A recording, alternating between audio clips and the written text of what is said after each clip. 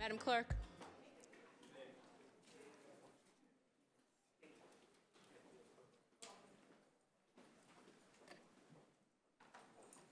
Good afternoon. Good afternoon, everyone. Madam Clerk, we're going to open up this meeting. I'm going to ask you to please call the roll to ascertain the presence of a quorum. Councilor Arroyo. Present. Councilor Baker. Here. Councilor Bott. Councilor Braden. Councilor Campbell. Councilor Edwards. Councilor Sabi George. Councilor Flaherty. Councilor Flynn. Councilor Janey. Present. Councilor Mejia, it's here, but somewhere. Councilor O'Malley. Oh, Councilor Murphy. I keep forgetting I have a little arrow there. And Councilor O'Malley. Present. We have a quorum, Madam President. Thank you so much. I've been informed by our clerk that a quorum is present. And before we move on with our regular agenda, I would like to invite down a very special guest, someone who is no stranger to the council chambers. We are joined by our very own mayor, Michelle Wu. Mayor Wu, please join us here. She is going to, as this is our last meeting, she will address the council. We're really grateful to have you here. Thank you so much, Mayor Wu.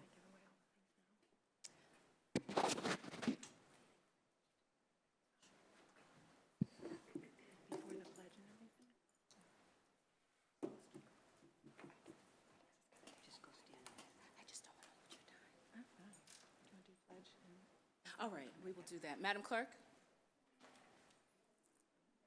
Okay. Madam I'll just say Clerk, good morning, and Madam Clerk, I come bearing gifts. We're gonna open up with prayer. Okay, thank you.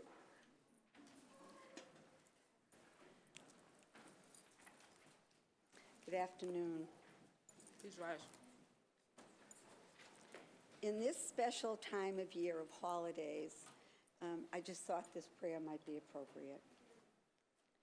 We gather once again to do God's work, the work of peace. May we seek to renew a right spirit within our own souls and a right spirit among our sisters and brothers gathered here today, so that we may carry the spirit of the God of peace into the world, to relieve the suffering of all. Reaching inward, we prepare our hearts to be at peace, to work with our colleagues in peace, and to bring peace to the world. We hear the words of our teachers, echoing the understanding and wisdom of our many spiritual traditions. And so now, as we turn to our work at this meeting, mindful of our own companionship, let us pray with our actions for peace in the world, and for peace in our beloved city. May this be a reflection of the peace that resides in each of our hearts.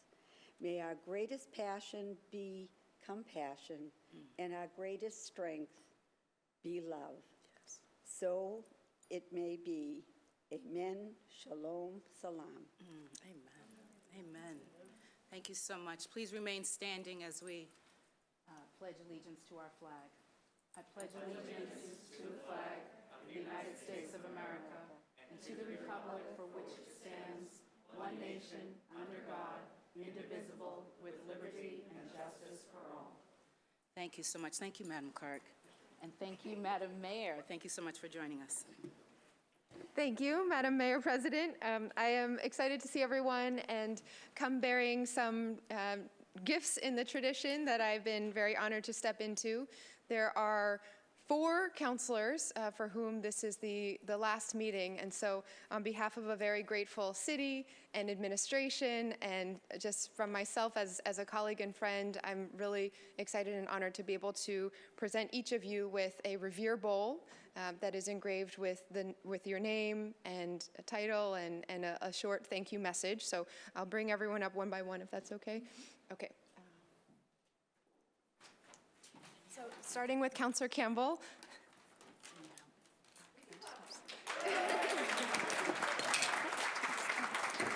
just going to take this off. Okay. So, Councilor Campbell, we have, I've been so excited to see you as a fellow mom. I remember when we both had our baby bumps in the chamber at the same time, and to see all of your incredible advocacy and unrelenting pursuit for justice in the city, for opportunity for all in your district and beyond and beyond. Very honored to be able to present you with this. Thank you. Am I saying? I don't know. I'll just say thank you, Madam Mayor. Thank you. Thank you. I'm going to give people an opportunity.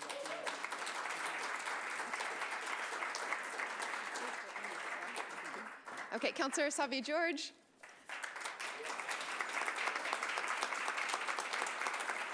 Again, if there's anyone who can show people how moms do it, it is our mom of triplets and more, and I'm so thankful and grateful to have served alongside you for many years, to see how much you will show up, no matter who it is, no matter where it is, in the cold, at midnight, to do the census of individuals on the streets in our city, and how much you've just grabbed a hold of issues that weren't firmly in the discourse in Boston and made them part of what we all have to address every day. So thank you so much for your service.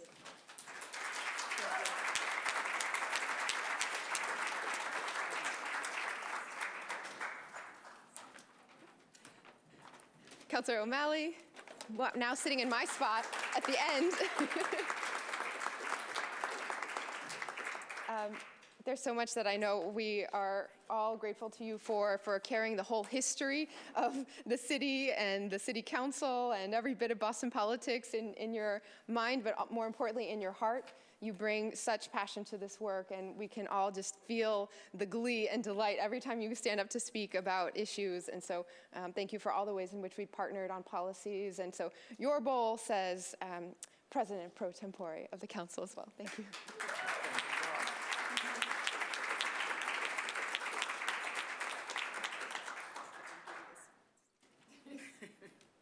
Okay, Madam Mayor, President, it's been such an amazing sisterhood that you have helped build.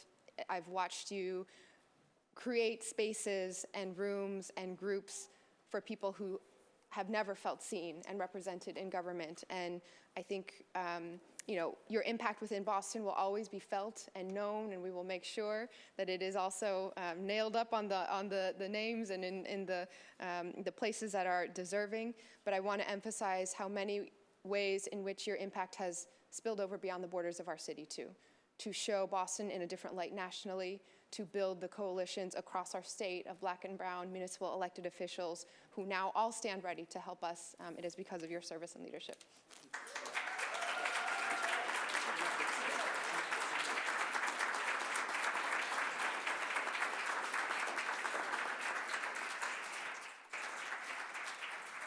Thank you so much, Madam Mayor.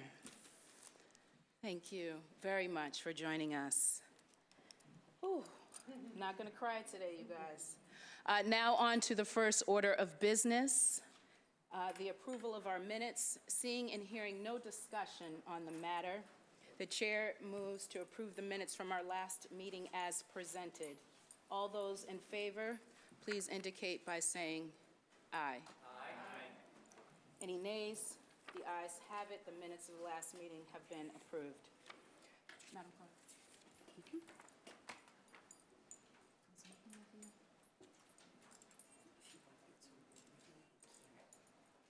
Okay, yep. Madam Clerk, if you could please amend the minutes to reflect that Councilor Campbell and Councilor Mejia are with us. Thank you. Thank you. And now we will move on to communications from Her Honor the Mayor. Madam Clerk, could you please read docket 1273?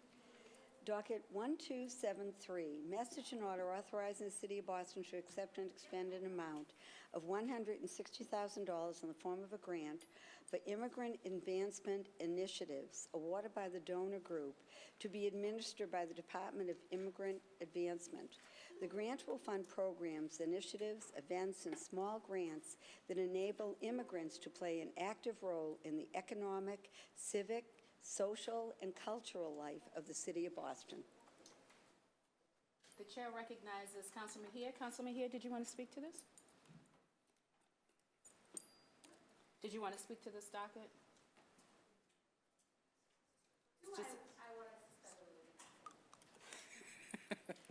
Thank you so much. Councilor Mejia seeks suspension of the rules and passage of docket 1273. All those in favor, please say aye. Aye. Any opposed, say nay. The ayes have it. Docket 1273 has been passed. Madam Clerk, could you please read docket 1274? Thank you.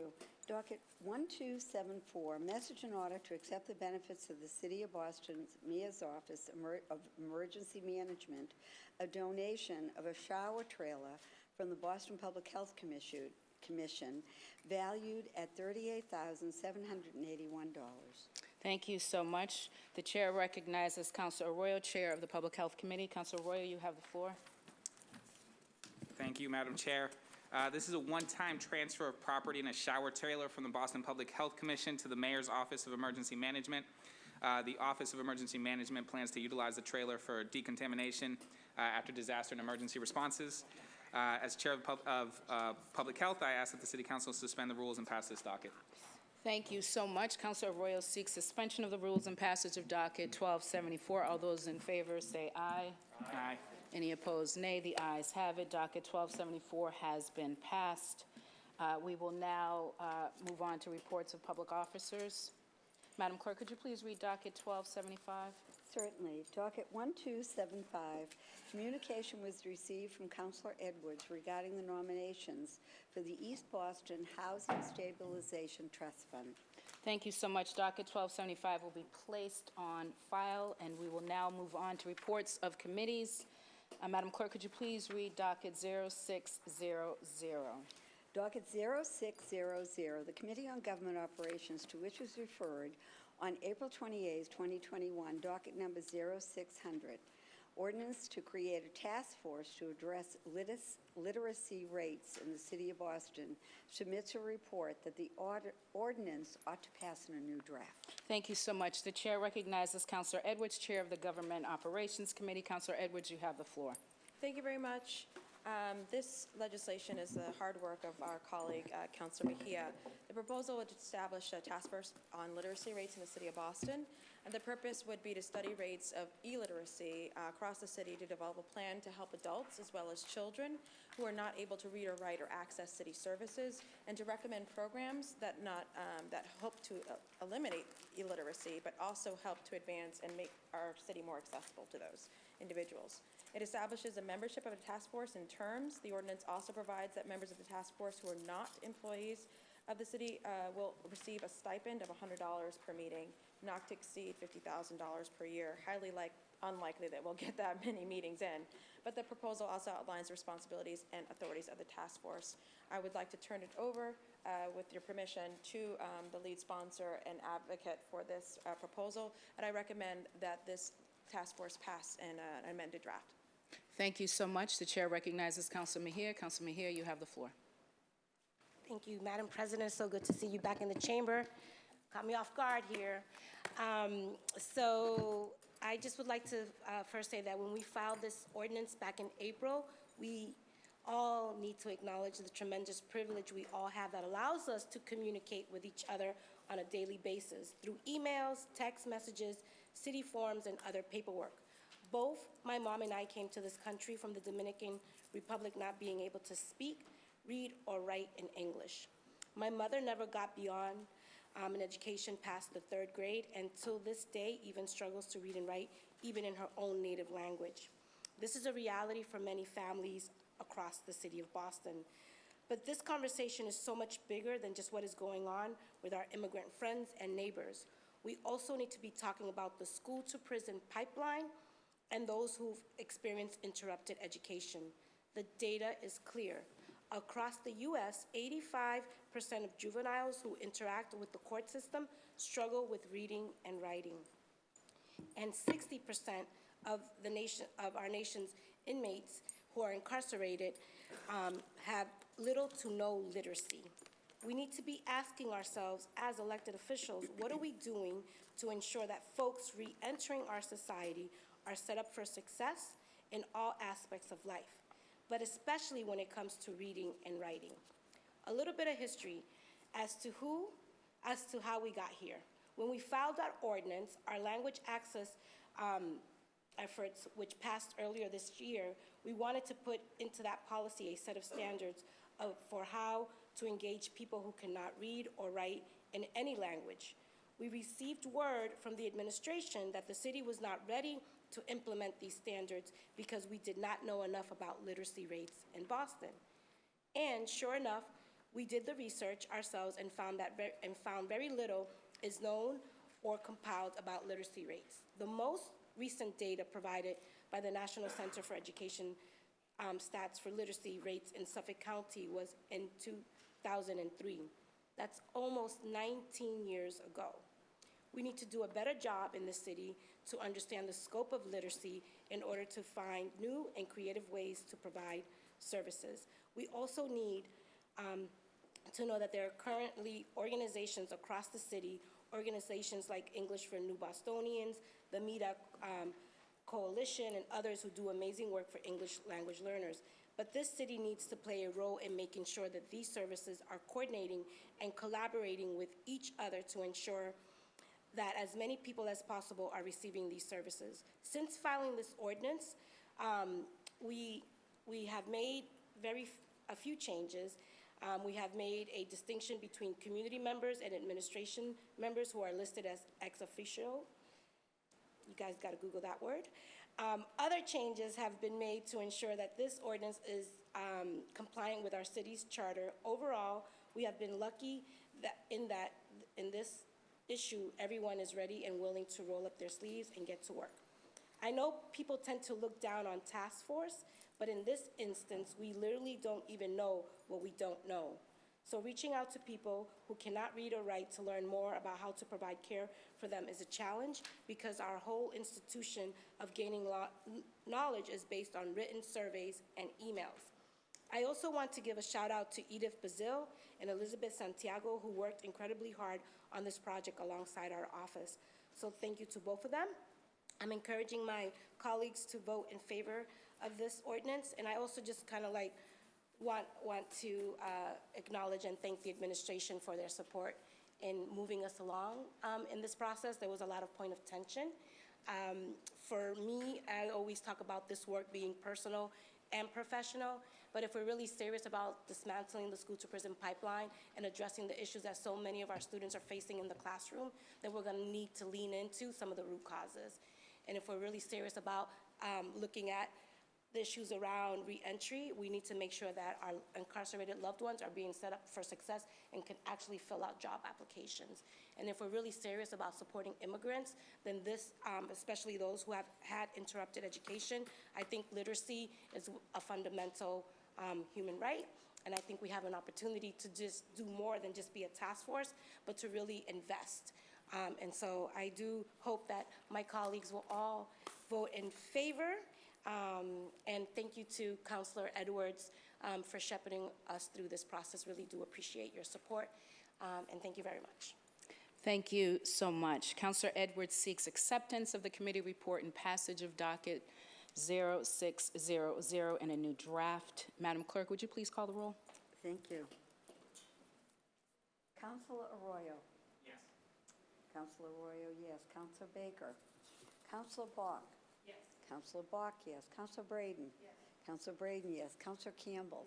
Councilor Campbell, yes. Councilor Edwards. Councilor Edwards, yes. Councilor Sabi George. Yes. Councilor Sabi George, yes. Councilor Flaherty. Yes.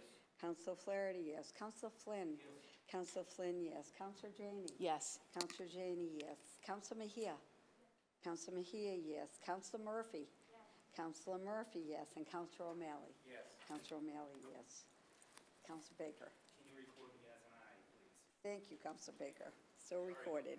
Thank you so much. The committee report has been accepted, and docket 0600 has passed in a new draft. Before we move on, I want to acknowledge that we are joined in the chamber by Councilors-elect Tanya Anderson and Ruth C. Lugine. Thank you so much for being here.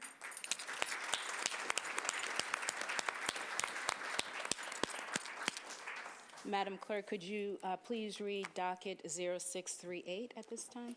Thank you. Docket 0638, the Committee on Government Operations, to which was referred on May 5th, 2021, docket number 0638. ordinance to create the Boston Commemoration Commission submits a report recommending that the ordinance ought to pass in a new draft. Thank you so much. The chair recognizes Councilor Edwards. Councilor Edwards, you have the floor. Thank you very much. Docket 0368, again, is the work of Councilor Kenzie Bach, who I think has been leading in general in the historic preservation and understanding of our history on the council, and I wanted to thank her for that and thank her for this commemoration commission. It would establish a commemoration commission with the purpose of developing a plan to celebrate upcoming historical anniversaries of significance to Boston, and to make sure that that celebration is inclusive, it's accurate, and it actually includes everybody in the diverse history of Boston. The ordinance establishes the membership of the commission, the creation of the subcommittees, and defines the responsibilities and authority of the commission. And I believe as this commission will continue to grow and be diverse and make sure that we are always accurate and inclusive of all aspects of our history and how every single one of us and our backgrounds played a role in building this beautiful city. So I would like to turn it over, with your permission, to Councilor Bach, and I recommend that this that this ordinance pass in amended form. Thank you so much. The chair recognizes Councilor Bach. Councilor Bach, you have the floor. Thank you so much, Madam President. As Councilor Edwards alluded to, upcoming anniversaries, they provide us with an opportunity to both plan commemorative events and update our local and state laws concerning historic buildings and archives in ways that more fully preserve and honor a history that includes all Bostonians. And I think it's clear to us that there's a ton of opportunity here, and not just, originally folks on the council will remember that I filed this thinking about the sesquicentennial, the 250th in 2026 of the country, but also as we're on a path to the 2030 400th anniversary of the city of Boston. We know that there's an opportunity to really tell our history in ways that include everyone and are accurate, as Councilor Edwards says, but we also know that that doesn't happen by accident or on autopilot. You have to be intentional about it. And so the purpose of the commission is really to pull the many pieces of our city that touch historical memory and the many stakeholders we have around of our neighborhoods sort of into conversation together and coordinate and invest in inclusive and robust historical resources and preservation tools, while telling the full range of our history, including the struggles and accomplishments of Boston's Indigenous, Black, immigrant, women's, and LGBTQ+ communities who have historically often been left out of our official narratives. As it says in the ordinance, this ordinance affirms that our diverse and intertwined community histories are of great value to the city of Boston and its residents, that historical tourism should be a driver of true shared prosperity, that inclusive and honest historical memory is a crucial public good worthy of our attention and resources, and that communities all over the city should have the tools and resources to research, preserve, acknowledge, and celebrate their history. The aim here is to have everything from local history modules in BPS to local BPL library branches having exhibits about that neighborhood's history, local trails. As we talk about 2026, there is as much revolutionary history in Dorchester as there is downtown. We need to be really, working together to tell that whole story and have everybody's voices in. So I'm just really thankful to the city departments that have participated in crafting this ordinance, and all the advocates who have added their thoughts, and a lot of who's on the commission was informed by that, and also to the government operations staff and committee members and all the councilors who came along the way for their help in finalizing this ordinance, and of course to the chair.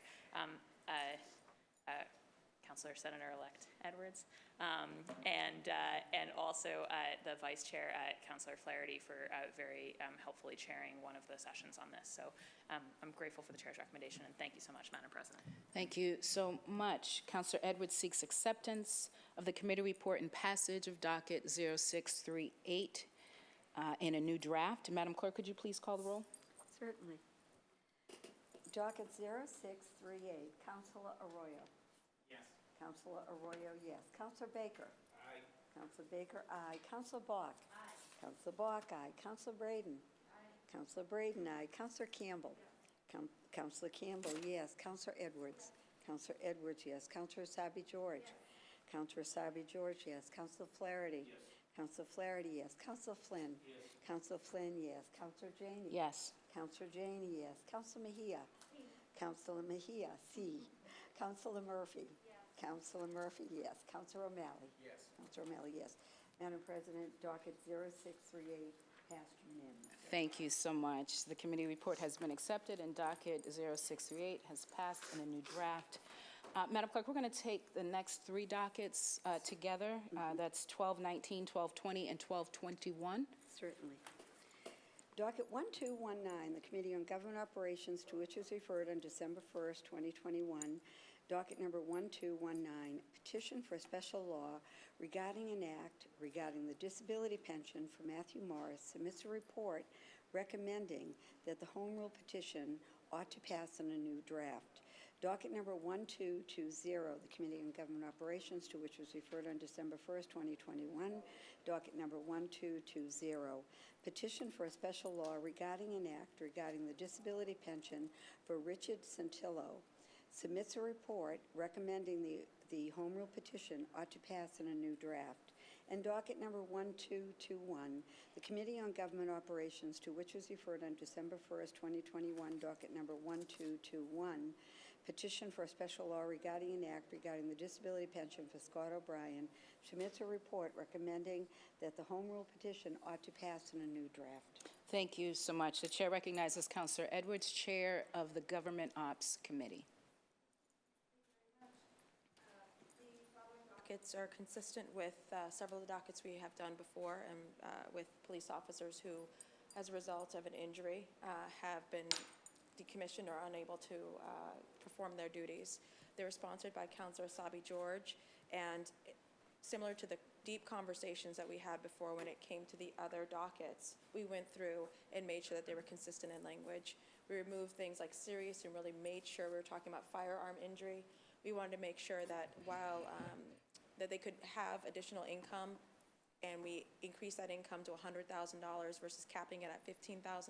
That was one of the biggest concerns. And also made sure that there was certain outdated language that if a spouse got remarried somehow, some way, she should lose her benefit. That has been removed as well. So we made this consistent after a deep back and forth with the Retirement Commission and with other law enforcement individuals from prior hearings. So based on what we did before, this is consistent with that. I wanted to acknowledge also the service of these individuals. I know 2 of them were shot in East Boston, and so I did want to acknowledge that that trauma and what they must have gone through in their families as well. And I would be remiss without acknowledging the leadership and definitely the coming through of Councilor Flaherty on so many of these dockets as of late, and as well as Christine O'Donnell for her shepherding so much of this as well. Thank you, Christine. So I want to now turn it over, with your permission, to Councilor Sabi George, who is the lead sponsor of the 3 dockets.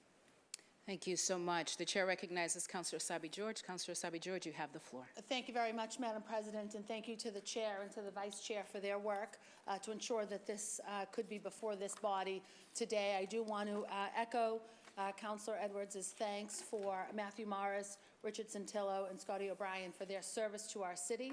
And through this ordinance, through this work, I believe we will make these officers and recognize their service. We will make them whole and recognize very formally their service to our city.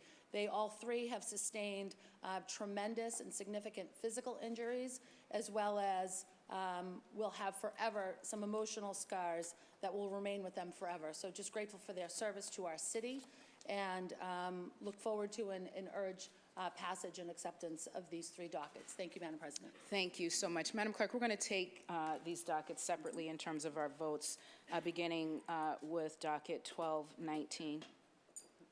Oh, sorry. The chair recognizes Councilor Arroyo. Councilor Arroyo, you have the floor. So I want to start by just thanking these officers for their service, and also prefacing this by saying that I'm going to vote for this. I continue, and the reason I am going to vote for this is because we've created a standard now. In the previous 3, I think it was, that we did this, we created this new sort of standard and formula, and so I'm going to vote for this because it's now part of what we already do as a set standard. I will just continue to uplift that my concern with it is not the service of these gentlemen or their injuries. As somebody whose grandfather was injured on the job as a police officer and had disabilities, I do have concerns about the council having different sets of standards for how you receive your injury rather than what the injury you have is. I do believe that Frankly, and thank God, most of our officers do not receive their injuries through shootings. They receive their injuries in other ways. And I don't want to create a system where we are prioritizing how you received your injury rather than the severity of your injury, even if they are the same injuries.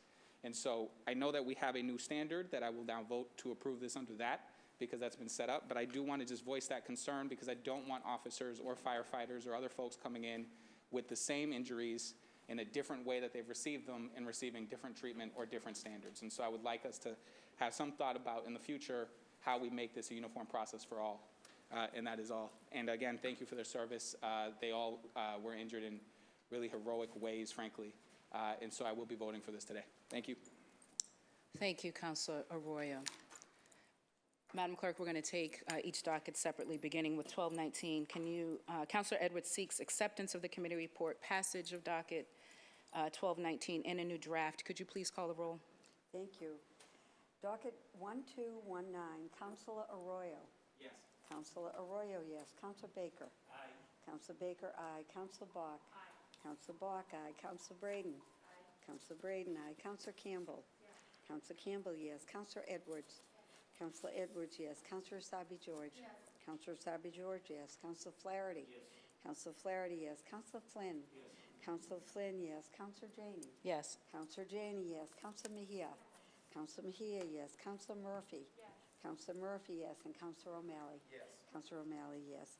Madam President, docket number 1219 has received a unanimous vote. Thank you so much. Docket 1219 has passed in a new draft. We will now vote on docket 1220. Madam Clerk, could you please call the roll? Thank you. Docket 1220, Councilor Arroyo. Yes. Councilor Arroyo, yes. Councilor Baker. Aye. Councilor Baker, aye. Councilor Bach. Councilor Bach, aye. Councilor Braden. Councilor Braden, aye. Councilor Campbell. Councilor Campbell, yes. Councilor Edwards. Councilor Edwards, yes. Councilor Asabi George. Councilor Asabi George, yes. Councilor Flaherty. Yes. Councilor Flaherty, yes. Councilor Flynn. Yes. Councilor Flynn, yes. Councilor Janey. Yes. Councilor Janey, yes. Councilor Mejia. Councilor Mejia, yes. Councilor Murphy. Councilor Murphy, yes. And Councilor O'Malley. Yes. Councilor O'Malley, yes. Madam President, docket number 1220 has passed unanimously. Thank you so much. Docket 1220 has passed in a new draft. We'll move on to docket 1221. Madam Clerk, could you please call the roll? Thank you. Docket 1221, Councilor Arroyo.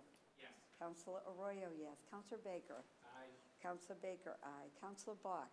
Councilor Bach, aye. Councilor Braden. Councilor Braden, aye. Councilor Campbell. Councilor Campbell, yes. Councilor Edwards. Councilor Edwards, yes. Councilor Asabi George. Councilor Asabi George, yes. Councilor Flaherty. Councilor Flaherty, yes. Councilor Flynn.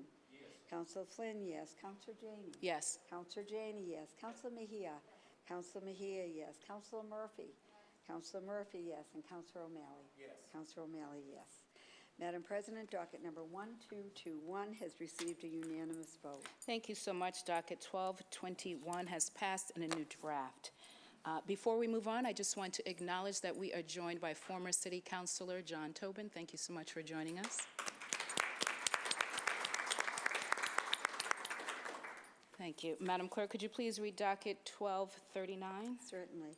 Docket 1239, the Committee on Government Operations, to which was referred on December 1st, 2021, docket number 1239, message and order authorizing the creation of a sheltered market program in conformity with the requirements of General Laws, Chapter 30B, Section 18.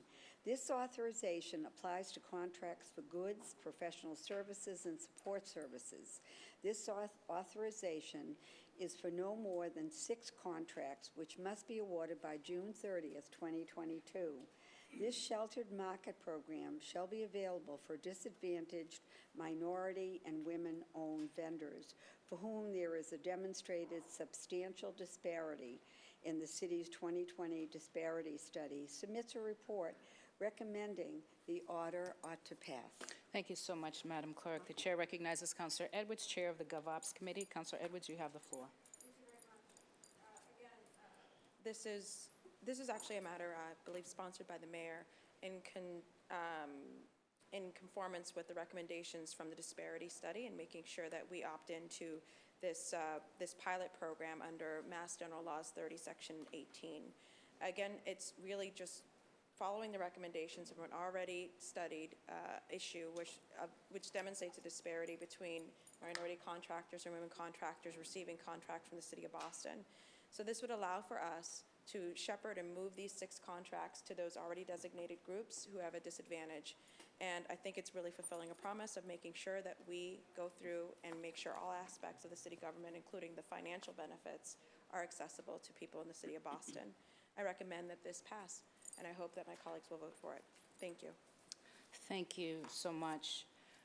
Councilor Edwards seeks acceptance of the committee report and passage of docket 1239. Madam Clerk, could you please call the roll? Certainly. Docket 1239, Councilor Arroyo. Yes. Councilor Arroyo, yes. Councilor Baker. Aye. Councilor Baker, aye. Councilor Bach. Aye. Councilor Bach, aye. Councilor Braden. Aye. Councilor Braden, aye. Councilor Campbell. Councilor Campbell, yes. Councilor Edwards, yes. Councilor Asabi George. Yes. Councilor Asabi George, yes. Councilor Flaherty. Yes. Councilor Flaherty, yes. Councilor Flynn. Yes. Councilor Flynn, yes. Councilor Janey. Yes. Councilor Janey, yes. Councilor Mejia. Councilor Mejia, yes. Councilor Murphy. Yes. Councilor Murphy, yes. And Councilor O'Malley. Yes. Councilor O'Malley, yes.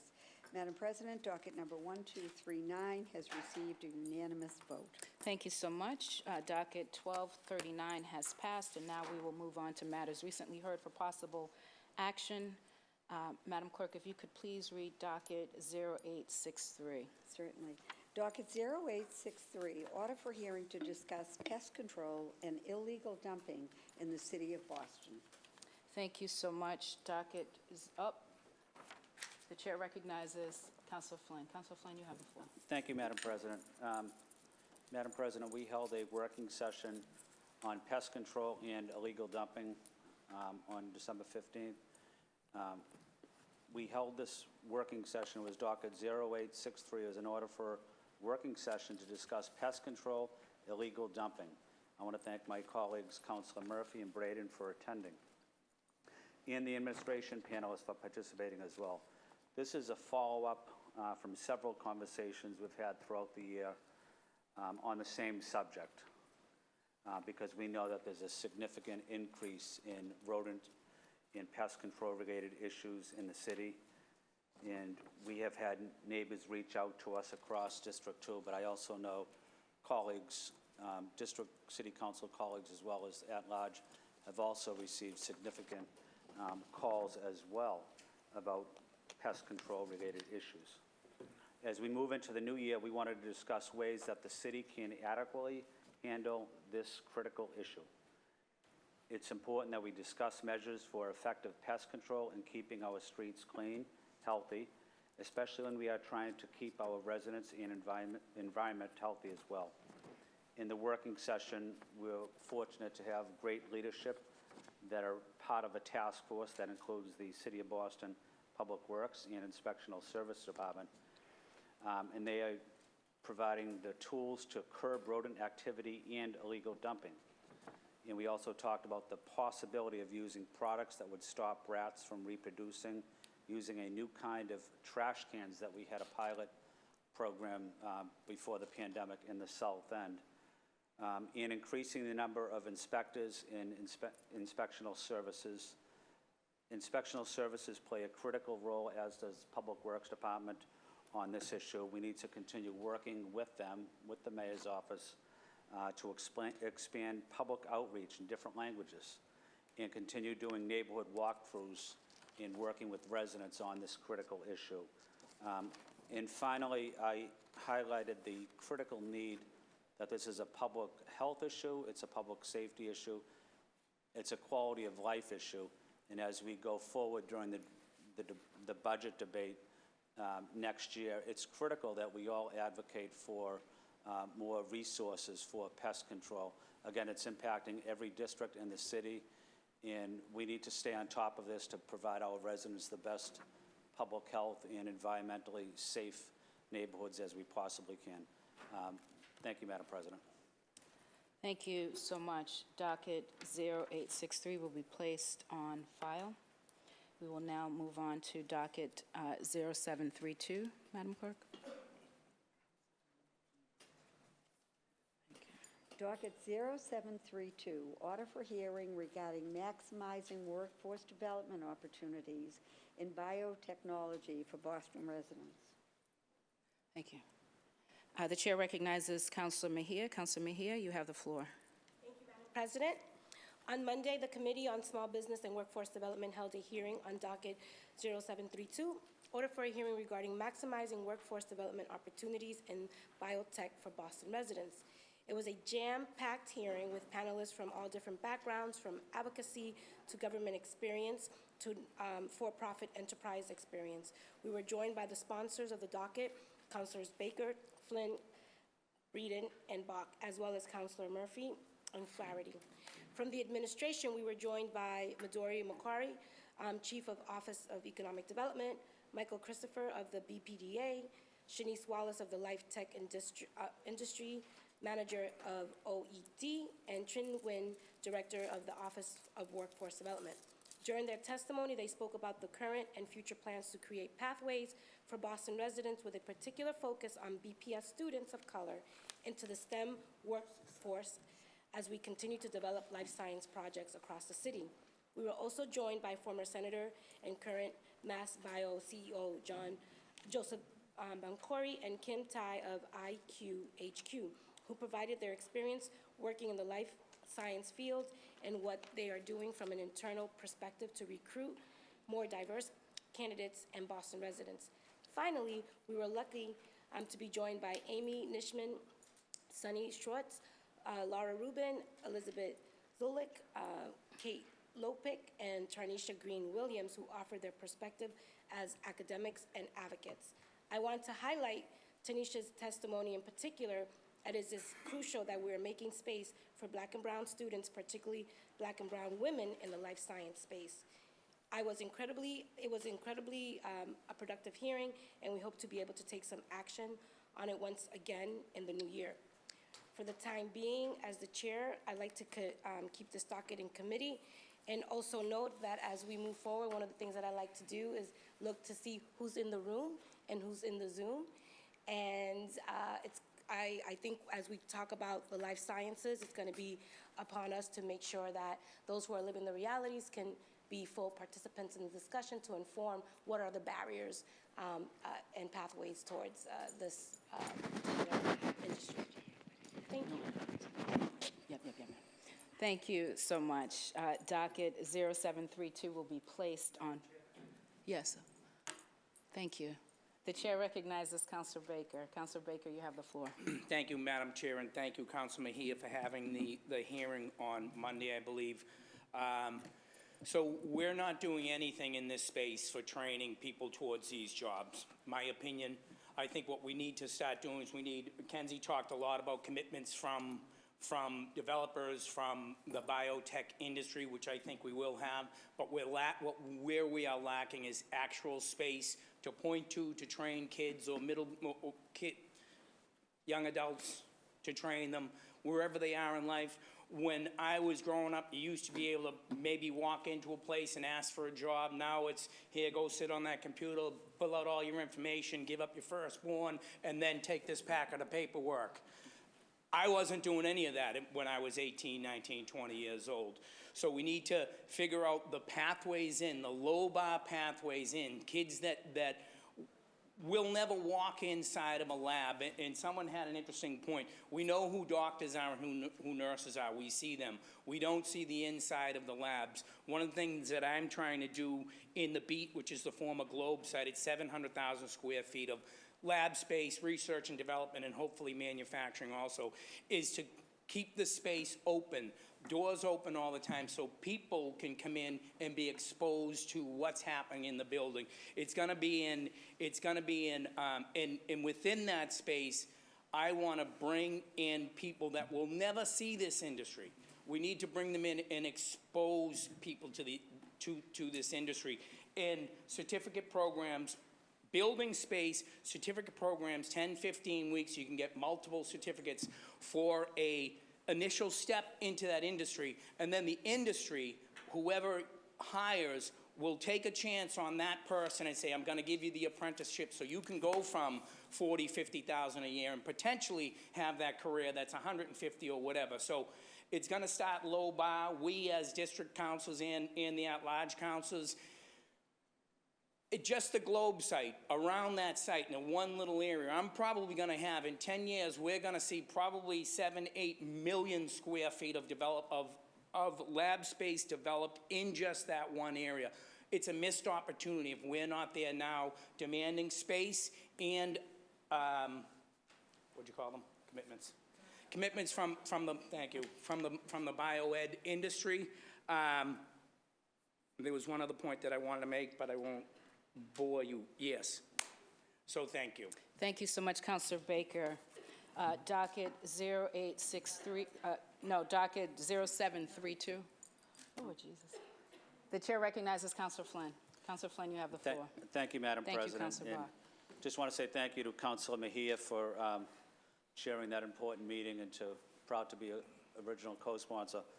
Just want to echo some of the comments that Councilor Baker made. I have many of these proposals going into my district, and certainly life sciences will help the Boston economy. It will improve the Boston economy, get people back to work. But on the other hand, it's critical that our young people in our city can also get those jobs.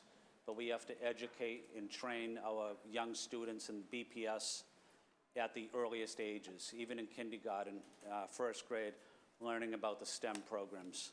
We want to make sure that when there is the time for the opportunity to get an internship, that kids from Boston, students from Boston, have the education, the training, and experience to get into the door and to get an internship, continue in that field. The second point I wanted to make is the incredible role that the community colleges play in Boston. Bunker Hill Community College, Roxbury Community College, the Urban College, Quincy College, which is just outside of the city, obviously, but they also have programs in life sciences and the STEM programs as well. But they're doing a tremendous job educating students across our city, across Greater Boston. But they're also educating, immigrants, communities of color, women. So the role of the community colleges is incredible, important, but also when they get that associate's degree, there should be an opportunity for them to go into college if they want into that field. And we have the best colleges and universities in the world, and a kid from Boston should be able to get into that college without worrying about the tuition. That's a critical part of it as well. So I just want to highlight a couple of those issues, but even though it's having a tremendous impact on the Boston economy and we support it, we want to make sure kids from Boston, kids in public housing, kids from the South End or Roxbury or Charlestown or Mattapan, any of these neighborhoods also are able to benefit in the booming Boston economy. Thank you, Madam President. Thank you so much, Councilor Flynn. The chair recognizes Councilor Bach. Councilor Bach, you have the floor. President, I'll be brief in joining my co-sponsors and thanking Councilor Mejia for chairing, and also just say, just emphasize the fact that we are at a critical juncture with this. The city of Boston has a couple of major industries that, help hold up our economy in good times and bad, the hospital industry and the university industry. The reality is that interlinked to those two, the commercial laboratory industry is becoming another one of those pillars for the city. And so the question is it going to be an equitable pillar? Is it going to drive shared prosperity? And we absolutely want it. We are the envy, Councilor Baker has said this, right? We are the envy of many other cities in the country and world in that people want to hub here, and there's a strong network effects like nexus reason for it to be in Boston and for this to mushroom in Boston, and we're all excited about that.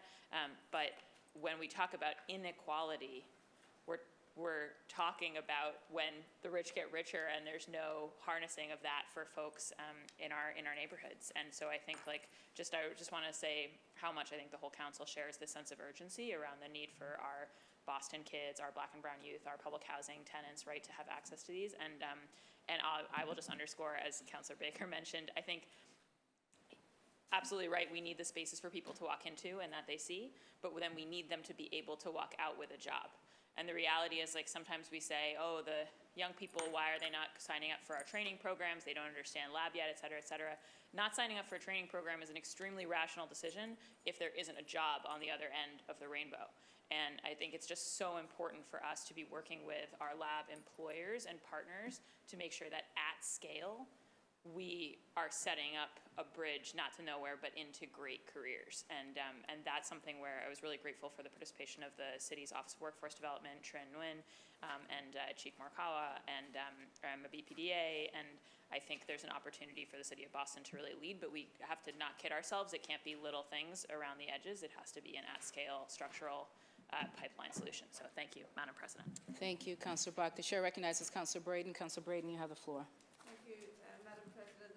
I also want to thank Councillor Mejia for chairing this important discussion we had the other day. I want to echo my colleagues' sentiments. We are in this moment in time that it's really important for us to act with a sense of urgency so that we can prepare our young people and our residents across the city, people who want to consider a career change or develop a career path even as later in life. There's huge opportunities here. One issue that I wanted to highlight as well in the conversation the other day was really the important role of Boston Public Schools in this conversation. It's really important that we start to think about outcomes of our school system, not only by the numbers of kids who end up going to college, but also the number of kids who graduate and get into good paying jobs. So I feel that maybe we need to really seriously look at our guidance, career guidance opportunities, and to really expose our students in our schools to workplace and experiences so that they can get some idea of what their career path wants to be. And then that also means that we have to have serious investment in STEM education and fitting out our schools, our high schools, especially our general admission comprehensive high schools with lab facilities so that these students can learn about lab science. So I think this is the beginning of a very, very important conversation, and I look forward to continuing working on this issue with my colleagues here. Thank you. Thank you, Councilor Braden. The chair recognizes Councilor Baker. Councilor Baker, you have the floor. Thank you, Madam Chair. Sorry, I just want to make one point. 20 million square feet of additional space over the next 5 to 10 years will translate into 40,000 new jobs. 40,000 jobs of what we can train towards. And they're all better than working at McDonald's. Thank you. Thank you so much. Does anyone else want to speak? Thank you. Docket 0732 will be placed on file. Before moving on, I want to recognize that we are joined by former City Councilor Sal LaMattina. Thank you for being here.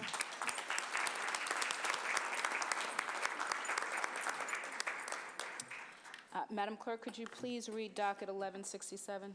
Certainly. Docket 1167, message and order authorizing the City of Boston to accept and expend an amount of $13,520,000 in the form of a grant for the federal FY21 Urban Areas Security Initiative awarded by the United States Department of Homeland Security, passed with the Mass Executive Office of Public Safety and Security, to be administered by the Mayor's Office of Emergency Management. The fund will continue to support planning, exercises, training, operations that build regional capacity to help prevent, respond to, and recover from threats or acts of terrorism, including chemical, biological, radiological, nuclear, and explosive incidents. Thank you, Madam Clerk. The chair recognizes Councilor Campbell, Chair of Public Safety and Criminal Justice. Councilor Campbell, you have the floor.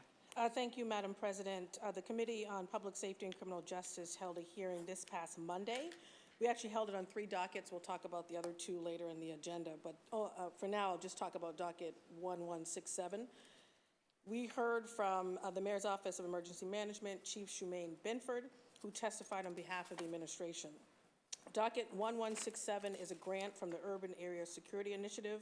It is administered by OEM. The grant will fund continued support for planning, exercises, trainings, and operations that build regional capacities to help prevent, respond, and recover from threats or acts of terrorism, including chemical, biological, radiological, nuclear, and explosive incidents.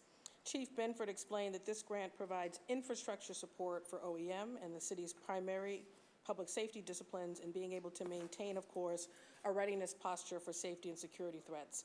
It is awarded to a region, and this region includes Boston, Brookline, Cambridge, Chelsea, Everett, Quincy, Revere, Somerville, and Winthrop, for which the City of Boston serves as the fiduciary. It's managed by FEMA within the U.S. Department of Homeland Security. The funds and the application are submitted by the state through EOPS, and then, of course, it comes back to the City of Boston to actually dish out and allocate these funds. OEM collaborates with various regional partners to allocate these funds using a risk-based methodology. This is going to be a little long, I apologize.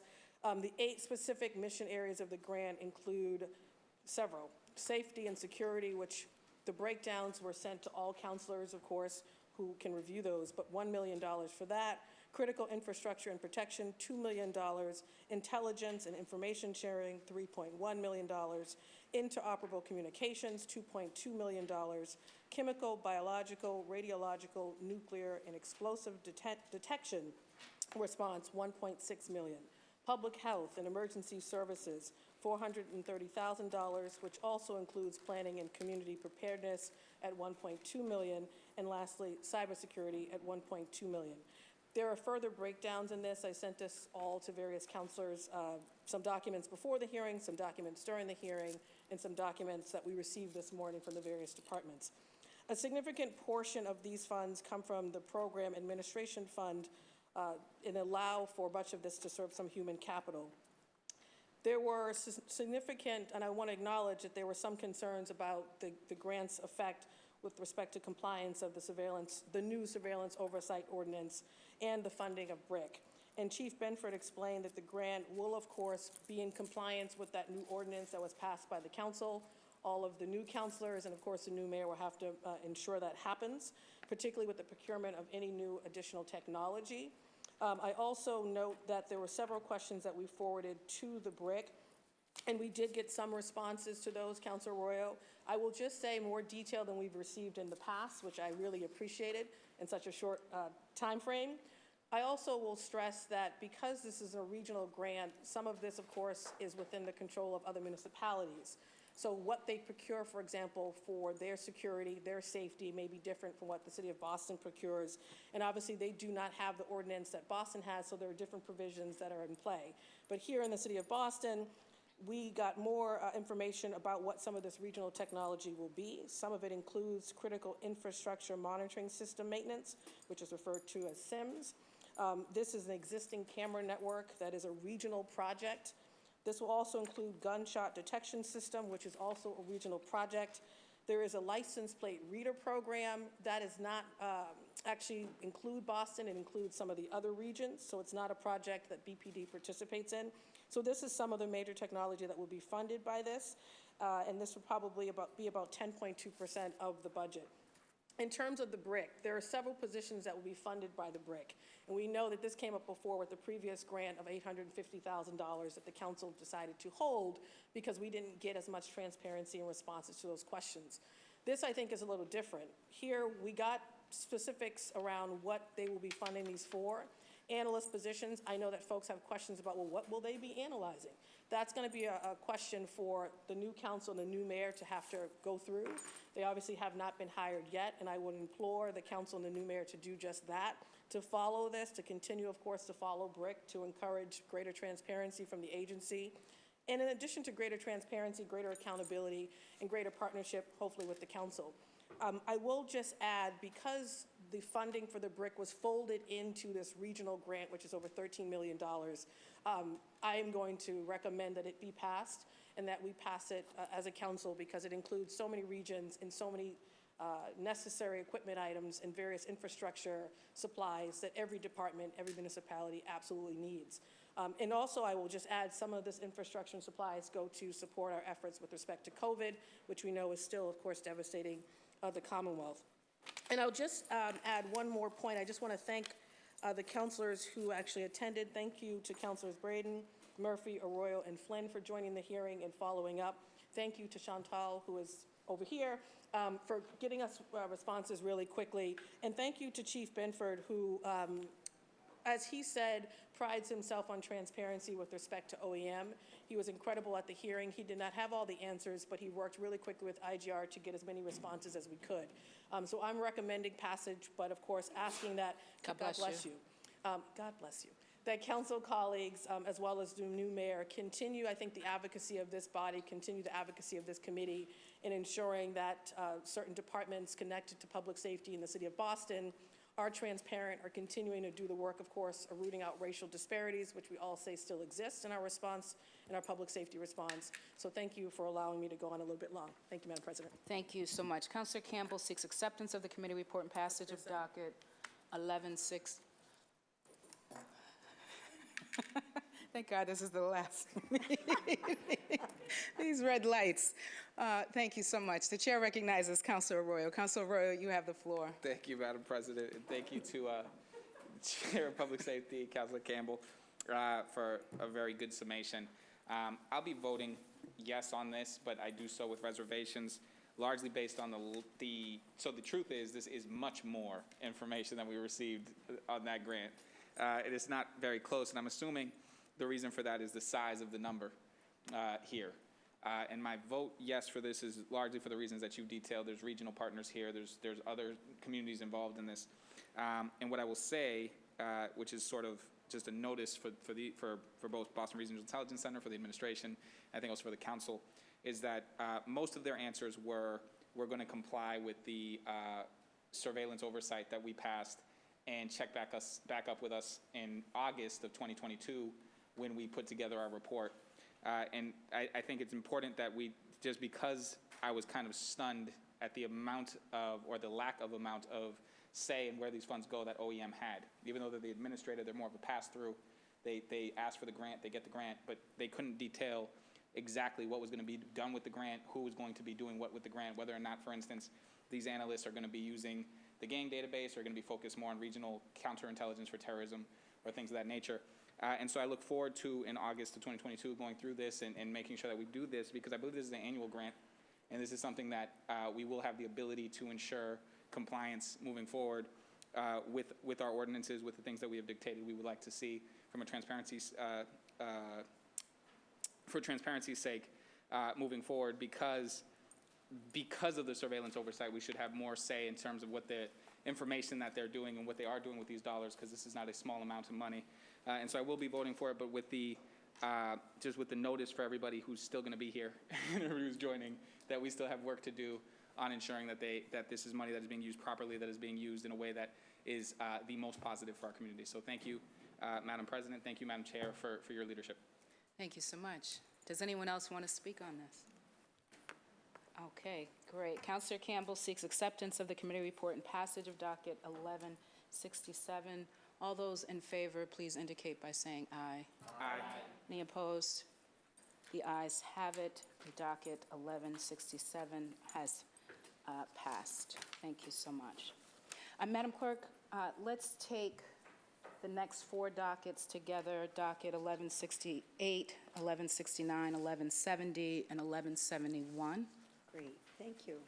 Docket 1168, message and order authorizing the City of Boston to accept and expend an amount of $2,070,874 in the form of a grant for the FY22 Title 3C, awarded by the U.S. Department of Health and Human Services, passed through the Mass Executive Office of Elder Affairs, to be administered by the Age Strong Commission.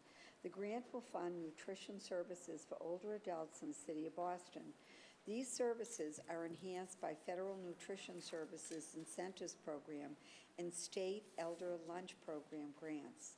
Docket 1169, message and order authorizing the City of Boston to accept and expend an amount of $1,006,875 in the form of a grant for the FY22 Title IIIB for supportive services awarded by the United States Department of Health and Human Services, passed through the Mass Executive Office of Elder Affairs to be administered by the Age Strong Commission.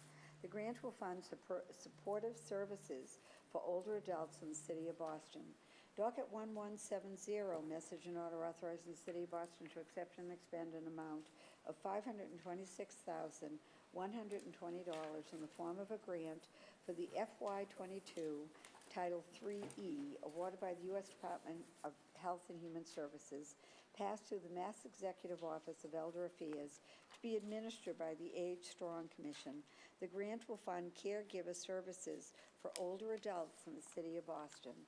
And docket number 1171, message and order authorizing the City of Boston to accept and expend an amount of $417,870 in the form of a grant for the federal FY22 Title IIIA, awarded by the U.S. Department of Health and Human Services, passed through the Mass Executive Office of Elder Affairs, to be administered by the Age Strong Commission. The grant will fund costs for the administration of Title III programs. Thank you so much. The chair recognizes Councilor Braden, who is chair of the Strong Women, Families, and Communities Committee. Councilor Braden, you have the floor. Thank you, Madam President. A report from the Committee on Strong Women, Families, and Communities has been distributed to each of the councillors' seats. The committee was referred dockets 1168 through 1171 on November 17th, and the hearing was heard yesterday on December 14th. These 4 dockets are Title III grants awarded by the U.S. Department of Health and Human Services, passed through the Massachusetts Executive Office of Elder Affairs and administered by our Age Strong Commission.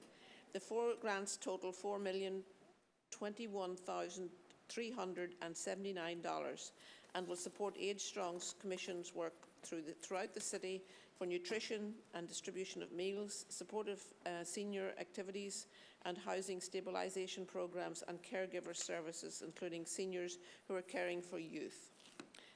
The committee testimony from Commissioner Emily Shea from Age Strong, who provided testimony on behalf of the administration. Commissioner Shea stated that these federal funds from the Older Americans Act, the City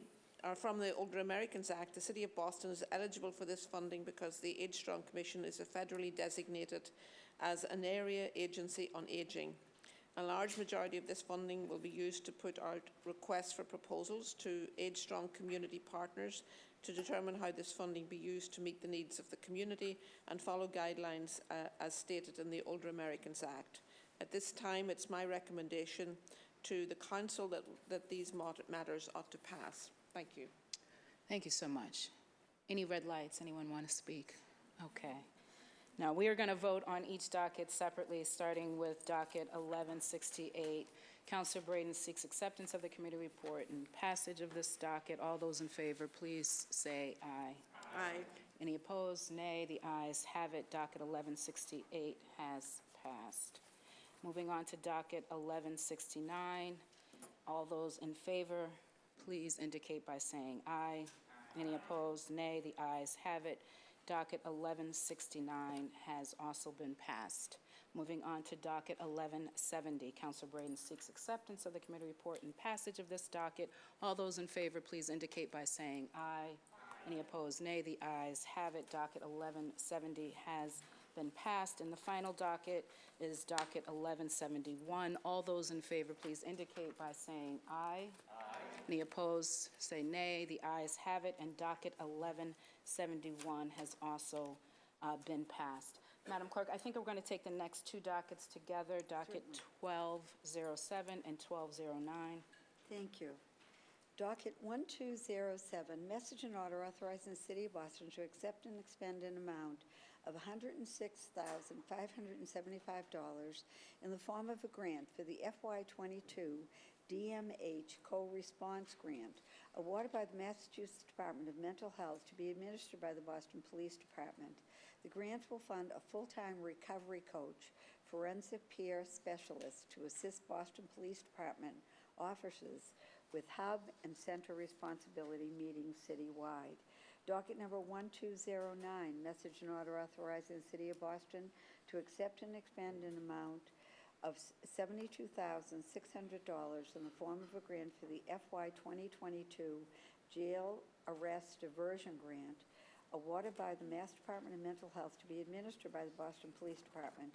The grant will fund overtime costs to backfill crisis intervention training and other mental health training for officers. Thank you so much, Madam Clerk. The Chair recognizes Councilor Campbell, Chair of the Committee on Public Safety and Criminal Justice.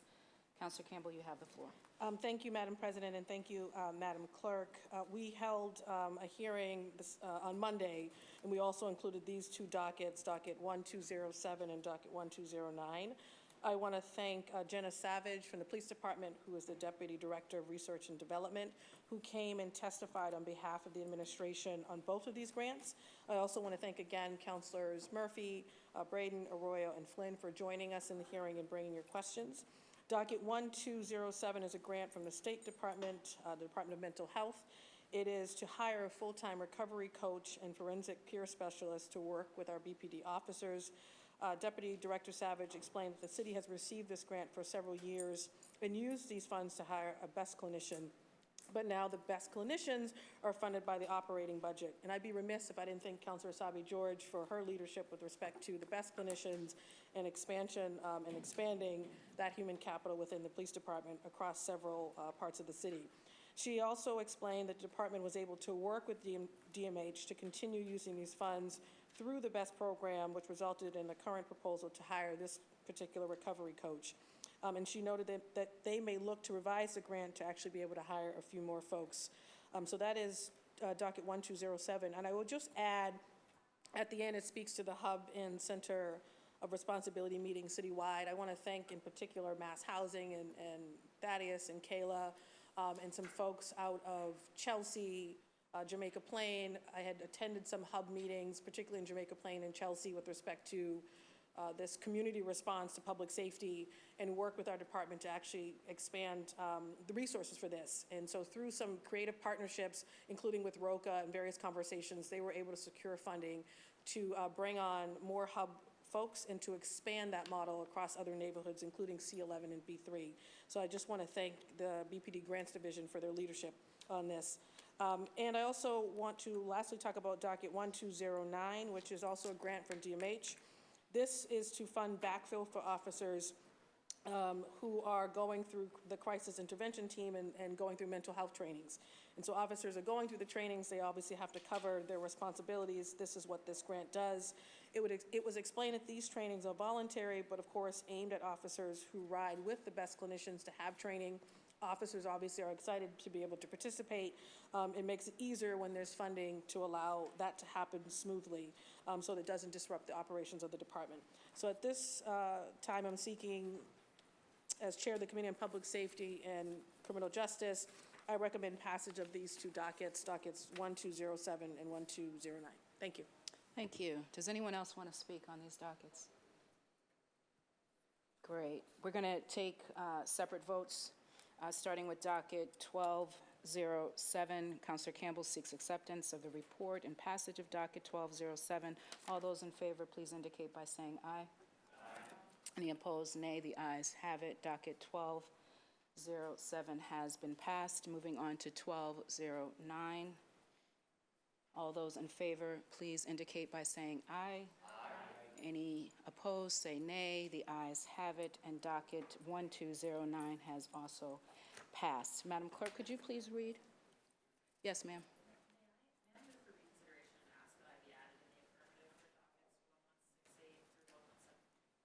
Yes. Do you have that, Madam Clerk? They were just.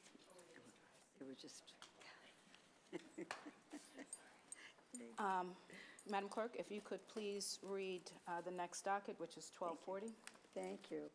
Docket 1240, message and order authorizing the City of Boston to accept and expend an amount of $399,000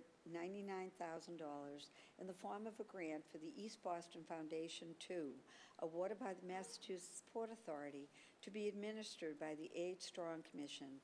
The grant will fund Age Strong Commission's operations and management of the East Boston Senior Center. Thank you so much. The chair recognizes Councilor Braden. Councilor Braden, you have the floor. On Strong Women, Families and Communities was referred docket 1240 on December 8th, and the hearing was held yesterday, December 14th. This docket is a grant in the amount of $399,000 for the East Boston Foundation Fund 2, awarded by the Massachusetts Port Authority to be administered by the Age Strong Commission. Commissioner Shea provided testimony on behalf of the administration and stated that the funding is in the form of a pilot payment from Massport and will fund the operation and management of the new East Boston Senior Centre at Orient Heights. This money will be distributed through 2027, and the Age Strong Commission is also expecting an additional $180,000 from Massport every other year to support the East Boston Senior Centre. At this time, we recommend to the Council that this matter ought to pass. Thank you. Thank you so much. The chair recognizes Councilor Edwards. Councilor Edwards, you have the floor. Several folks for this wonderful grant and moment. The Senior Center in East Boston has been something that the community's been asking for a very long time, and Massport and finally fulfilling its promise to operate it while the City of Boston has committed to at least getting it open and doing the groundbreaking. So to see this finally come to fruition, we're very close to having a senior center in East Boston that will be multilingual, will be diverse, will be welcoming of all of our seniors, is very exciting. I just want to acknowledge that and say thank you to the administration and to Massport for this. Thank you. Would anyone else like to speak on this docket? Wonderful. Councilor Braden seeks acceptance of the committee report as chair of the committee and passage of docket 1240. All those in favor, please indicate by saying aye. Aye. Any opposed, nay. The ayes have it. Docket 1240 has been passed. We're now moving on to personnel orders. Madam Clerk, docket 1276, please. Thank you. Docket 1276, Councilor Janey for Council Flaherty. The chair seeks suspension of the rules and passage of docket 1276. All those in favor say aye. Aye. Any opposed, nay. The ayes have it. Docket 1276 has been passed. Madam Clerk, docket 1277. Docket 1277, Councilor Janey for Council Flaherty. The chair seeks suspension of the rules and passage of docket 1277. All those in favor, please say aye. Aye. Any opposed, nay. The ayes have it. Docket 1277 has passed. Madam Clerk, 1278, please. Docket 1278, Councilor Janey for Council Flaherty. The chair seeks suspension of the rules and passage of docket 1278. All those in favor say aye. Aye. Any opposed, nay. The ayes have it. Docket 1278 has passed. Moving on. Docket 1279, Councilor Janey for Councilor Mejia. The chair seeks suspension of the rules and passage of docket 1279. All those in favor, please say aye. Any opposed, nay. The ayes have it. Docket 1279 has passed. And now, Madam Clerk, docket 1280. Docket 1280, Councilor Janey, offer the following order. The chair seeks suspension of the rules and passage of docket 1280. All those in favor, please say aye. Any opposed, say nay. The ayes have it. Docket 1280 has been passed. Moving on to late files. Madam Clerk, I believe there are 8, yes? Correct. Whew. And the first is a personnel Yes. order. Wonderful. Let's deal with that one. Okay. First, we need to add these late file matters to the agenda, and we will do that through a voice vote. All those in favor of adding these matters to the agenda, please indicate by saying aye. Aye. Aye. Any opposed? The late file matters have been added. Madam Clerk, if you could please read that first matter. Thank you. In the City Council, December 15th, 2021, Councilor Janey for Councilor Braden. The chair seeks passage of this late file matter. All those in favor, please say aye. Aye. Any opposed, nay. The ayes have it, and this late file matter has been passed. Thank you so much for that vote. We appreciate you. Madam Clerk, if we could read the next matters. Are these 7 that we'll take together, or no? No, they're separate. They're 2. And then Yeah, wonderful. Thank you. These are from Mayor Wu, I believe. They are. Yes, Thank you. wonderful. If you could read the first 3. Surely. Yep. From the Office of Mayor Michelle Wu, December 13th, 2021. Dear Madam Clerk, pursuant to the authority vested in me by Section 12-17 of Chapter 12 of the City of Boston Municipal Code, I hereby appoint the following member as Executive Director of Executive Administration of the Office of Police Accountability and Transparency, effective immediately. Stephanie Everett of 197 Manchester Street, Boston, 02126. Thank you for your attention to this matter. Sincerely, Michelle Wu. Second matter, from the Office of the Mayor, Michelle Wu, December 13th. Dear Madam Clerk, pursuant to the authority vested in me and by Section 12-17 of Chapter 12 of the City of Boston Municipal Code, I hereby designate Judge Leslie Harris of 8 Carlisle Street, Dorchester, Mass. 02121, as chairperson of the Internal Affairs Oversight Panel, effective immediately. This member will serve a term expiring on December 10th, 2024. Thank you for your attention to this matter. Sincerely, Michelle Wu, Mayor of Boston. And the fourth late file from the Office of Mayor Michelle Wu, December 13th, 2021. Dear Madam Clerk, pursuant to the authority vested in me in Section 12-17 of Chapter 12 of the City of Boston Municipal Code, I hereby appoint the following member to the Internal Affairs Oversight Panel, effective immediately. Judge Leslie Harris of 8 Carlisle Street in Dorchester, Mass. 02121. This member will serve a term expiring on December 10th, 2024. Thank you for your attention to this matter. Sincerely, Michelle Wu, Mayor of Boston. Yep. And just to clarify, those are three letters? Those are three that are being placed on file. Yep. All right, wonderful. Thank you so much. The first three of these three late file matters will be placed on file, and we're now going to move on to the last four. Great. If you could get those into the record. Thank you. From the Office of the Mayor, Michelle Wu, December 15th, 2021. Dear councilors, I transmit herewith for your approval an order regarding the appointment of Patricia Tong Adros of 23 Worthington Street, Boston, Massachusetts, 02120, as an alternate member of the Mission Hill Triangle Architectural Conservation District for a term expiring on June 30th, 2022. I am appointing Patricia pursuant to the authority vested in me by Chapter 772 of the Acts of 1975, subject to your confirmation. Tong Adros is appointee of the mayor. I urge your honorable body to act favorably on the appointment of Patricia Tong Adros as an alternate member of the Mission Hill Triangle Architectural Conservation District. Sincerely, Michelle Wu, Mayor of Boston. The second matter from the Office of the Mayor, Michelle Wu, December 15th, 2021. Dear councilors, I transmit herewith for your approval an order regarding the appointment of Cindy Gura Walling of 10 Worthington Street, Boston, Massachusetts, 02120, as a member of the Mission Hill Triangle Architectural Conservation District for a term expiring on June 30th, 2022. I am appointing Cindy Gura Walling pursuant to the authority vested in me by Chapter 772 of the Acts of 1975, subject to your confirmation. Gura Walling is an at-large appointee of the mayor. I urge your honorable body to act favorably of the appointment of Cindy Gura Walling as a member of the Mission Hill Triangle Architectural Conservation District. Sincerely, Michelle Wu, Mayor of Boston.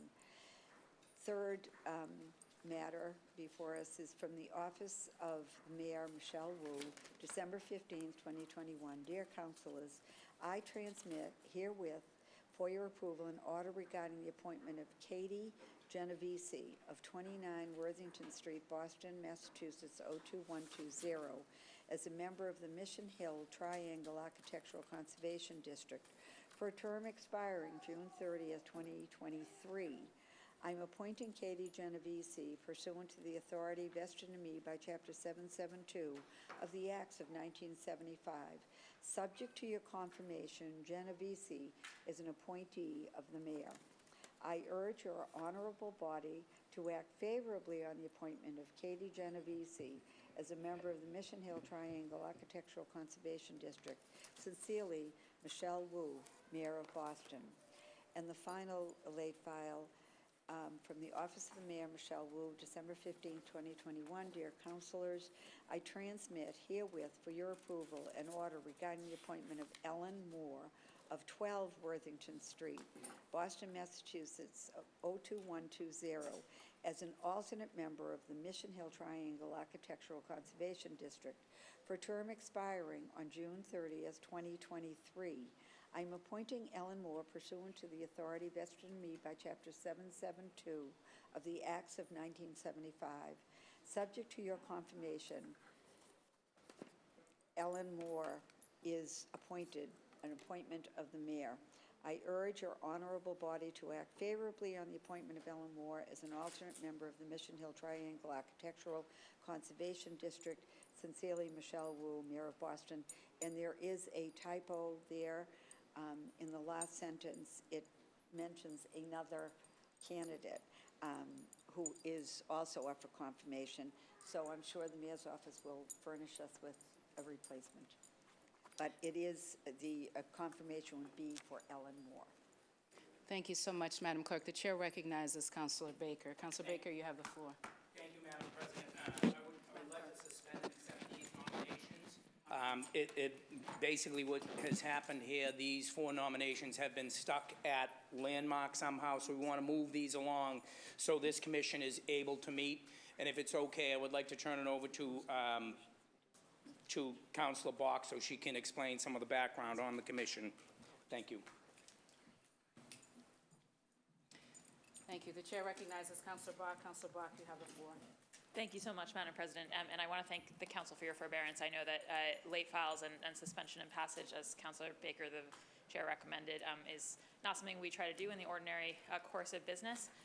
Just to explain to folks, the Mission Hill Triangle District, if you haven't heard of it, it's because you could blink and miss it. It's 2 sort of half blocks just off of Huntington Ave on Mission Hill. It's basically just Worthington Street and Wigglesworth Street, and it's a series of continuous basically identical townhouses, and it was given historical designation a while back, maybe 40 years ago. What happened was that we had basically the commission had sort of fallen into disuse, and then several of the people who are before you today were actually proposed for appointment, and I think may even have gone through the process, but then were never sworn in because there was a realization that there needed to be a few more people recruited in order to have a full commission. And you're only recruiting from a couple of blocks. And so there were a number of kind of miscues along the way, but basically what's happened is several of these folks have been waiting for well north of a year, and in the meantime, the commission hasn't been able to meet, and while it's a small part of the city, it is a small part of the city that is dearly beloved by the folks living in it, and they'd like to be able to have the commission operational. And knowing that this is our last meeting of the year, and with gratitude to the mayor's office for moving these forward to us today, I, as the councilor for Mission Hill, would just be really indebted to everybody if we could move for suspension and passage and enable this neighborhood that I represent to get back into working order with this commission in the new year. So thank you so much to Councilor Baker. Thank you so much. So we're going to vote on the confirmations separately. Councilor Baker seeks suspension of the rules and passage of the first late file matter. All those in favor, please indicate by saying aye. Aye. Any opposed, nay? The ayes have it. And that first late file matter has been passed. And Patricia Edros, please forgive me if I mispronounced your name, has been confirmed.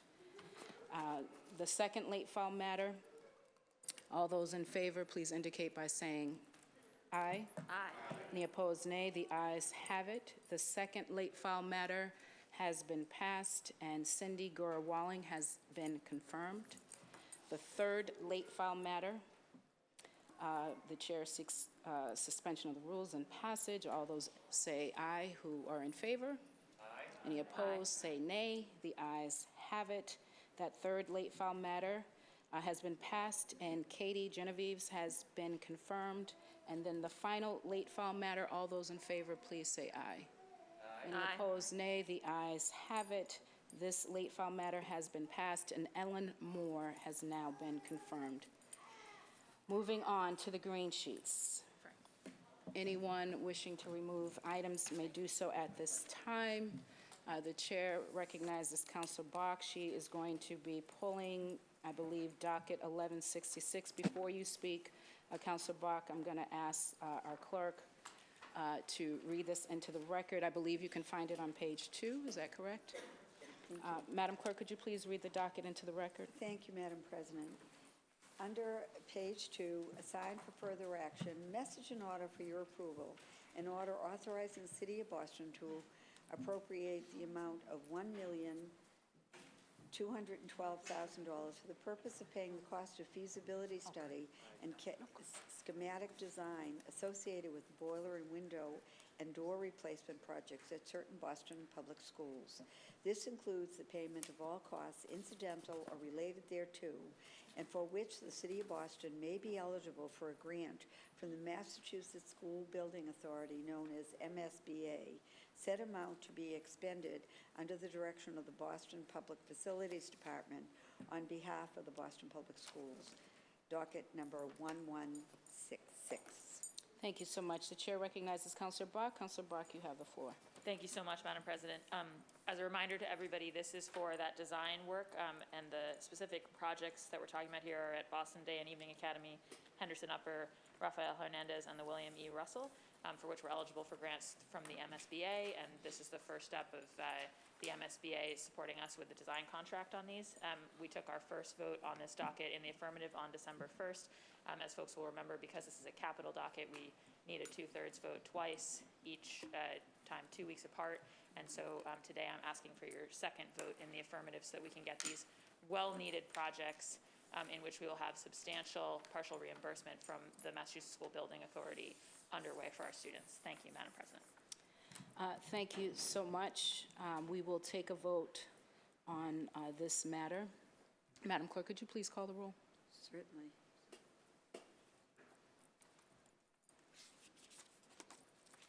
Docket number 1166, Councilor Arroyo. Yes. Councilor Arroyo, yes. Councilor Baker. Aye. Councilor Baker, aye. Councilor Bach. Aye. Councilor Bach, aye. Councilor Braden. Aye. Councilor Braden, aye. Councilor Campbell. Councilor Campbell, yes. Councilor Edwards. Yes. Councilor Edwards, yes. Councilor Asabi George. Yes. Councilor Asabi George, yes. Councilor Flaherty. Yes. Councilor Flaherty, yes. Councilor Flynn. Yes. Councilor Flynn, yes. Councilor Janey. Yes. Councilor Janey, yes. Councilor Mejia. Yes. Councilor Mejia, yes. Councilor Murphy. Yes. Councilor Murphy, yes. And Councilor O'Malley. Yes. Councilor O'Malley. Madam President, docket number 1166 has received its second vote and was passed unanimously. Thank you so much. Docket 1166 has received its second reading and is now passed. Moving on in our agenda, the consent agenda. The chair moves for adoption of the consent agenda as presented. All those in favor, please say aye. Madam President. The chair recognizes Councilor Edwards. Yes. Where can we find it? What docket? Page 8 of 23, docket 1043. Would you like me to? Yes. Madam Clerk, could you please read it into the record? Certainly. On page 8 of 23, in the Committee on Government Operations, docket number 1043, sponsored by Councilor Edwards, an ordinance amending the City of Boston Code, Chapter 24, Boston Jobs and Living Wage Ordinance. It was filed on October 6, 2021.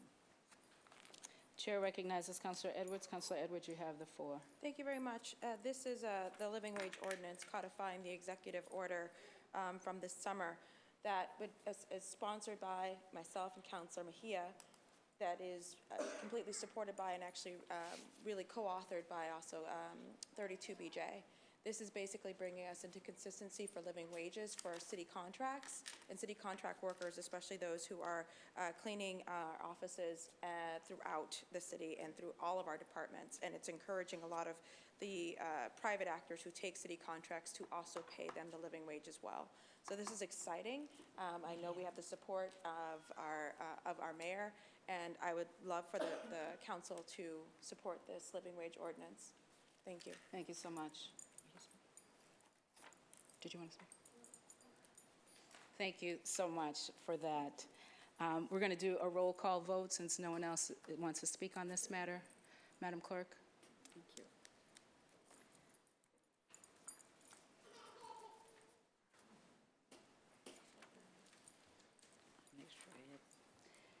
Docket number 1043.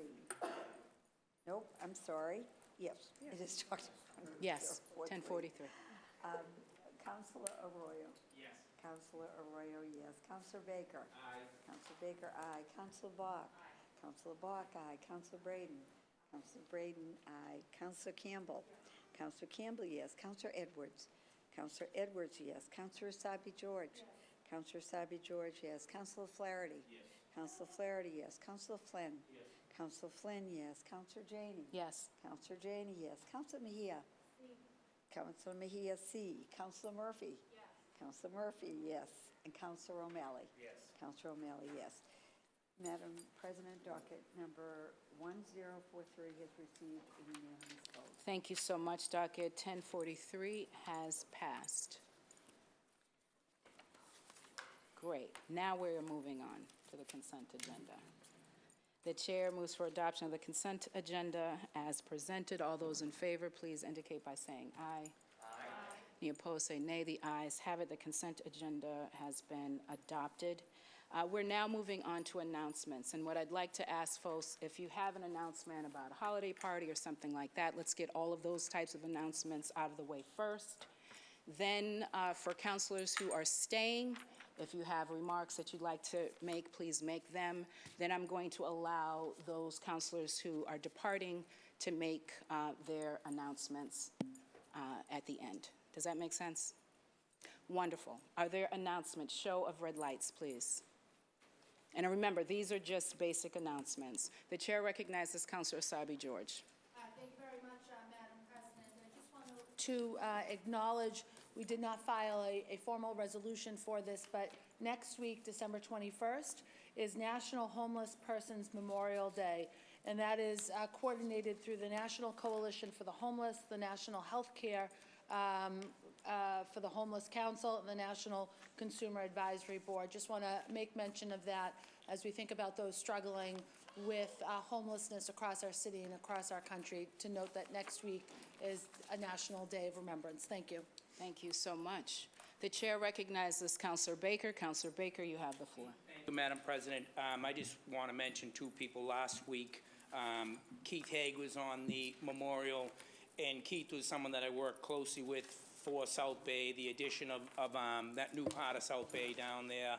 He was just a really good guy that cared about not only his job, but also the community that he was coming into to build in, and we lost him. He was a year older than me, so it was just a little bit of it was kind of a big loss for me.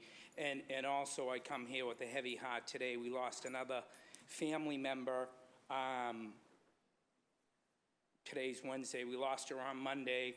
My niece Rachel, who was my brother Lewis's daughter, who just passed away in November. Lewis. Rachel had mental health issues. She struggled with drugs. She had a heart defect. She couldn't do they put the operation off for 2 years. Her heart was compromised, and also living the life, so to speak, for lack of a better term. She ran the street. She beat herself up. But my family just wants to acknowledge her and hope that she's okay and in a better life now. This is the third person from that family that's a subsect of my family, third person in their family that we've buried to drugs and alcohol. So she was 32 years old, never really had a chance to see much, do much. She spent probably the mid-teens, 14, 15, right till maybe a year or two ago. She was looking forward to having a new valve in her heart. She was talking about what she was going to do. She was actually going to be off methadone in a couple months, obviously, not obviously, but so she was looking forward to something, and for whatever reason, that was not in God's plan. So I pray for Rachel today. Thank you. You have our deepest Thank condolences, you. Councilor Baker, you and your family. Yeah. The chair recognizes Councilor Bach. Councilor Bach, you have the floor. Thank you, Madam President. I just want to add my condolences to Councilor Baker. May light perpetual shine upon her. As a 32-year-old myself, I feel that a lot. Sorry, from the to the banal. I just wanted to say that we're so pleased. I want to say on behalf of myself and Councilor O'Malley and the whole council that passed it unanimously that we are very pleased to be joined today by the Zoning Commission with a unanimous vote in favor of the amendment to the zoning code on parking minimums. And so that obviously still awaits mayoral signature, but it was an exciting thing that happened this morning. And so I just wanted to make an announcement about that. And then also, it is not time for long farewells for her yet, and we are going to be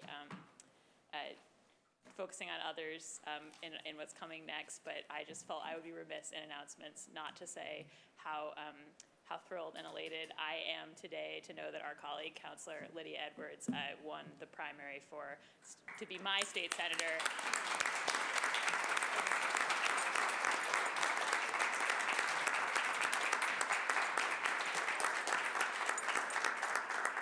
To be my state senator for Suffolk and Middlesex, and I think I'm the only person in here who had besides she herself, who had the opportunity to get to vote for her, and it was just wonderful to see her win all across the district yesterday, and so congratulations, Lydia.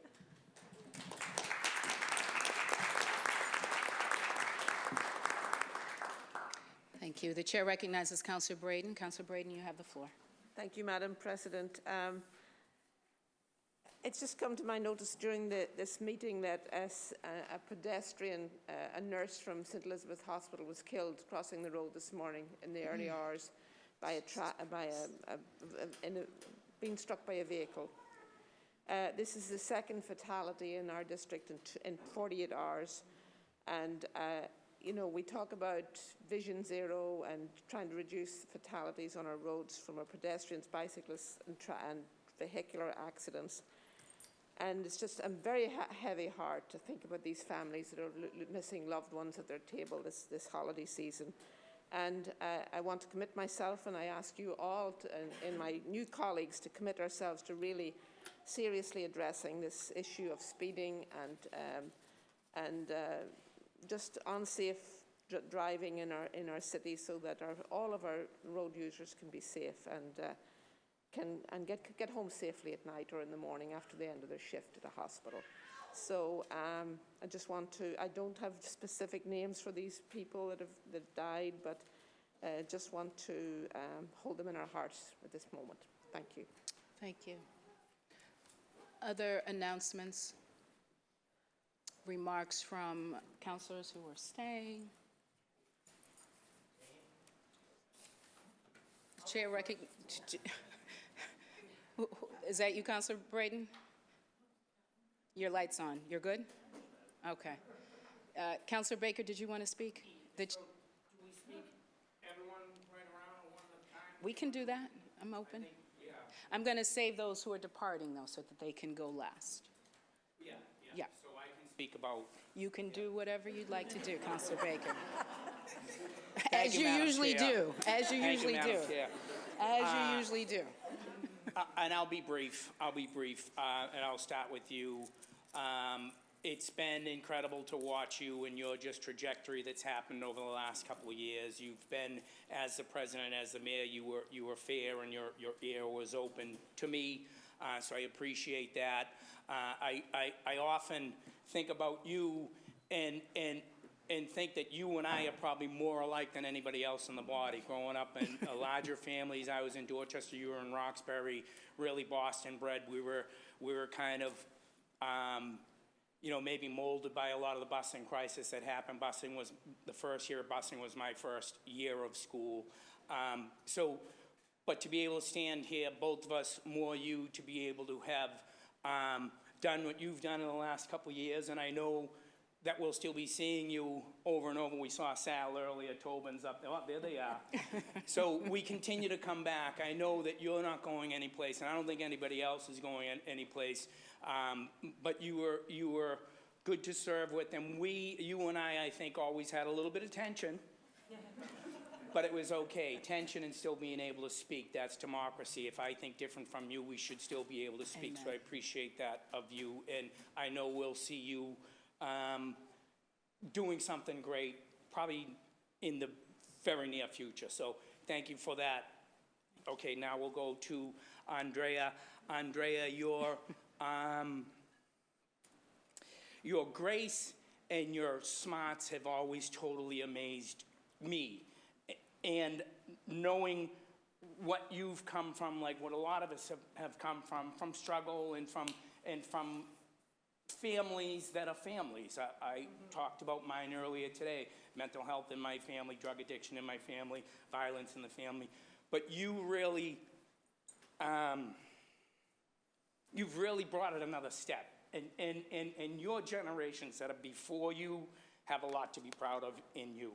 So, and I always kind of looked at you as my little sister from another mother. You know, we shared Dorchester. Your mother actually showed me how she did her chicken, her fried chicken, which I still do, and I love it.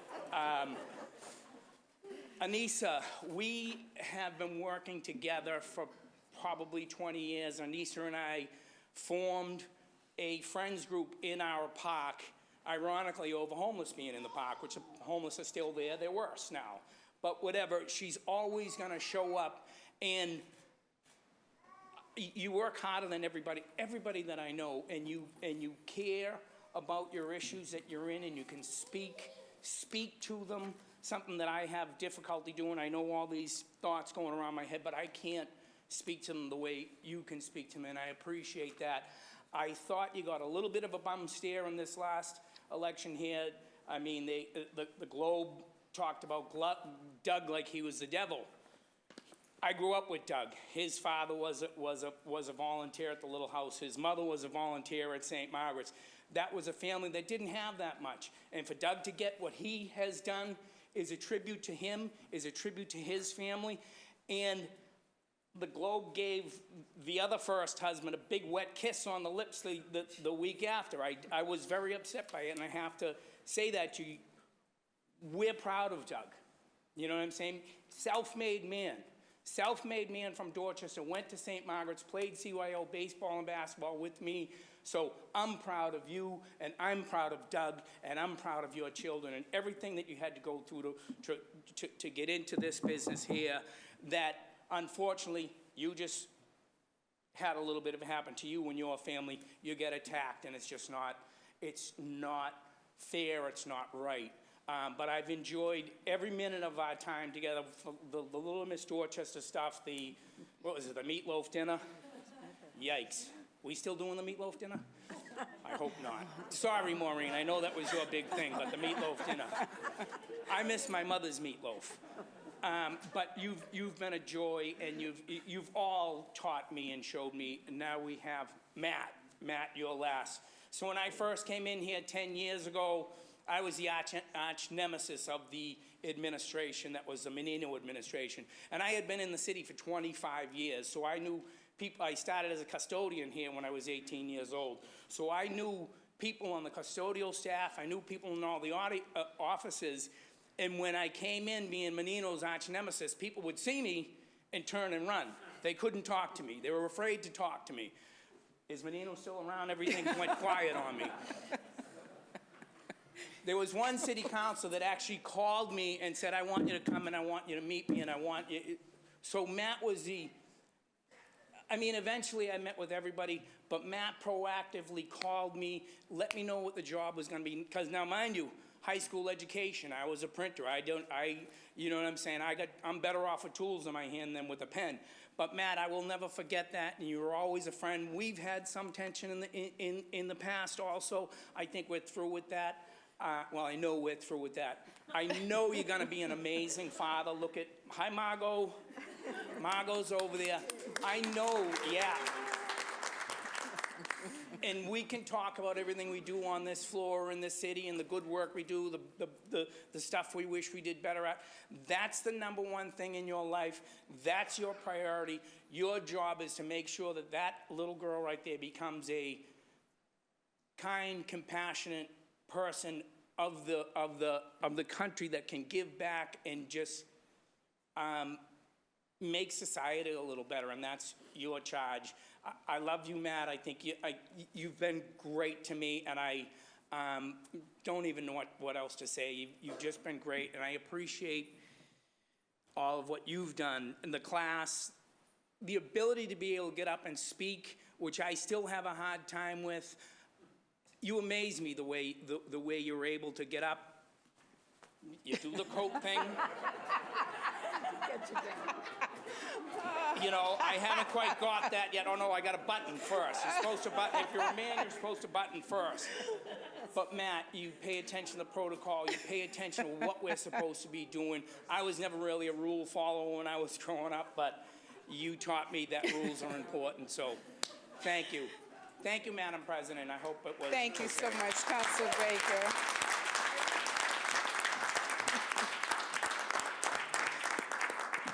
Thank you so much for those kind words.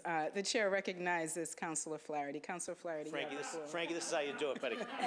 Just like this, right?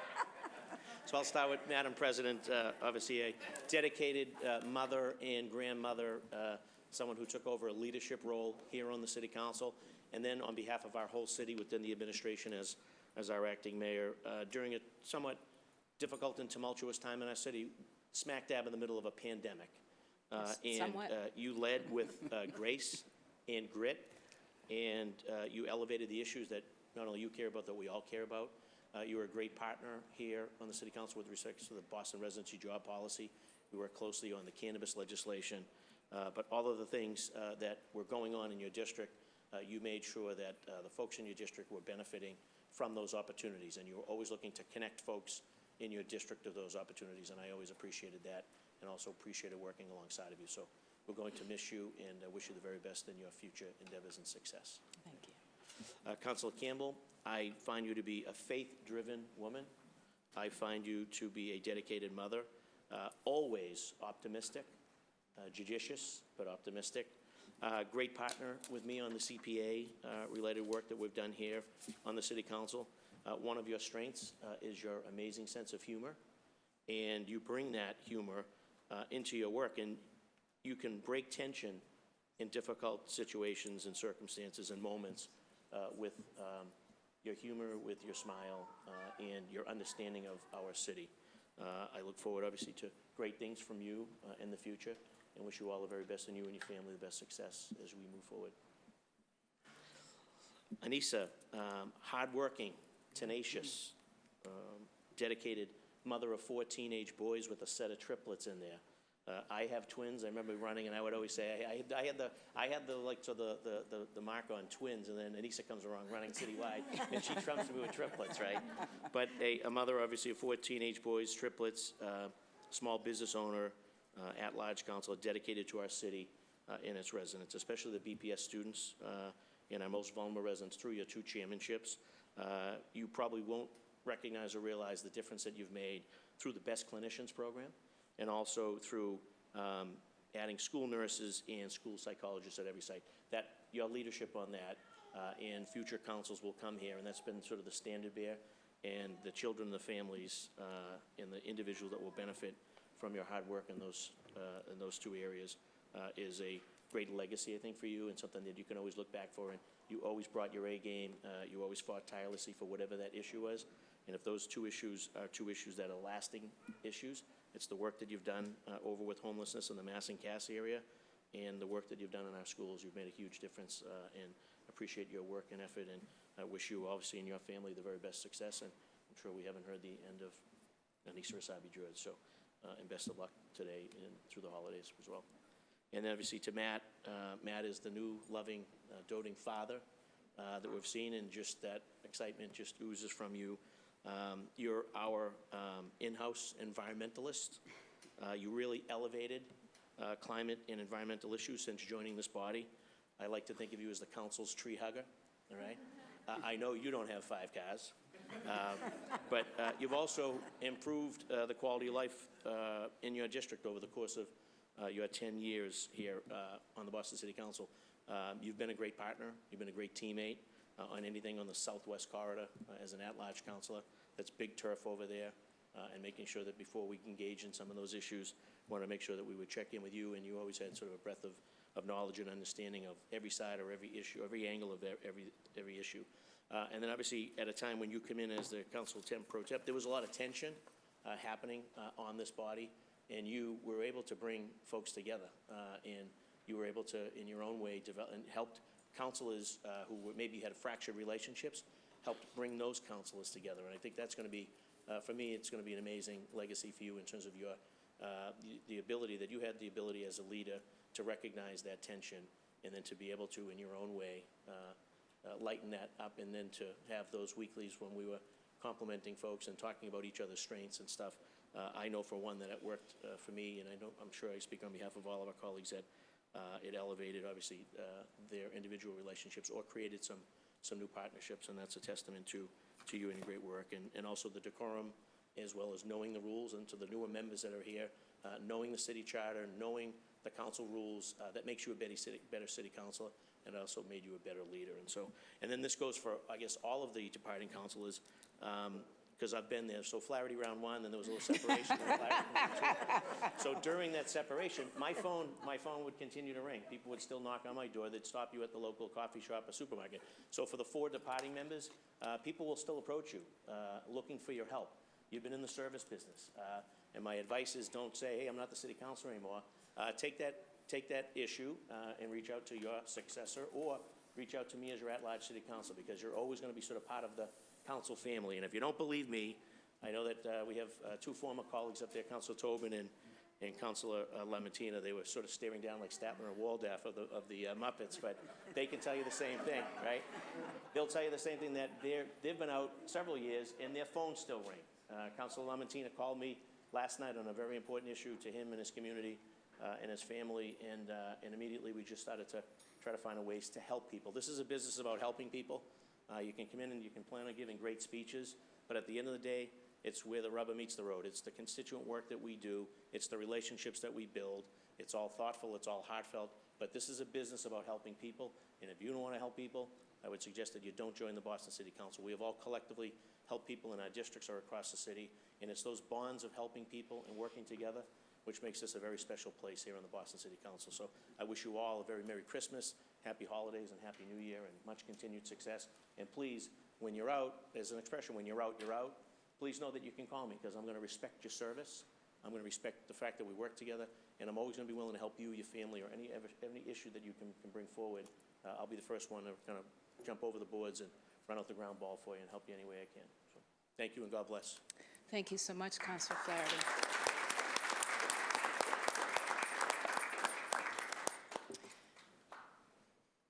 The chair recognizes Councilor Flynn. Councilor Flynn, you have the floor.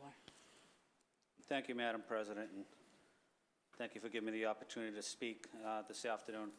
Madam President, I want to start with you. I had the opportunity to come into the City Council with you and with Councilor Edwards as well. And our first days on the job, even before we got on the job, we had a great friendship along with Lydia, because we were the freshmen, and we compared notes frequently and talked about the upcoming challenges that we faced. But we shared a district in the South End and parts of the Back Bay as well. But you've been a great colleague, a great friend, but I also treasure the historic moment of you becoming the first woman mayor of the city of Boston. It's a historic day, and you came in during a difficult time during this pandemic and other challenges as well, and you handled You handled yourself with professionalism and with grace, and you're a real credit to the city of Boston. So thank you, Councilor Janey. And I certainly appreciate our friendship. And next, want to mention Councilor Campbell. I had the opportunity to serve. I had the opportunity to go overseas with Councilor Campbell and with Councilor Janey, and it was great to know you in a personal way and learn about your family and your love of the city. But what I most admired about you, Councilor Campbell, is no one gave you anything throughout your whole life. You worked hard and struggled and persevered and had failures and setbacks, but you always came back up, and you always worked hard. And that's really the Boston way, is working 100% the best you can and always giving back. And that's what I always admired about you, Andrea, is your commitment to your family, your commitment to the city, but also the hard work and determination you put into your life to be successful. And so I want to say thank you to you, Andrea, for your friendship over the last 4 years as well. Next, I want to go to Councilor Anissa Sabi George. Our sons go to the same high school and are on the same sports teams. And as a parent, I admire the way you're able to work so hard on the council, but also be a terrific mother to your children. But your love of this city is unmatched on the council, especially for our students in the public school system and the homeless community here in Boston. I represent a lot of the homeless shelters in the city, but Anissa is really the person that does all the tremendous hard work of providing the services and the effort to make sure that our homeless community is treated with respect and dignity. So that's something I always admired about you, Anissa, for your commitment to the homeless community, but also to our children in our BPS schools. And finally, I just want to say thank you to Matt, Councilor O'Malley. You've also came in during a difficult time as the acting president, and you handled yourself with professionalism and grace as well, but you brought us together, and you were able to separate personalities and focus on what's in the best interest of the city. And you did that through your example. You treated people fairly, you treated people with respect, you had great humor, and we admired your work ethic as well. So we had a lot of faith in you, and you didn't disappoint us, or you didn't disappoint the city of Boston, and we're a better city because of you, Matt. So, I just want to say thank you to my departing colleagues for the incredible contributions you all have made in making Boston a better city. Thank you.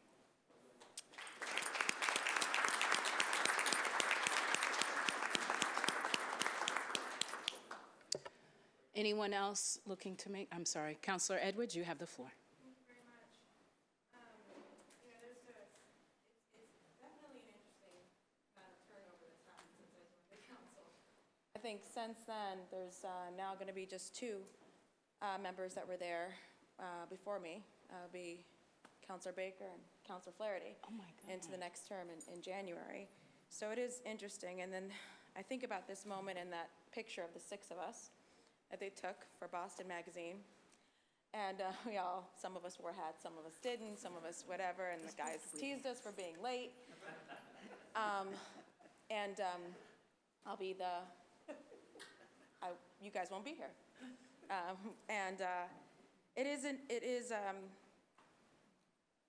I think about that time, that growth, and I have to say more than anything,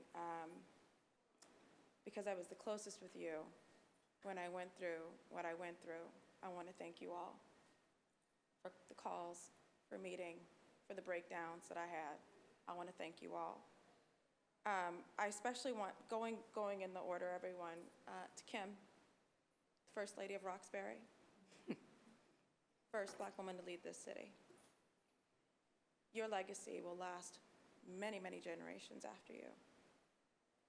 I want to say the first time me and Kim were in not so much a fight, but the first time she really introduced me to her leadership, her gravitas, was when she invited me to come to Roxbury, and we co-chaired that hearing on housing. For 5 hours? 5 hours, 350 people. 5 hours, 350 people, welcome to Roxbury. She chose one of the toughest issues of the moment, and with one of the toughest crowds of the moment, and she handled it and moved some of the best housing policy in the city. But I think your leadership, your imagination, and your absolute dedication to equity when it comes to cannabis is going to be one of the greatest legacies for anybody. The national attention you got for your legislation, centering literally Black and brown people, formerly incarcerated people, people who have gone through hell and back, and saying, you not only are welcome to the table, but we will not give anyone else a license, literally, until you are given that license and opportunity. That was your leadership, that was your heart, and it is demonstrated through everything that you have done and will do. Thank you. Thank you.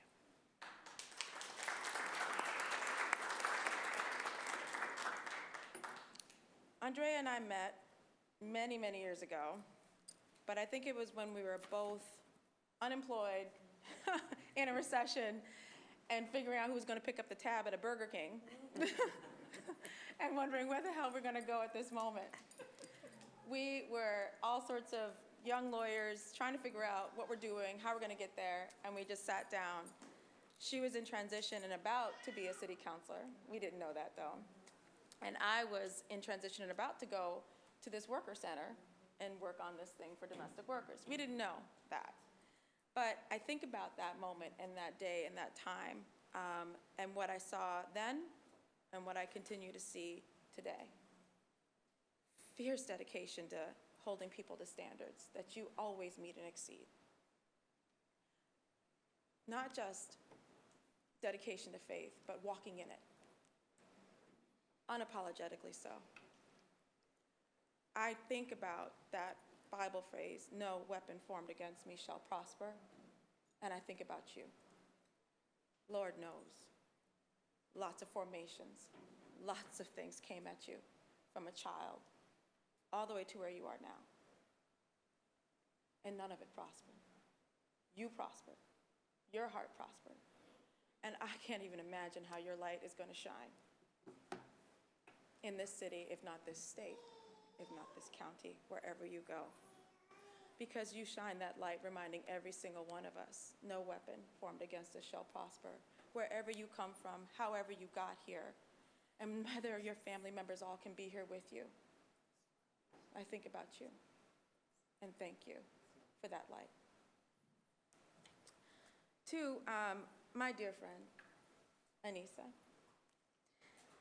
I kind of want to pick up on some of the things Councilor Baker mentioned, because I think the best things about you are how real you are. Your smile, in case you didn't know, is one of the most beautiful things about you, and your heart. But I love the damn TikToks. I did. I don't know what the hell everyone was so upset about. I love them because she was being herself. She was laughing with her sisters, for heaven's sakes, what the hell? Why was that such a bad damn thing? God knows people don't think politicians are fun and approachable and kind, and here she was being all of that. That's exactly what and who you are. And that's exactly why people love you. You know, I hope to God you never, ever, ever use the letter R. Don't use it. Don't use the letter R. I want you to speak as yourself with the beautiful way in which you speak, because I feel like if you ever were to try to be something else, it wouldn't be Anissa that I know and love. You and I have talked about our personal struggles, our family struggles, and I want to say this, and this is partly also bridging over into Matt.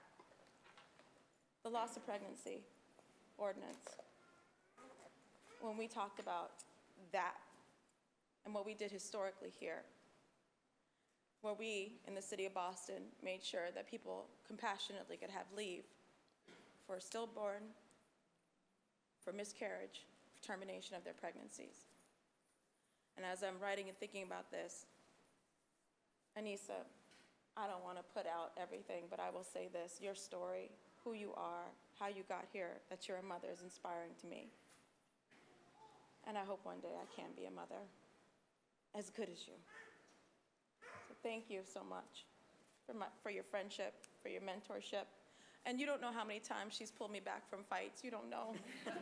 You don't know how many times I'm like, I'm ready to go. I'm so angry. And she's like, you need to calm down. The teacher in her came out, right? She prevented the after-school fight. I'm talking to other politicians. I'll see you at 3 o'clock. She's like, you need to calm down. So you just don't know how you've saved my political career and probably others as well. Matt.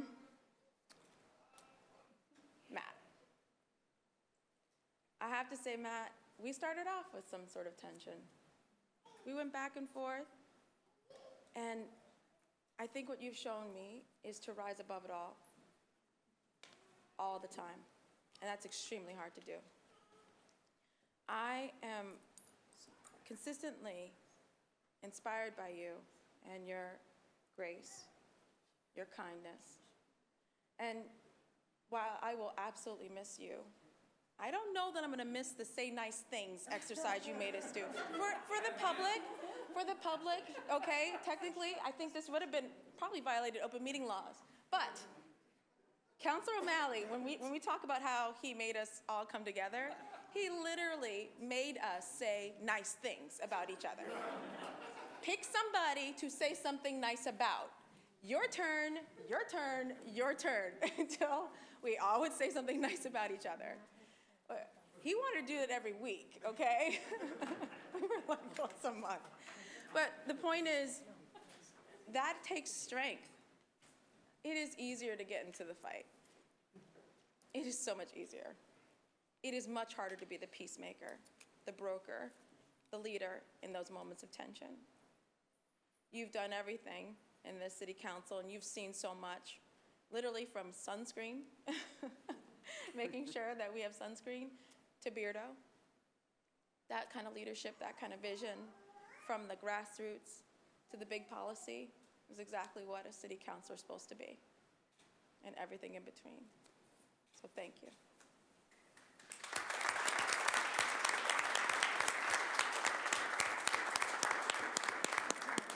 Thank you so much. The chair recognizes Councilor Murphy, and I want to be very clear, this is not her maiden speech. So just as she has said yes on roll call votes here, this is not her maiden speech. Thank you. Councilor Murphy. And thank you to Councilor O'Malley for guiding me through that, because this happened to you, I heard, right? Yes. So I'll just say it myself. So just to be clear, this is not my maiden speech. And to my soon-to-be colleagues, please honor that. No, just kidding. So, and I did just want to take this time, I took a few notes to share out with my colleagues who will be moving on. First, to Madam President, I worked with your sister Tanisha at the Murphy School for many years. And I first met you many years ago with my Auntie Kay at Madison Park High when you were working for the Massachusetts Advocate for Children. And so I always felt that we had this bond around advocating and supporting children and families. And then found ourselves together in 2019 when I was running at, campaign events and forums, and just happy to have had this time with you. I do feel fortunate to have spent these few weeks with you here in the council, but also for chairing that December 1st meeting, which will always, I'll always remember when you swore me in. But also there's a photo that will be, my mom's probably watching this on TV, it will be her Christmas gift, but it's the photo that the mayor's office had shared with me. But it's very special because it's myself, it's my mom, and it's you and Michelle Wu, our mayor. So 4 women, and so just feel very special to me that our first 2 female mayors are in that photo. So I'll always remember you for that. And like our colleagues have said before, I just look forward to what what your future holds, and I know it will be great, and I hope we can continue to work together around children, families, advocating for all of us in the city. So thank you. I might get emotional, to Councilor Campbell. So I met you, the first time I met you, I was always impressed by how you just carried yourself. Sorry, I don't know why, with such confidence, but you were always just so approachable. And that's that balance that not many people have, and I just thank you for that. Because I look to you as someone, you're just a wonderful person, and I thank you for also being someone that I felt that I could, reach out to, and I look forward to continuing our relationship and hoping that grows more. I knew right away that you cared deeply about our city, and you made decisions based on what was best for your constituents, for our city, and not, you weren't afraid to stand up for what you believed in, even if that meant people weren't going to be happy with you. So thank you for that, and I hope to lean into that in these coming years. I'll also always remember when my phone rang on the night of the primary in 2019, and you congratulated me on making it to the finals. You were also the only one who reached out to me, again, the night of the final election, applauding me for my courage and grit. And I also often looked back to that thinking, I'm going to jump back in, and I know she's going to be proud and know that you don't give up, you just keep trying. That meant a lot to me, and I thank you for that, and I know you'll continue to do great things, and I look forward to watching that, so thank you so much for that. To Anissa, when I hear this quote, I think of you. What if I fail? Oh, but darling, what if I fly? You challenged the incumbents back in 2013. I remember that. You didn't give up, and you came right back in 2015, and you won. To me, you made being a mother and a teacher something that gave you the knowledge and the expertise needed to be a great leader, not things to shy away from in politics, so thank you for that. We've often been compared, Dorchester girls who are raising our children here in the city, and teachers in BPS, and moms who you often see at the hockey rink or the baseball field, and now also in City Hall. So I am grateful that we had these few weeks together here in City Hall. I thank you for your courage to try hard things, and I know that you'll continue to do amazing things, and I look forward to what's next for you. So thank you. And to Matt, I had a good feeling, because of course I did alphabetically several times, and I knew I'd be very happy when you were sitting back next to me, so thank you. I think of your reusable straws, that we have several in the house. My daughter loves them. Your sunblock stations across the city, and also as a school teacher, my students would always be happy, the hydrant shoveling challenge, yes. But I also know that you were an amazing leader who took on environmental issues and have made real positive change for our city. I also thank you for the ban of sales of animals in Boston. That's really, as an animal lover, I applaud you for that. You champion causes like pedestrian safety, which I knew back in 19 in your neighborhood, in your community, and also Councilor Braden mentioned this morning is something that is so important, so thank you for that. I was fortunate to spend only a few weeks here on the council with you, but I always knew that any question I had, I could ask you, and also you would do anything to make sure I was successful. So thank you, and I'm happy to see you here with your wife and daughter. And like Councilor Baker said, those are your most important people in your life, and I look forward to seeing what you do next, and hope that I can continue to call you now that I know your cell phone number. So thank you for your leadership and guidance. So thank you.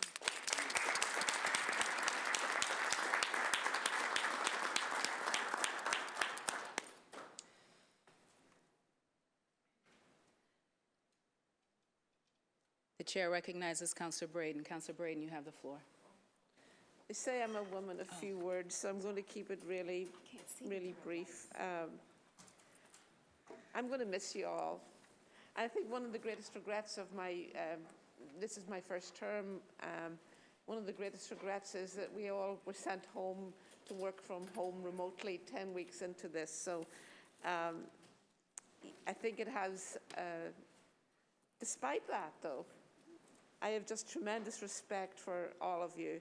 And Madam President, you welcomed me onto the council as a new member. You helped guide me through the machinations of being in a new place. You were always careful to check in how things were going. You always checked in about how Mary was doing, and that was very important. And you also modeled self-care. As a leader, you modeled that it was important to take care of yourself. I can't say I followed all the advice. I spend way too much time on a computer, but you suggested that it was really important to think about self-care, and you modeled leadership with grace and grit, and I really appreciate all of the work you do and that you're going to do when you leave this body. Councillor Campbell, Andrea, I'm just blown away by your sense of grace. Your friendship has been very, very important. I really appreciate just how hard you work, how incredibly dedicated you are, how tenacious you are, and I absolutely love your sense of humour. Regardless of what the situation is, you know, I think I really appreciate that sense of humour, even when things are going, whew, you know, yes, there's a sense of humour.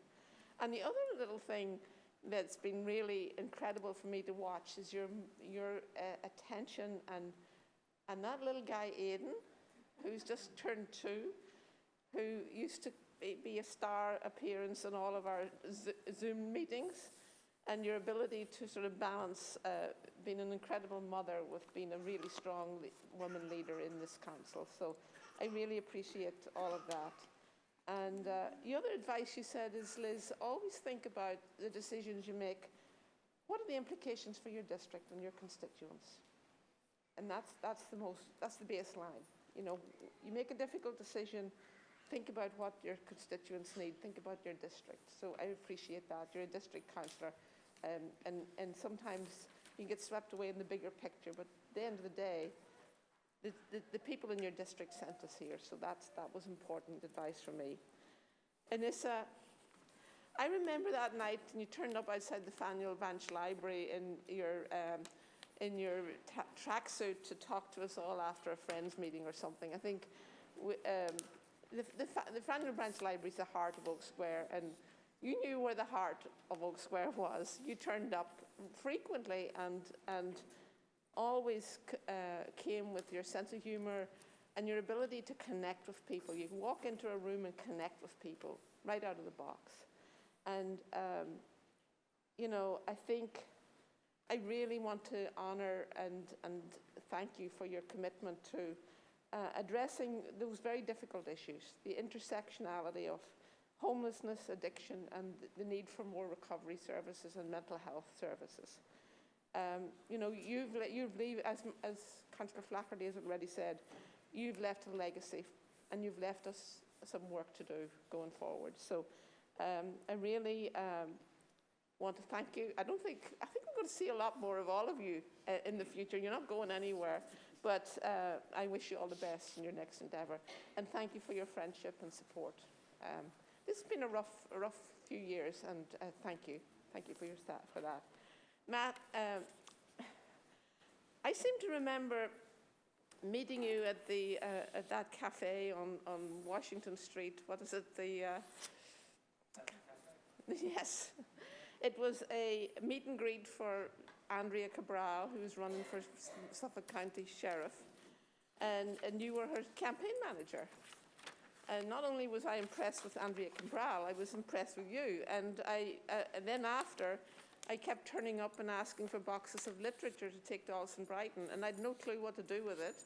I didn't have a list, but I just went, you know, door to door and talked about Andrea Cabral, and that was the start of it. And, you know, I think I've just always been excited to think of your work with Andrea Cabral in the Sheriff's Department, your work at Mass Equality, and then your work here in the City Council. And I'm so excited and delighted to serve with you on the Environment Committee. And you know, you've left a really true legacy in terms of your work, especially Burdo, the things that you achieved as chair of the Environment Committee. I know you say it was sort of the booby prize for, you know, you were given it sort of as, oh, go do that, and you took it on and made it your own, and I think that was really impressive. I really look forward to following your career going forward. Like, I think the environment is your passion, and resiliency and climate resiliency is such an important part of why you're on this planet, really. So, and also it's so lovely to watch your lovely daughter grow and to watch you as a doting father. So I wish you all the best. Thank you.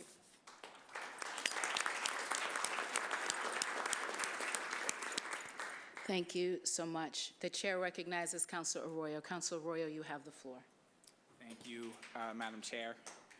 And I think John might have left, but Sal, you just should know that Mike said Statler and Waldorf. Those are my two favorite Muppets, so that's a high bar. And so I missed the day that Michelle, or Madam Mayor now, but Councilor Michelle Wu, his last day, and she said some nice words about me, so I want to make sure I repay that here, even though she's not here and she's moved on. I will just say for Michelle, specifically as a councilor who has had people in the building before as councilors, I was very familiar with the refrain that you could either do policy or you could do constituent services, but you can't do both. And I think as a councilor coming in, she made it a point to do both. And it gave me permission on my race to say that that's what I was going to do and to have people understand what that meant because there was somebody already doing that. And so thank you, Michelle, for that and all your counsel. I'm going to do this in a little bit of a different order. I'm going to start over here directly across from me and go down. But Matt, see, the rules thing is a thing, right? So usually the big stickler on the council for rules and, you know, the councilor from Hyde Park, the councilor is Councilor O'Malley, but is it okay if I call you Matt during these comments? Good, don't want to violate on the last day. And so, you know, I've kind of seen your growth. I've seen, you know, I was younger, obviously, but I remember your first race for the council was for council at large. I remember your time with Andrea. I remember then your race for the district, and I've seen you grow into who you are today. And most of that has been seeing that from afar. And the one thing that has been a constant in that is that you've always strived to be a gentleman, to be graceful, to be somebody who doesn't create tension, at least not purposefully, right? The work might do it, but not the way that you're operating or not the way that you're acting. And so I've found that something that I've deeply appreciated about you. But the other thing that I've appreciated about you is your passion for this. I know that you came into this was something you dreamed about. This was something you wanted to do, and it showed every day in every way that you've done this. And the one thing that, you know, I think about often about, as I said, I've had people in my family serve. I've seen people serve. What we choose to do with this time, because it's not infinite, is really important. And I put a lot of thought into what I try to do with my time. And I know that you are somebody who picked a cause that's going to echo through time. You picked one of the most important issues to lock in on and focus on, which was environmental justice. And I know that because of that focus that you've had, the city is going to be in a much better place moving forward, but so is the country, so is the state. And I think you're going to be seen sort of as a pioneer on the council, especially, of sort of ringing that bell, ringing that alarm. And now everybody hears it, but not everybody was hearing it when you started. So I appreciate you for that work that you've done and the lasting impact that that's going to have. I see Margot over there. You know, people don't know this about me and Matt, but we've had conversations of a personal nature, and some of them are family and things like that. And I look forward to seeing how you shape Margot, how she sees your example, how she sees the work you've done. And I think that there's a lot for you to be proud of, but I also think there's a lot in your being that's just going to translate so wonderfully to Margot and the way that you raise her and the way that you love her. And I think for me, as somebody who's very close to my father, that is something that I deeply admire, but I also am very proud of you for. It's not a natural thing for everybody, but it looks and comes so natural to you. So thank you for the work that you're doing, and thank you with her. And good luck. I know that you've already sort of announced what you're doing next, and it's going to be environmental. Personally, I was pulling for Roach Brothers. I don't know what everybody else wanted, but I was pulling for that. I really wanted you to be in charge of that. I hope the Roach Brother tweets keep coming. But you know, I know that's already been on the resume. But I was hoping we'd see you there, but I appreciate you. Anissa, you know, it's interesting. I come from a big family. My sister is really my mom. And there's so much about you that, she's a teacher too, coincidentally. And there's so many characteristics about you that are very familiar to me because they just feel like my family. But the thing that I always think about with you is actually something that you shared. It was during the campaign. During the end, there was a town hall you did, I think it was with GBH. And they asked you what you think about or what you care about, something like that. I don't remember the exact framing of the question, but I remember your answer. I remember it really well. I remember how emotional you got during your answer because I remember thinking that's genuine, that's love. And it put me in a good space in my head because, you know, there's real love behind all of the people on this council for what they do. But the one thing that I've always admired about you is that your passion has been for folks on the margins, folks that can't donate, folks that can't and normally don't vote, folks who don't volunteer, and you've made it a purpose for yourself to be intentional about working for those folks. And that's not easy. That's not an easy thing to do as somebody who is very aware of what secondary trauma is and what you're dealing with. And I think a lot of that is a part of your teaching history, is a part of your wanting to be somebody who fills holes, who sees places for, there's something in need here and I want to fill that need. And I think that's probably why you work so hard. Because frankly, I tell, you know, there's mothers on this council and the calendars y'all are keeping. I have no idea. Like, I think about Harry Potter. You must have one of those things where you change the time and you go back and you do that thing too at the same time. I have no idea how you do it. But your passion for what you do, the hard work that you do, hard work and hard work is not unnoticed. It's something that I think, just like Matt, these are things that are going to have lasting impacts for the rest of our history moving forward. You've left some work unfinished that I know you're not going to be done working on no matter where you are, and the title really doesn't matter if you're doing the work. And I look forward to trying to work with you in partnership in different places. I read that Dorchester Reporter article. I know you got work on the desk. You're trying to figure out who's taking those files. So we'll have conversations about that, but I am very proud of you. Running a race, especially one where you're getting criticized every day, unfairly often, is not easy. And you did that with your head up, and you went through it, and you went forward through it. And so I look forward to seeing what you do next. So thank you for the service and the example that you've had. And also, I tell everybody, you're the funniest counselor. Anissa's the funniest? Well, you're funny. See, this is the thing. Definitely the This most is the thing. fun. I find Anissa funny intentionally. Sometimes you're the funniest unintentionally. But hilarious still. And so, Councilor Campbell, we could have like a comedy show one day. We'll figure it out. I'm sure John Tobin will love that. So, Andrea, goodness gracious, your courage. I just can't even speak to, I know what it is, and I've seen it, but I don't think everybody sees it. I don't think everybody understands how hard it is to take difficult positions. I remember on the budget, you said it's not easy to vote. No, it's not. And you did that twice. So I know what you think about and how you think about things, and I know that you do things purposefully, not for self, but for what can I do in this instance to make lives better. More than that, I appreciate your focus on justice, because that's what has came through to me in the way that you've worked. You look at things and you say, what's the most just way for this to be operating, and is it doing that? And if it's not doing that, how do I fix that, or how do I bring that to light? And so I'm deeply appreciative of the courage that you've shown, and I look back at my first term, which is, I guess, ending today, and most of the things that I did that I'm proud of, I did with you. And so, you know, I am just very grateful for the fact I didn't get you for as long as other folks got you, you know, and so I'm grateful for the time I did get you. And I also just want to bring it forward that, you know, breaking cycles is like the hardest thing anybody could do, period. It's not professional, it's personal.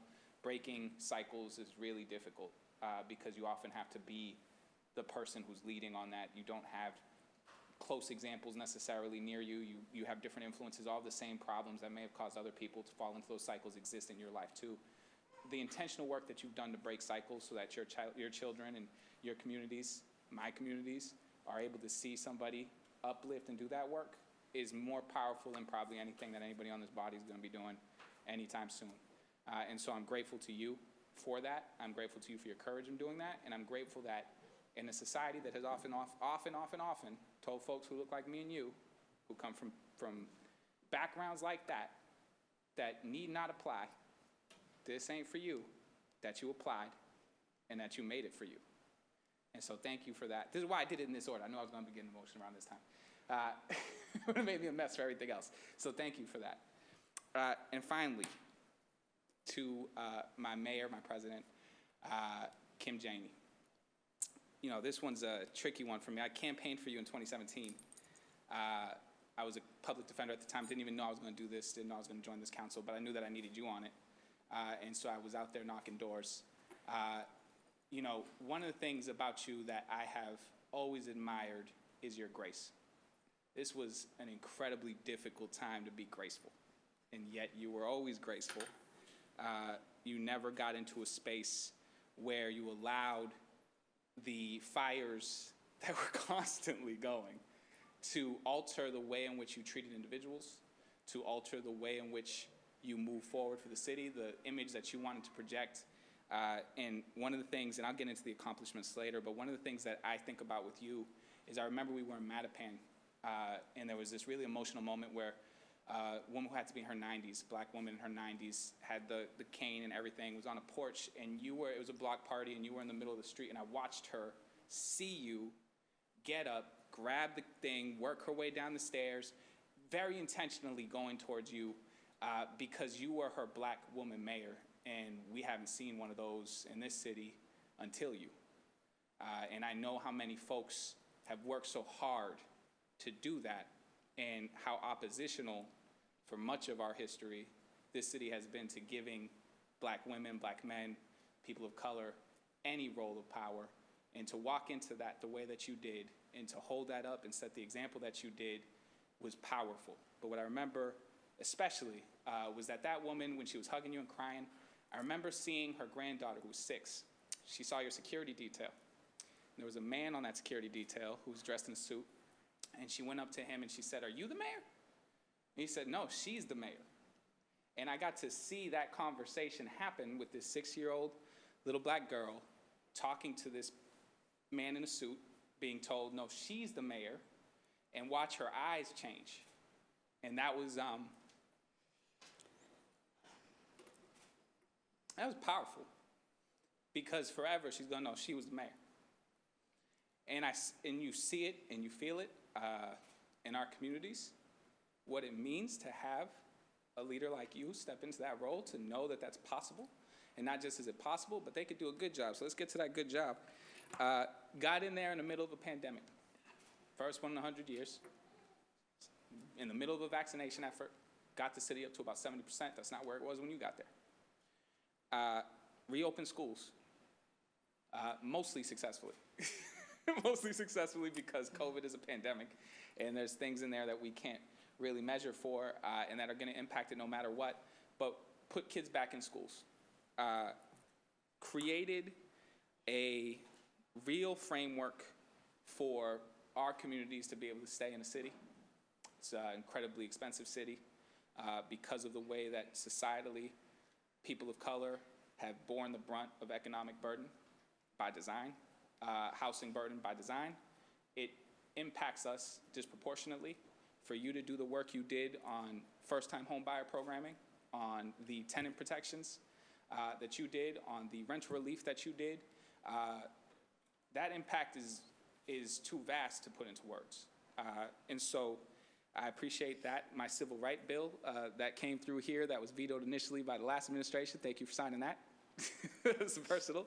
But I appreciate that when this council spoke as a body on civil rights issues, you signed those things, you put your pen to it, you created participatory budgeting, you allowed for that to be there, you put the school committee question on the ballot. That wouldn't have happened without your signature, and so thank you for all of the numerous ways in which you will likely it will never fully be told what you were able to do in the time you were there. But most importantly, know that your time in office matters. You matter. What you are to people in our neighborhoods matter. What you have done for children like my nieces and nephews to see themselves reflected in these seats and to know we were there and we will be there again one day matters. And so I'm thankful to you. I'm grateful to you. I'm thankful for your friendship, thankful for your leadership, and I am thankful to the legacy of a more equitable, more just, more fair city, one that actually sees its residents, all of them, and has space for its residents, all of them. And so thank you for that. I know you said you weren't going to cry, so now that I've done that, I could effectively end my statements there. But I deeply appreciate you. I love you as a friend and as a family, so just know that. And I got all of you for anything you need. And then finally, and last but certainly not least, is the staff. I get to talk about your bosses, but I don't always get to talk about y'all. Some of y'all will be nameless until your bosses talk about you. But I want to thank all of the departing staff as well for doing what you have done as somebody who was onboarding in the middle of a pandemic, for lifting up my staff, for making yourselves available to my staff, for always being helpful. And, you know, there might have been tension in different ways, in different places between counselors, but I never saw that trickle down to staffs, and I deeply appreciate that. I hope that culture stays that way. And I'm thankful to all of the staffs that are leaving, and I hope you best of luck. Some of you might be staying with different counselors. Some of you might be transitioning to different things. I wish you the best of luck. All of you were exceptional. I often bragged on people's staff that weren't even mine. So thank you to the work that you all did. Thank you, Madam Chair. Thank you so much.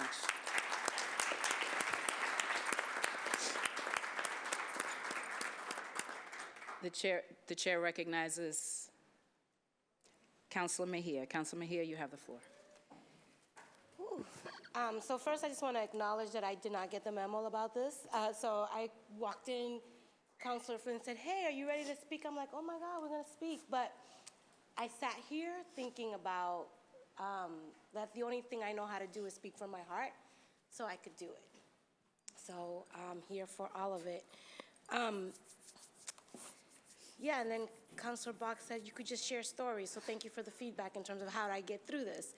So first, let me just start off. I'm going to start off with Councilor Campbell. I first just want to say thank you because you have demonstrated and modeled what it looks like when we honor our staff. Every single time you get up to speak, you shout out Ellie, you shout out your team, you shout out my team. Like, you see the people who are behind the scenes doing the work in ways that so many of us sometimes just keep it moving, right? And so I just want to say thank you for how intentional you have been for uplifting those who are often behind the scenes, if you will. There was a moment when you were running for office the first time, and you literally chased me down. You went to my house to ask me to sign your ballot petition papers, I guess was to get on the ballot. And I thought that was weird. I was like, why is she coming to my door? But you wanted my signature. And I never understood why my signature was so important to you. But it made me feel like I mattered. At the time, I was just a parent organizer, a community loudmouth with no clout. Still am that. But you valued the perspective of that voice, so much so that you made it seem like it was important for me to give you my signature. And I know that everybody does whatever they need to do to get those petitions done, but your intentionality in reaching out to people who have often been disregarded meant the world to me. And I just want to say thank you for that and for how you always show up for people. And you do so with grace. And so thank you. You will be missed. The same story goes with my friend here, Councilor Sabi George. When you ran the second time, you asked me to meet you for coffee at Sweet Life.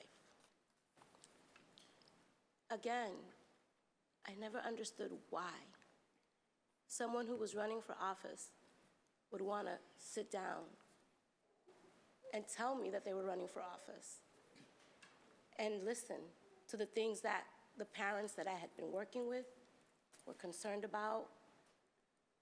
And all you did was spend some time with me, but that time meant so much. Because the same school of thought and train of thought is that regardless of whether or not I was a highly engaged political parent, I was an engaged parent. And you wanted to ensure that the issues that we were experiencing were uplifted during your campaign trail, right? I remember your first town hall, organizing parents. I just really appreciate how you, as the education chair, really took that as a way to create opportunities to bring City Hall into the hood. And so thank you for your intentionality. And I'll just say this, you will not be the TikTok queen. You're not taking down my throne on that. So you and I can battle on that situation, but I really do appreciate you bringing a sense of self into the space because, like Councilor Edwards says, there's an expectation that we're supposed to leave ourselves at the door, but you have brought your full self into this space, and that has given permission for others to do the same. So thank you for that. El Banilejo. Listen, I have never met a redhead who was Dominican. And when I decided to run, everybody was like, do you know Councilor O'Malley? I'm like, ¿Quién? El Dominicano, el gringo. I'm like, oh, yo, you were more Dominican in Banilejo than I was. Because people knew you more in certain parts of Jamaica Plain. And I was like, I need to meet this gringo who had the lock on the Dominican vote here. And so I just want to say thank you for always showing up. Not just for the Dominican community, but how you have shown up as pro tempore, vice, whatever the name of it is, because, me and my English language learning skills, I think that I just wanted to just say. It's Latin. It's Latin, okay. There was a word that you used on the meritocracy. I had to Google that. Like, you have brought so much to this council under your leadership. Yeah, it was weird having to say nice things about people, but you were so super intentional about making sure that we saw each other and that we saw the city as a whole. And despite the tension that existed in this space, because it did, and you already know I don't like surprises, so I felt like there was a Game of Thrones oftentimes up in here, and it was quite confusing, but you led us through that process during a very difficult transition. And so I just want to say thank you for the way you showed up and how intentional you were about making sure that we didn't lose sight that we were responsible for the city as a whole, right? So thank you for your leadership and all the translation that you had to do for me. Because I'm not one to follow the rules either, okay? I think there's a theme here with Baker and Arroyo and I. Here I am breaking the rules. I'm calling people out by name, but this is just a special occasion, so you'll let me live with that. So I'm gonna end with my sister, who also has been embraced by the Dominican community and the Latinx community. And someone who everybody thought when I showed up to an event thought that I was the mayor because we both have the same kind of hair. I'm like, yo, I am not the mayor. She's the mayor. Or sometimes they literally would think because of our curly hair, people would get confused. They say, I see your signs everywhere. I love the purple. I'm like, that's not me. I'm the orange and blue. But nonetheless, listen, we met out in these streets fighting on behalf of education equity. And I remember a particular moment when we were fighting, when the girls were being banned because of their braids. And even though it wasn't in our district, and you weren't even a counselor then, and I wasn't even thinking about this life as something I would even pursue, my little girl, there's a photo of you and my little girl.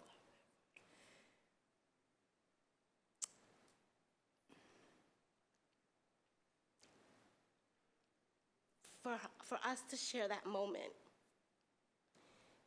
you know, like Frank, you know, I came to this country during the height of the busing era, and that residue still exists here in the city of Boston.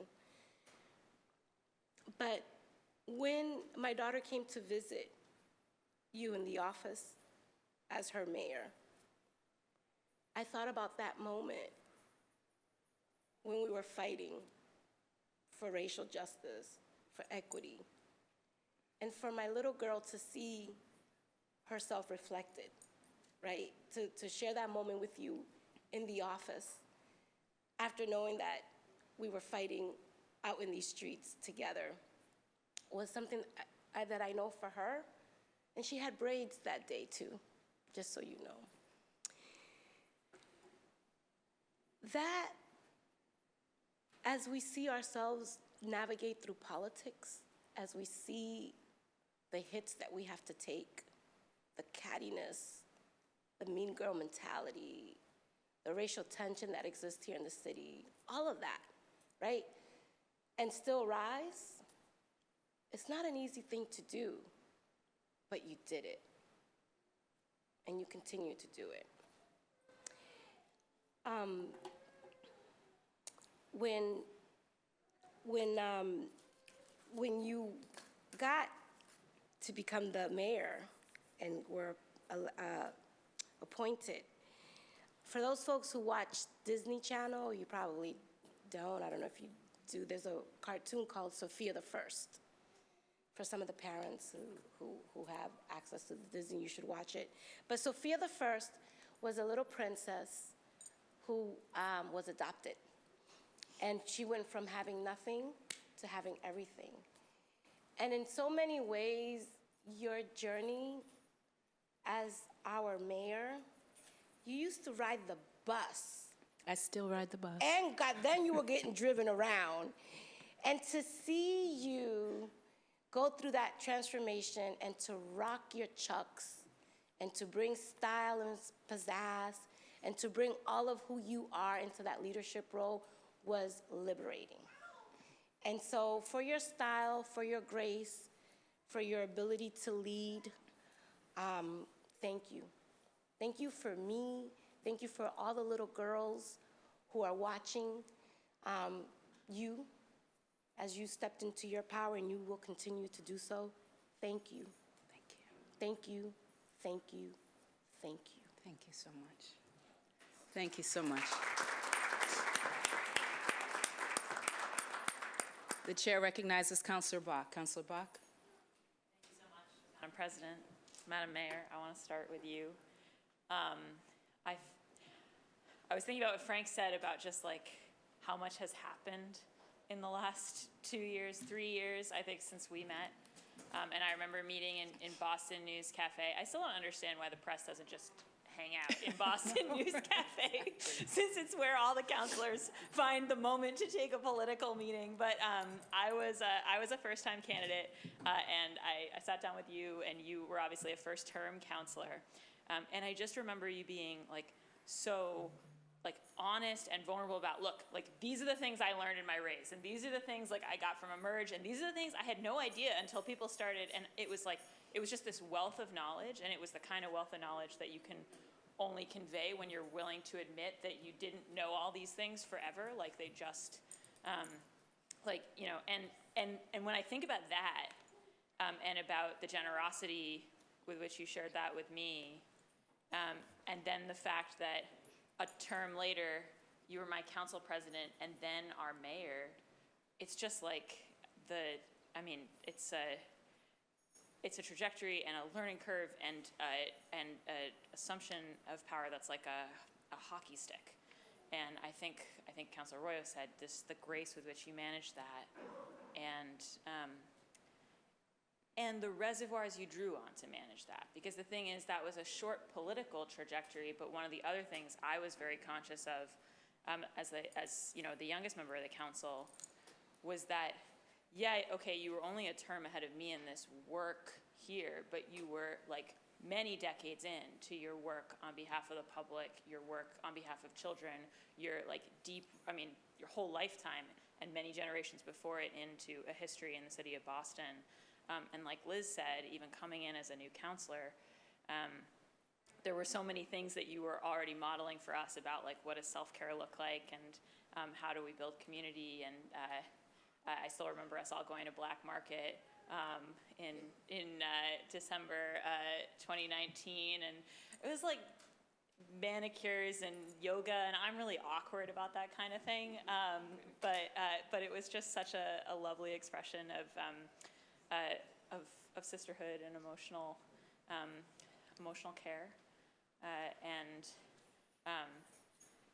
you're also like a big gift giver. I was actually thinking, this is not probably an appropriate story for this, but because of these kisses today, I was thinking about the fact we went to that and it was wonderful, and then Kim had like gift bags for all of us, and they had a bunch of Hershey's Kisses in them, and it was along with like a whole bunch of other things, right? And it was very sweet.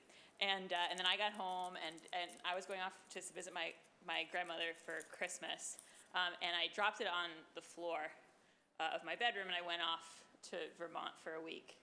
And then I came back to be inaugurated, and there was a mouse living in my bedroom because I had left the Hershey's Kisses on the floor.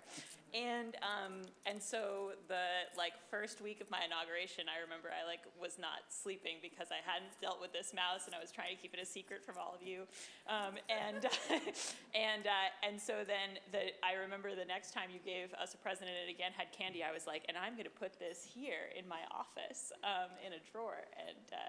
And so that's more a story about me not paying attention to things. But I just I think there's like a kind of spirit of generosity in you that just spins off you all the time.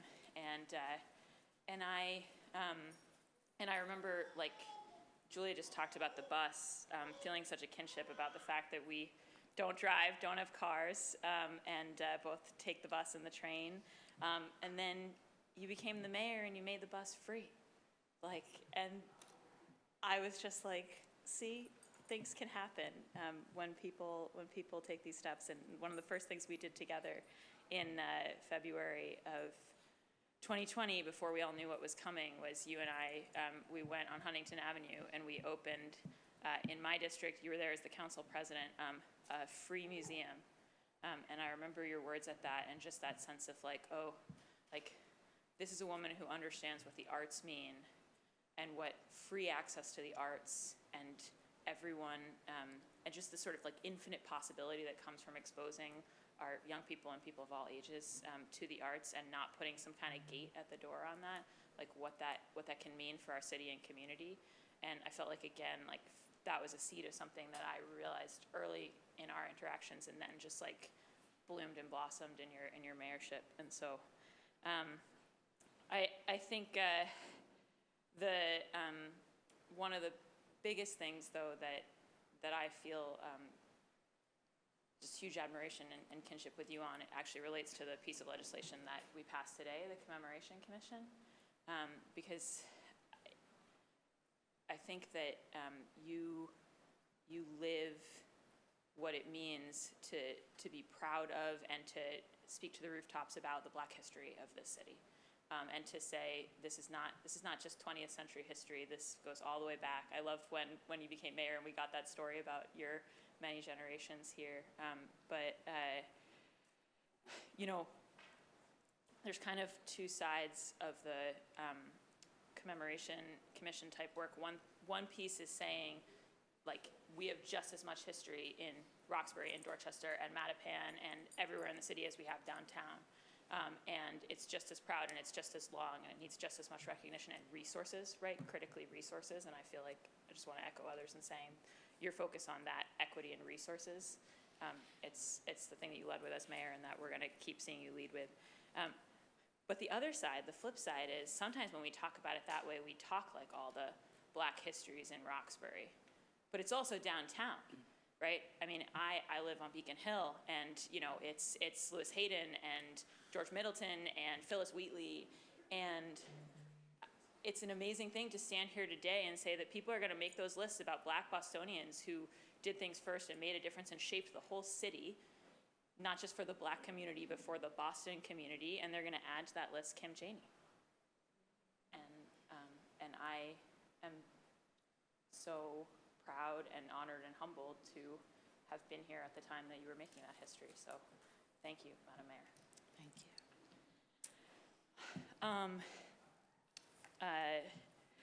Andrea, Councilor Campbell, I think our first real conversation was about the Community Preservation Act. I came in my confusing unemployed advocate status to your door, and I remember it was with you and Ellie, and I just appreciated so immediately those things about you that a lot of people have said of how you just cut right into the conversation. It's honest, it's straightforward. We were running through okay, well, what are all the best arguments against this, right? Who's gonna say what about it's a tax, okay, but it's also for all these things. And it was funny and that's something I really admire is your ability to push on all the angles, right? And really ask all the hard questions. And at first, when I'm having this conversation, I'm like, this is great, this is bracing. I don't know if this woman is gonna support this thing.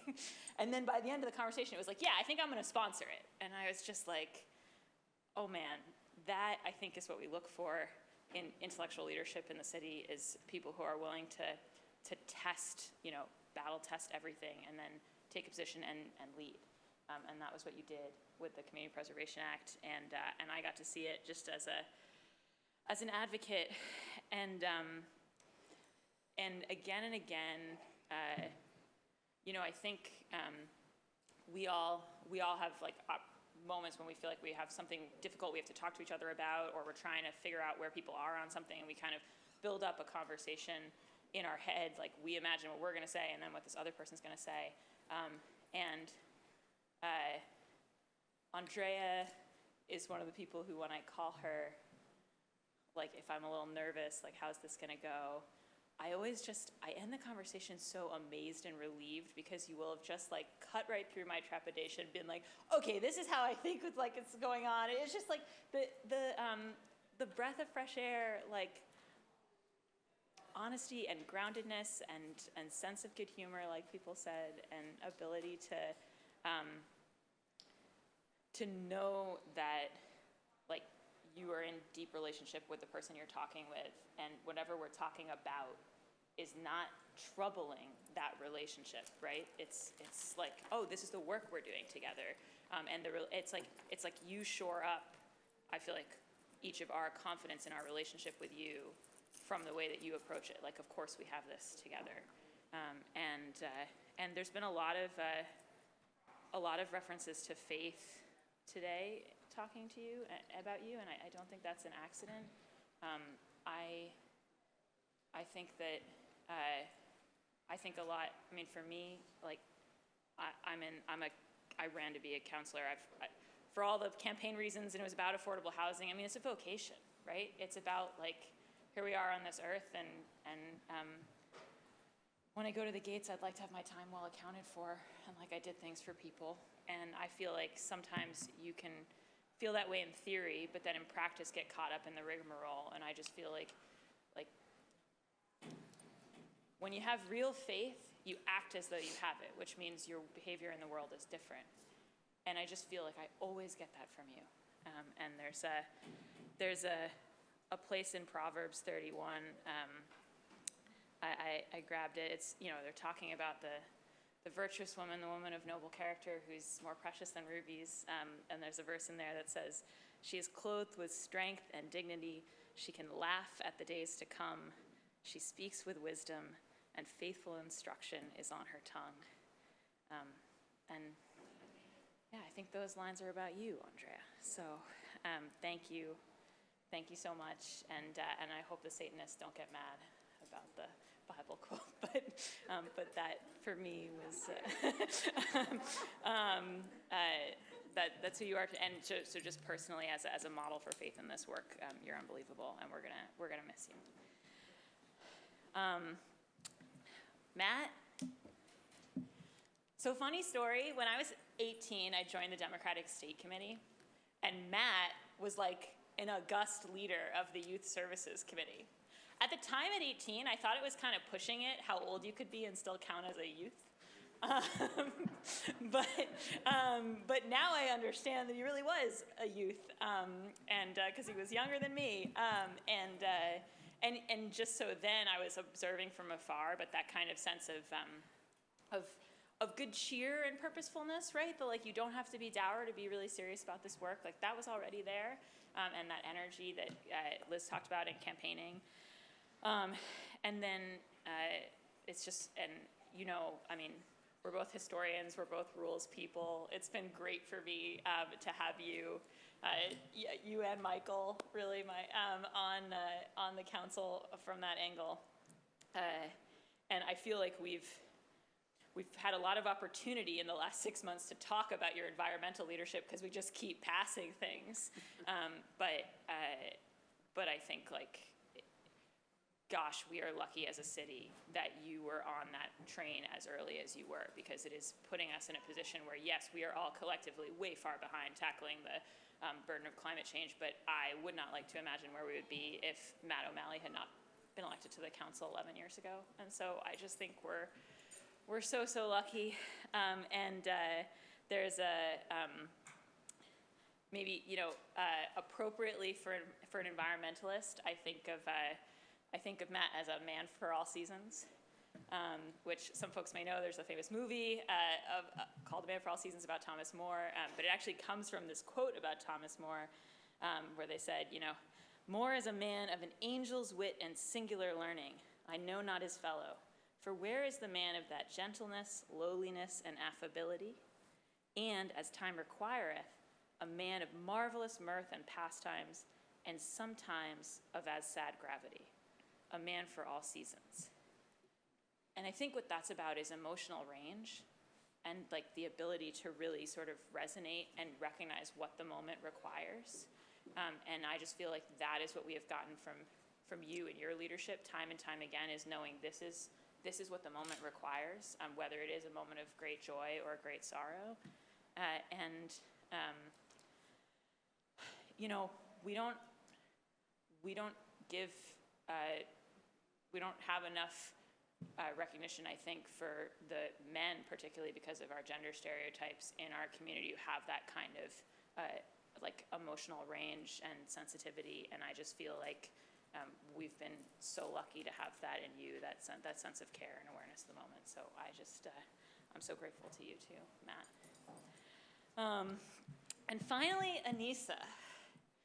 I wouldn't be here if it weren't for Anissa, because I was not even vaguely thinking about this line of work. And then it was the spring of 2016, I was working on my infamous book that's about the history of philosophy and is based on my PhD thesis. And so I was telling my friends that was what I was doing, but some of my more observant friends noticed that I seemed to be getting distracted by a lot of other things. And one of them was talking to Anissa, who needed another policy person to come on board for the budget. And they said, you know, you should call and see if Kenzie would be available to do that.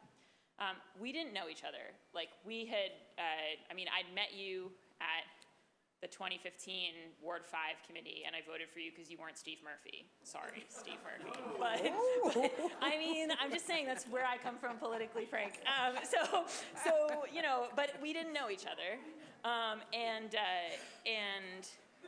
so she calls me, and I'm like, oh, Councilor Asabi George, I'm so flattered, but you see, I have this book that I'm working on, and so I couldn't come and work on your staff. And she was like, well, I mean, what if you just like came for like 15 hours a week or something and did a little bit of work for us, and then you could keep working on the book for the main part? And sucker that I am, I was like, oh yeah, maybe that could work. So I came to work on the budget for Anissa. It was definitely not 15 hours a week, because I got sucked in, not because she made me do more work than I was being paid for, just to be clear to everyone. And what I saw in working for you was astonishing. I it's one thing for me as like a policy wonk to be like, okay, I'm gonna read every page of the budget and get into it and make all these notes. But then I would like meet with the counselor and she would have all these follow-up questions.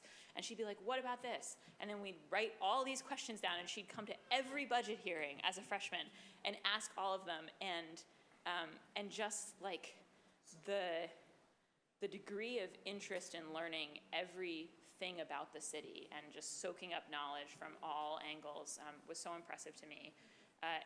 And also the ability to be like, I want to be the best possible city councilor, and there's a bunch of tools that I have, and then there's a bunch of tools that I don't have yet, and I want to add those to my arsenal. Like Anissa came in knowing a ton about the city as a teacher and as a parent and as like as a small business owner, like that on the ground like perspective. And I was coming with none of that on the ground perspective and instead just like, well, when you look at their budget, this is kind of weird and out of whack. And I feel like you could have responded to me by being like, who is this pointy-headed person who I've hired? And instead it was just like, oh great, this is an additional thing that I can add to my arsenal. And I think that one of the things that I have learned in this job, and I've learned it more doing it, and it's a weakness of mine, is that I think all of us who are elected officials, one of our temptations is to try to be all the things ourselves, right? To try to be the expert in every room. And actually, you're the best equipped and you make the best judgments and you bring the most people in when you have the kind of like lack of ego to be like, oh, what can I learn over here? What can I learn over here? What does my staff have to add? And I still think Anissa's like the best manager I've ever had because she is so good at recognizing people's talents and comparative gifts and sending them to do those things and not trying to like do everybody's homework and recognizing that that doesn't make you weaker, that makes you more powerful, and it means that ultimately the thing that people have elected you to do, which is to exercise judgment, you are way better prepared for. And I saw that first budget season. The Walsh folks were shocked because they thought for sure Anissa was just going to vote for whatever they wanted, and instead we showed up with like this long list. And then as observing from outside, I just watched thing after thing of that list get ticked off in the coming years. I mean, we made the play for a nurse in every school then, that first year. And we didn't get it the first year, but she got it the second. And this last budget season held out until we made sure that there was a social worker in every school, which was another one of the things that was on that list with so many other things, great and small. So, you know, she was an amazing model to me in all of that. But I think the other thing I want to say about Anissa is that sometimes in this work we talk about like, oh, it's nice to do things at a like one-by-one level, right? Like it's nice to have service work. People are teachers, they're social workers, et cetera. But here, you know, at the political level, our job is systems, and it is, right? It's all about systems. But the funny thing is like, sometimes you really have to build the systems from the ground up, from the one-to-one. And the thing that's amazing about Anissa is that when we needed masks, she just started making them. And in the process, she became the system for making masks. And for a while, like, we ended up with 3,000 masks that she made in addition to like this whole movement. And I think about that, and I think about like how many weeks people could have tried to figure out the systems procurement for the masks while everyone's running around maskless. And instead, because she just started making them, a whole bunch of people were wearing them, and we will never know how many people didn't give each other COVID because they had a handmade mask from Anissa instead of waiting for the perfect solution that might be further down the road. And in the process, normalizing masks, making people feel like they were cool, people showing up at the Stitch House because they just wanted some human contact, and then as a result, they have a mask. And I think about that every time there's a problem in the city. Anissa's like first instinct is to be like, well, we could gather supplies at my house. And I just think that's the right instinct. And I think we are still a small enough place that that we operate on a human level. And we have to, and it's in that like human level solving of the problems that maybe we figure out the systems thing. It's not some separate avenue we can pursue. So I just, that's all the stuff about what I admire about Anissa. Well, it's not all, but it's a small selection. But also like she's a tremendous friend and mentor to me, and she's always telling me to like live a more balanced life and finish the book. Although ironically, you undermined it at the start, but I appreciate the ongoing push, and I just like I said at the beginning, I am gonna. Well, I didn't say this at the beginning, but I'm gonna miss you like hell here, and I am certain that I would not be doing this work as a counselor if it weren't for you. So, thank you.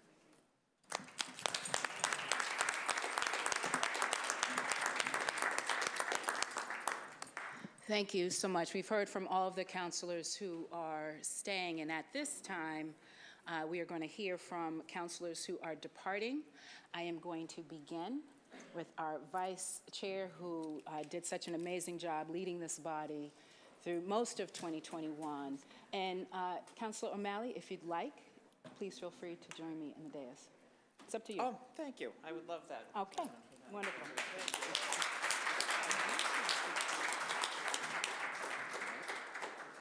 Thank you, Madam President. Thank you, Madam Mayor. I've asked to go first because it is getting close to being nap time, as you can see.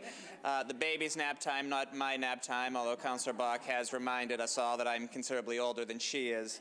Among the many things I will I'm going to miss a lot of things about this job. Among the things I won't miss about this job are the sleepless nights. And Sal Lamartina and I have talked about this. And you all know there's the night before a contentious zoning matter or a tough vote or a budget, and you toss and you turn all night. Well, last night I tossed and I turned, but it was for a very different reason. It was because I wanted to think about what I wanted to say today. And I wanted to come up here. Thank you, Madam President, because I probably will be using those tissues as well. I didn't prepare anything in writing because I was told I speak better from the heart, and I will try to do so. I want to begin by thanking the absolute love of my life, my wife, Catherine, and our daughter, Margot. Catherine and I were dating for, I think, 3 or 4 months when I got a call from John Tobin, who's like a big brother to me, saying, I'm leaving early. It was a special election, and you should run. And she literally quit her job to work on my campaign and to help get me elected. And there is no one who has guided my career or my life as well as you have. I love you. You've given me the greatest gift of all, our daughter, Margot, who is the best thing to ever happen to us. And Margot, you don't understand this, but your first year of life was my last year on the council, and it was such a special time. So thank you. Yawning. To my family, my parents, my other family, my parents who are watching, and my sister Christine, my aunt Maureen. You think back to those early campaigns when you don't know what the hell you're doing, and it's your family who's standing with you. Knocking on doors, and they take it more personally than we do. I think family members often, can feel the brunt of it. But I love you guys, and Maureen's daughter Lauren was my campaign manager to get elected to this, and I'm just so grateful for everything.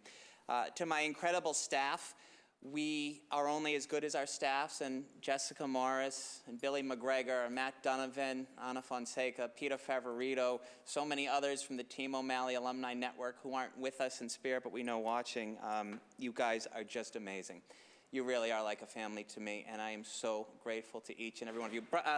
Michael Giordano as well, who's watching this at home. I should have mentioned Michael as well. Thank you. Thank you guys for everything from the bottom of my heart. You have done this city and this district so proud. And honestly, every time I was reelected with record-setting votes, thanks to Bill McGregor, it was because of each and every one of you. So thank you, thank you, thank you. And now to all of my colleagues, I'm going to begin by thanking Madam Clerk because Maureen Feeney wasn't at her last council meeting. So I've been waiting 10 years to tell this story about Maureen Feeney, which is absolutely true. When I was in high school, one of my close friends was Sean Leahy from Oakton Avenue in Dorchester, and it was some weekend we were over. There was some Dorchester block party. I don't remember the street, but we were there, and this ice cream truck shows up, and then you hear the clink of jewelry right behind it. It's Maureen Feeney, then district councilor, and we queue up in line for the ice cream truck, and these 2 little boys were standing in front of Sean, and I say, one elbows the other, and I'll never forget this, clear as day, points to Maureen, who's 10 feet away, and says, "That's Maureen Feeney. She loves me." And that little boy was right. Maureen Feeney did love him, and Maureen Feeney loved everyone. And for those of us who are lucky enough to work with Maureen as a counselor, Michael knows this, Sal knows this, John knows this, it was a master class in what being a city councilor means. She is just indefatigable, was out every single day. I've loved serving with you, and you've been such an amazing clerk. So thank you, Madam Clerk, Councilor Feeney.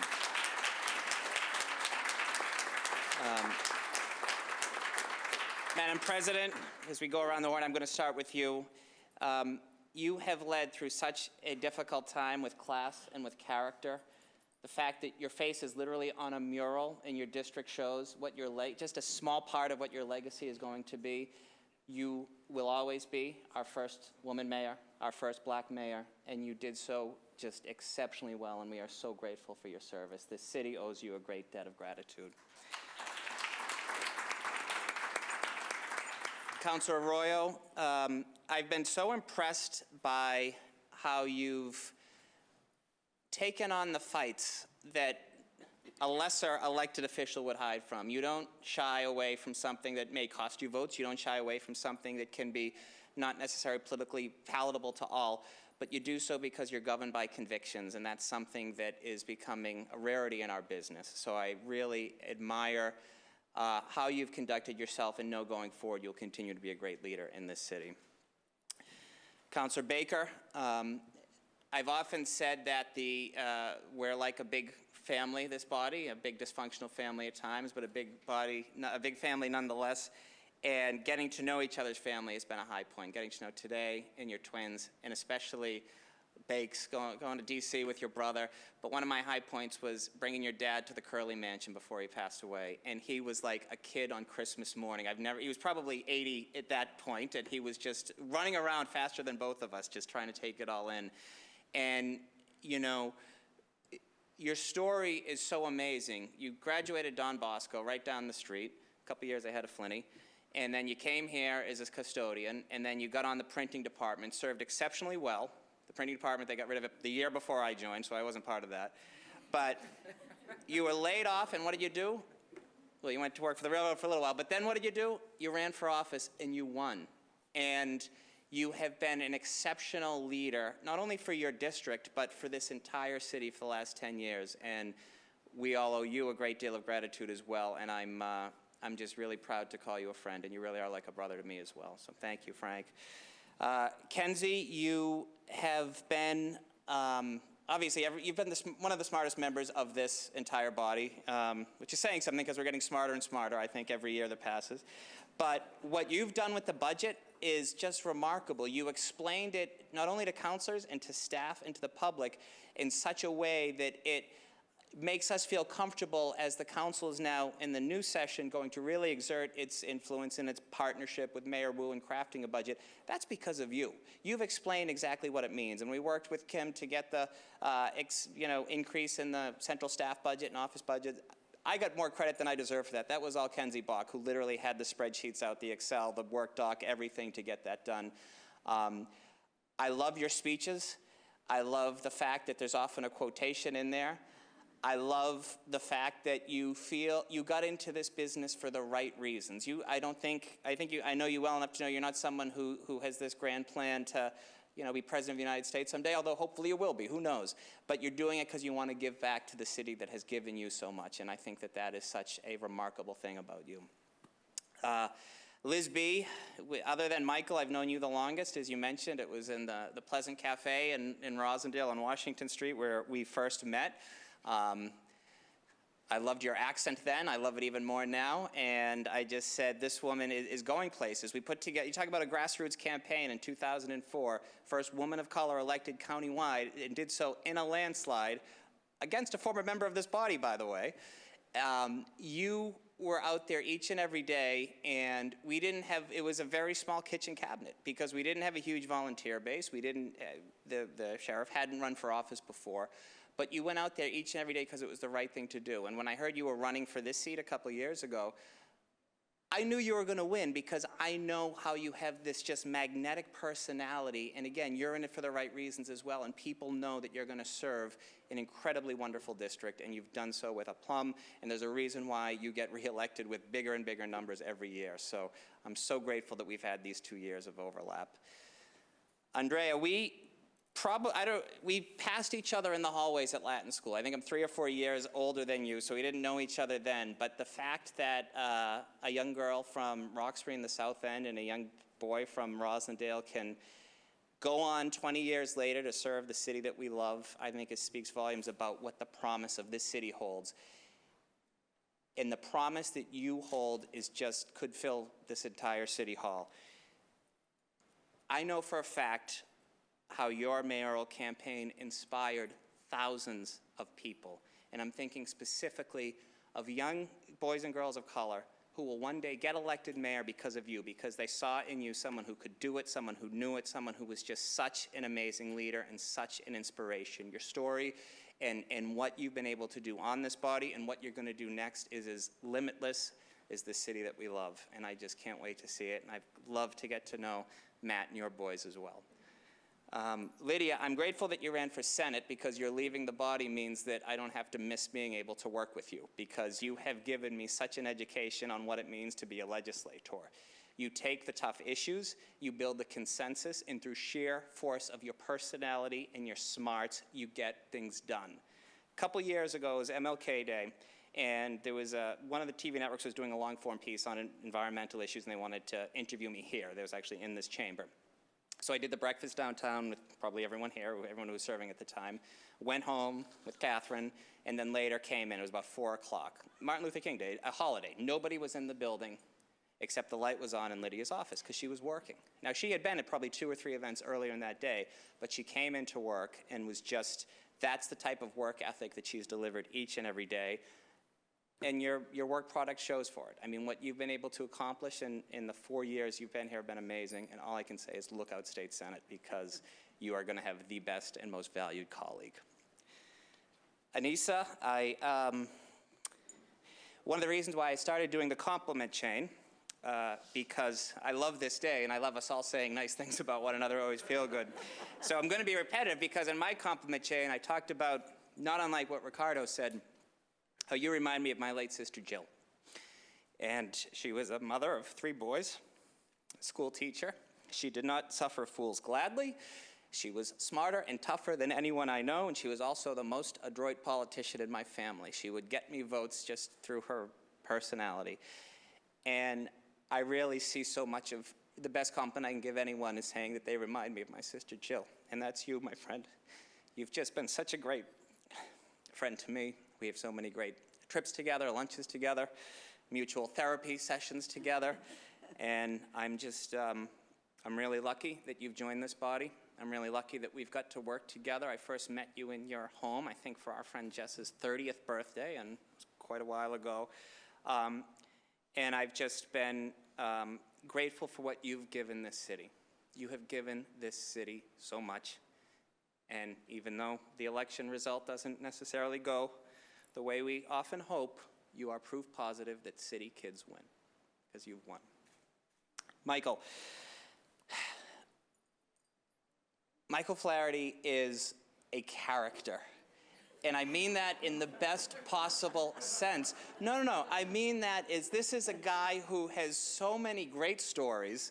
I will drive home from City Hall, hit bumper-to-bumper traffic. Michael will be telling one story, and I'll be crying, laughing, and it's all true. Maybe there's a little bit of the gilding of the lily, but it's that great cheer and fortune and what you have done for this city. You first ran for office when you were 25 years old. I was 24 years old when I first ran for office. And, oftentimes these, social media doesn't love Michael. A lot of these progressive groups don't love Michael. Well, let me tell you something, ladies and gentlemen. This was the guy who defeated Dapper O'Neill. This is a guy who put together a campaign that reflected the vibrancy and diversity of this city going back 20 years. And by the way, if you want, check out his vote totals on this year's election. Because, yeah, it's a guy who's going to win Southie, but he's also going to win precincts in Roxbury and in Chinatown. And he's a guy who really puts together and runs a campaign that reflects this city. And you never get enough credit for that. But I want to say so publicly how proud I am and how much I've learned from you on this body. In that same race when I first ran, I ran against Michael. Eddie Flynn was an opponent as well. So it was 2005, we were all running at large. Eddie is my favorite opponent I've ever run against, and I think everyone would say that. We would literally a couple times go out for a beer, maybe, or a burger after a candidates meeting, and I just got to know him, and Caroline was born, but Stephen was just born, and got to know Kristen, your wife, and when we would do these compliment chains that everyone's talking about, Eddie was always the first choice because everybody loves Eddie because he's just a great guy, heart as big as this building, and a true gentleman, and I've loved the opportunity to have served with you. Like you, it took us a couple times to get here, and it just shows how much we wanted to be here, and I'm just so proud of you. Julia, 2 stories on you. One, I've been incredibly, among the things I've done on the body, getting Hyde Square named Boston's Latin Quarter is one of the things I'm most proud of, and I have worked very, very closely with the Latinx community, specifically with the Dominican community, specific with the Bani community. I've often been criticized for being too pro-Bani when there are some other great cities in the DR. Admittedly they are, but that's hardly an indictment. I am proud to be an adopted son of Bani. And your campaign, I took pride in that as someone who just wants to support and be a voice for the Dominican community, someone who's not ethnically Dominican. What you were able to do as the first Latina elected to this body, putting together such an amazing campaign, total grassroots campaign. I won't say people counted you out, but you did this all on your own, and you got elected by 1 vote, and then you got elected in a landslide 2 years later. That's pretty damn impressive. And I often think back to after the prelim of the last year, your first election, we met for coffee across the street at Narrow. And you had come in 5th or 6th. You had done really, really well. Aaron had done well. You guys were both like on the cusp. And I remember saying to you, you've done really well. This is exciting. You must feel great. And you said to me, I'm more excited that I'm bringing more people into the process. I don't care if I win or lose. I just want these people to stay involved. And you're the only person who said something like that and truly meant it. And I think that speaks to what an amazing leader you are. And that's why you've had such success and will continue to. Erin, we've only had a month together, but I knew, when I first ran, I knew your mom because my campaign manager lived on Westmoreland Street, and she was just at a street that was perpendicular with that, my favorite house in Dorchester. And I've been, no one can truly appreciate winning a seat on this body unless you've lost trying to get on this body.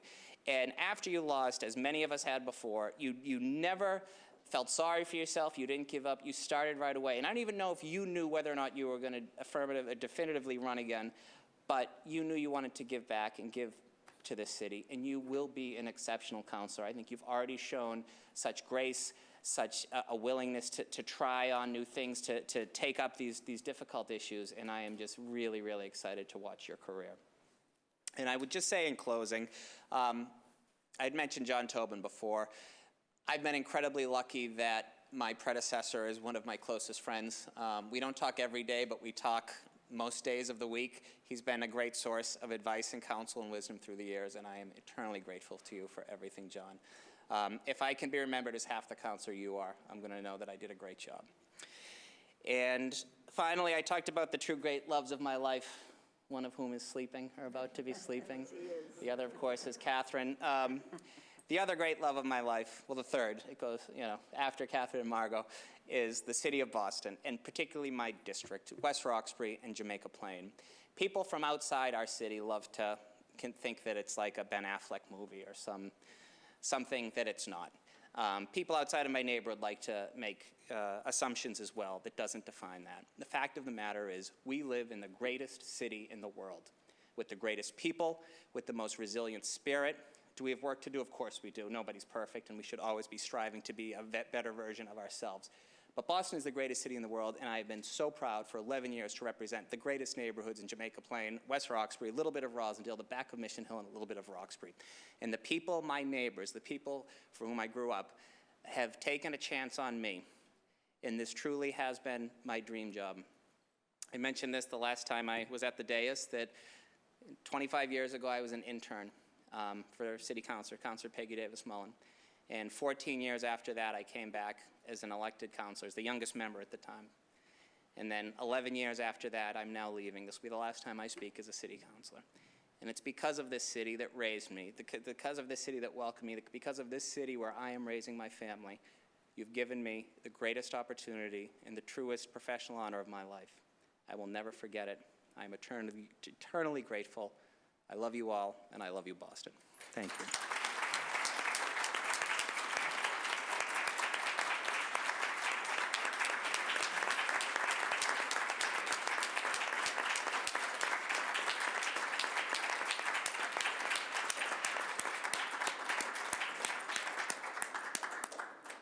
Thank you so much, Councilor O'Malley.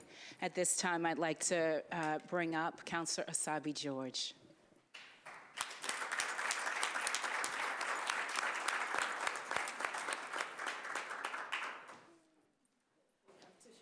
Yes, indeed. Here they are.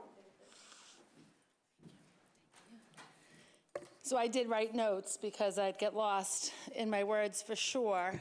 And right now this looks messy. Okay.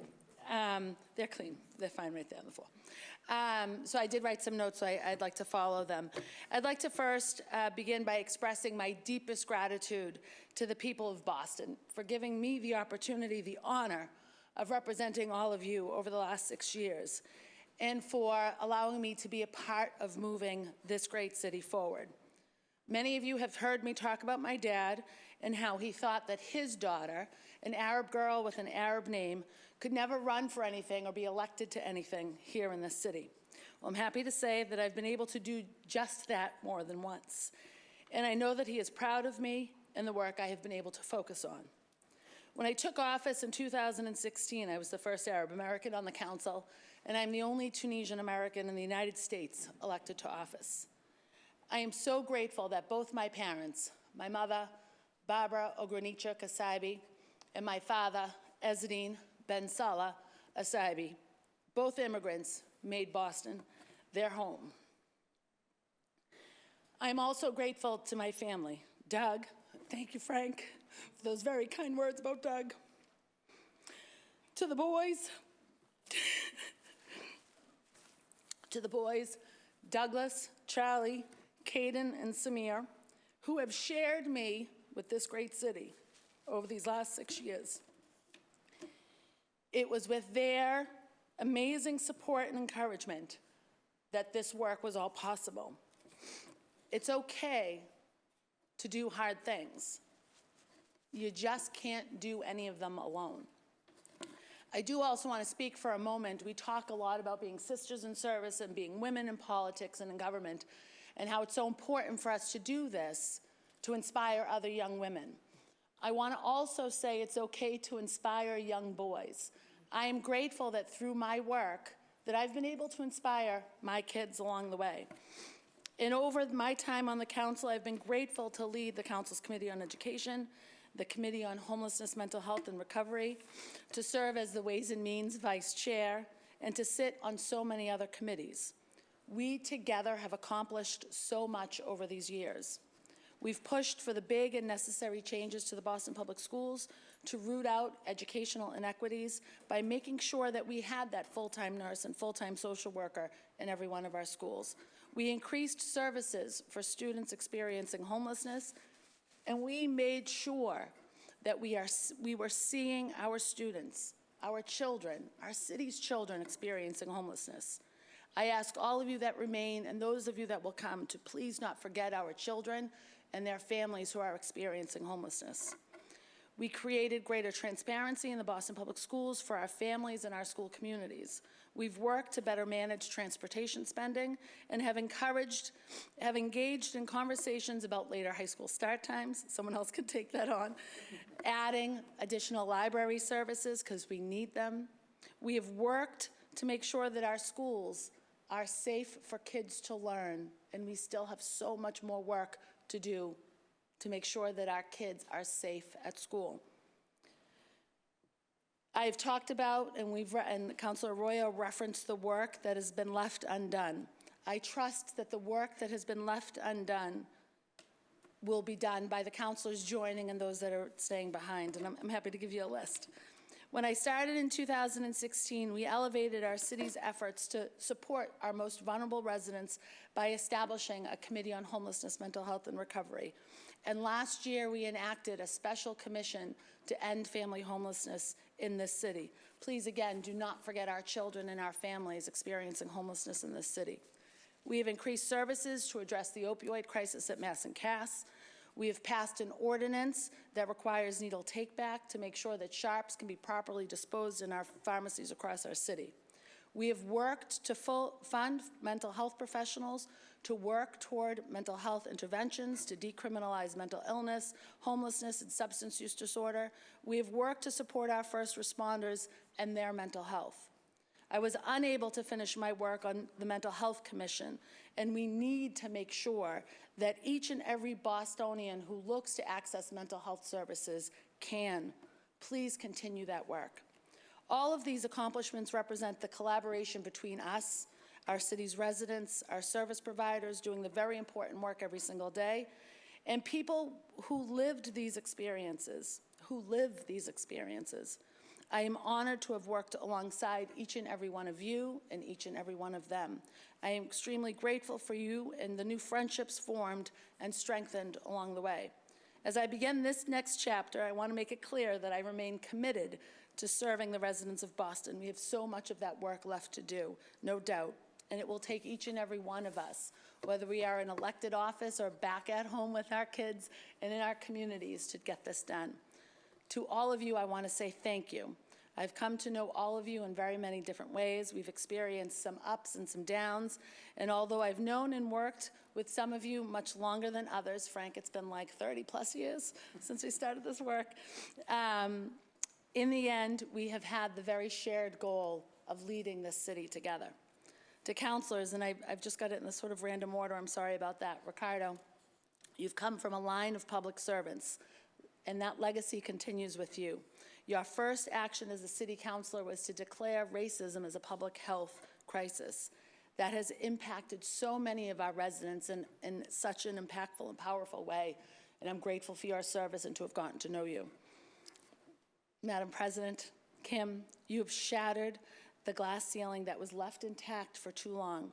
Young women and girls, black and brown especially, saw a reflection of you, of themselves in you, at that mayor's podium, and you did that. Liz, you joined this body during an unprecedented time. I have always appreciated your perspective, your experiences, and how you have used those experiences and that perspective to inform the work that you've done on this body and to really teach us about the work, about how those experiences should really impact the work. Michael, well, Michael, wherever you are, you've been on the council the longest, and sometimes you remind us of that.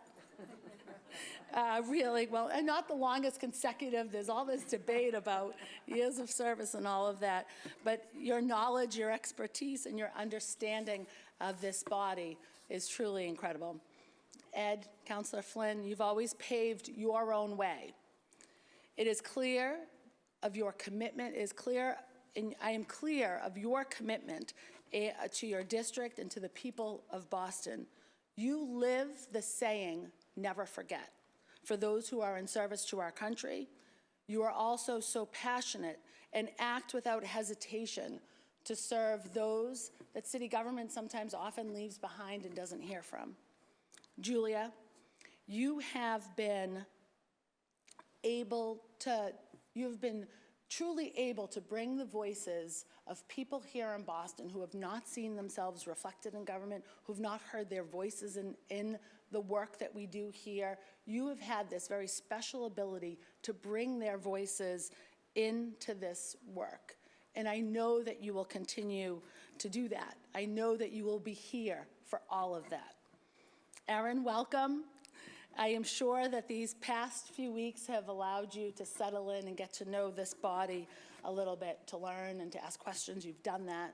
I'm grateful to count you as my at-large city councilor, one of my at-large city councilors, and I know that you will take those very important experiences of being not just a mother, but being a classroom teacher to this work. Teachers play such an important role in leading. And here in Boston, when we think about the needs of our kids, when we think about the needs of our teachers and our educators and our school communities, using your voice as an educator, as a teacher, will be invaluable to the practice that you develop here on this body, in this body. Kenzie, I wanted to start with some sort of quote, but it's just not my thing. It's your thing.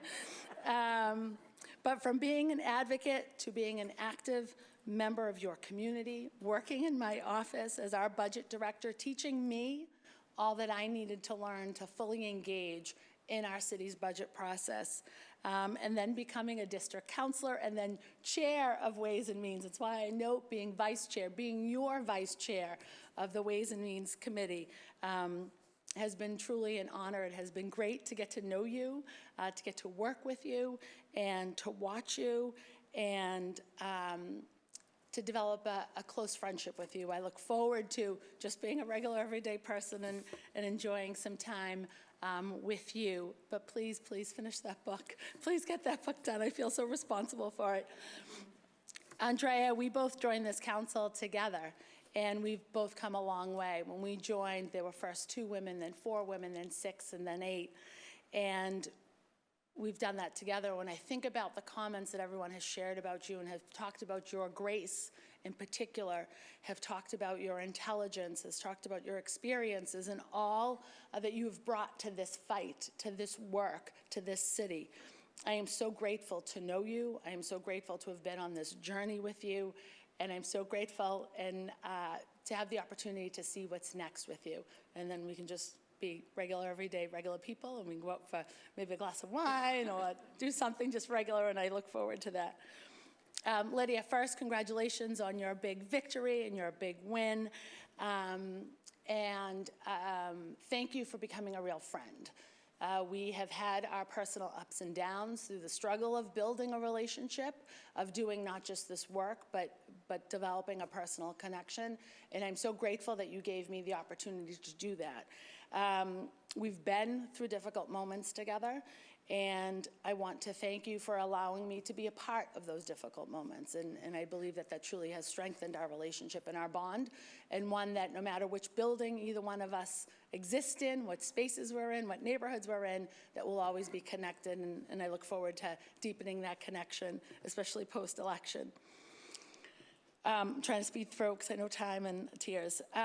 Matt, you have been my work husband, and I am so grateful for the time that we have spent together and the work that you've done in mentoring me, but also offering me a safe space to unload, to be frustrated, to share sort of the, being a sounding board and being a partner in this work. Thank you for welcoming me into your family, into celebrating both your marriage to beautiful Catherine, to welcoming Margot, and being a part of everything that is Matt O'Malley, and just grateful to have had all of it. I am so sad that we are going to go through the separation that we are, but I'm looking forward to the next chapter in both of our lives and continuing to watch you be all that you are and beyond. So thank you, Matt. I can't say anything more. If I think about, I'll cry and I'll be a mess, and we'll go through the tissues, and there's nothing worse than ugly crying up here. Frank, you do you. You always do you. You've done it since I was a baby, since I was a kid, watching you and your brothers and sisters own our neighborhood. And no matter what you take on, no matter what the challenge is before you, I admire the most how you do you. I'm pretty confident in my ability. I'm pretty confident in where I stand and with what I say. But there's always a hesitation. With you, there is never a hesitation. You live your life to the fullest. You say what you mean what you say, and you do not hold back. You are unapologetic about that, and I love that. It is amazing to see you live that way. And that passion is what drives the work. And I am so grateful to have been able to watch it, to see you through different parts times in our lives. When I was pregnant with the triplets, I was admitted to the hospital for a couple of days with some preterm labor. Today in Frank, the twins were born. I found out they were downstairs, 2 floors down. Back then, nobody cared where anyone went in the hospital. My nurse found me like an hour and a half later, and Frank is like, oh, dear God, she's got to go. I was hanging out with the babies, and it was just, but you've always been just real and present and engaged, and the people of Dorchester especially have the best in you, and I'm grateful that you are my district city councilor. I hope that some of the important work that I've started is adopted and continued by all of you. My hope is that for the future is that homelessness is ended, that those suffering substance use disorder are able to recover, that those with mental health issues and illness receive and have access to the support and services that they need, that all of our children are able to have an excellent public education, that truly affordable housing is created and provided, and that our small businesses can continue to thrive and grow. That is my wish for the city of Boston. I also want to make sure that we are reflecting on central staff because they've played such an important role in my life, in my work, and in my team's efforts. I do want to first quickly reference the clerk and the work that she has done both here officially as the city clerk, but also as someone who's played a very important role in my life. I'll never forget when I first decided to run for office, I told my mother I'm going to run for city councilor at large. She's like, yeah, but she goes, Maureen is so pulled together. I don't know how you're going to be able to do it.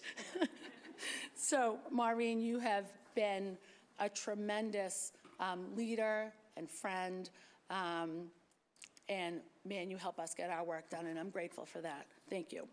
I also want to mention you, Lady, and Kerry, and Lorraine, and Michelle, Juan, Christine, Shane, Cora, Ron, Ashley, and Candace. I want to thank you all for what you have done and continue to do for this body and for this city. From the moment I joined the council, you were the immediate team to welcome me and my staff. There is so much work that you all do behind the scenes that goes unseen by the regular public, but you need to know how appreciated it is, how important it is. You have remained the most reliable and joyful individuals to work with. I've learned so much from each of you and appreciate all of your work and help over the years. I leave knowing that the City Council remains with that starting lineup, that starting team, and that is the central staff. Finally, I'd like to thank my dedicated office team, past and present, Jessica Rodriguez, Karen Foley, Malika Lucien, Alana Olson, Westwater, who just welcomed new baby Maggie on Saturday, Kelly Ransom, Jack Studley, Rachel Nagan, Brandy Walker, Megan Camello, Nadine Jean, and DB Reef. I am so grateful to have been surrounded by so many women in particular and a few hardworking guys. I want to do a special, just quick thank you to Jessica and Karen, who have been with me since the very beginning. You have kept me in check, you have kept me focused, you've kept me grounded, and you have kept us going. Thank you. Thank you. I love you all. I love you all. And I'm grateful for this time, for this experience, and we will get to the work that is left undone. Thank you, everyone.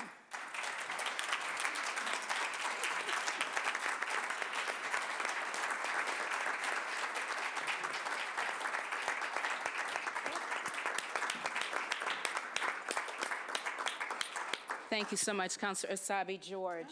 We have a gavel to present you with, a parting gift. Matt, we've given you yours, so thank you. So just wanted, on behalf of the entire council, wanted to thank you for your amazing leadership. Thank you so much, Anissa.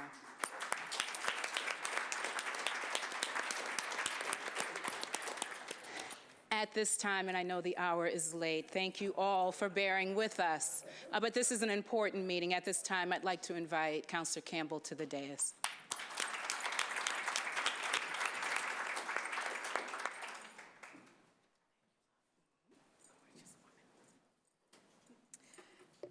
I have my chicken scratch up here, and thank you, Ellie, if I need these. Oh, thank you, Madam President. Take a deep breath. Because the energy in the space is amazing.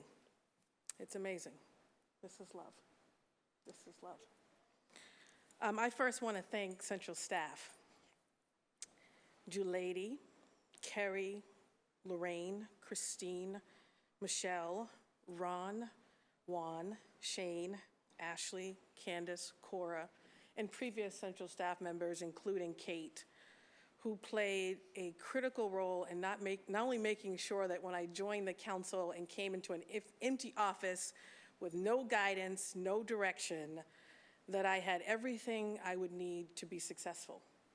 And when I became council president, did everything in your power to ensure I was successful. So thank you to each and every one of you for the late nights, the calls, you name it. You guys don't even know. It was a lot. So thank you to each and every one of you for your dedication to the council, this important institution, this important legislative branch of government. Thank you, Madam Clerk. I know I can't look at you. And your entire team, because you got a whole team. She has a whole office. There's a lot of people in that office. For not only making sure I was successful as a counselor, but particularly as council president. We met all the time to make sure that things got done. Personally, I want to thank you for always encouraging, always praying for me, and I believe it. I felt it, so thank you. Alan, let's not forget Alan. Oh, let's not forget our girl, Alan, who's just taking all the notes, and this shall be in the transcripts. Thank you for everything you do, quietly but powerfully. Thank you for your dedication to all of us and, of course, to the council.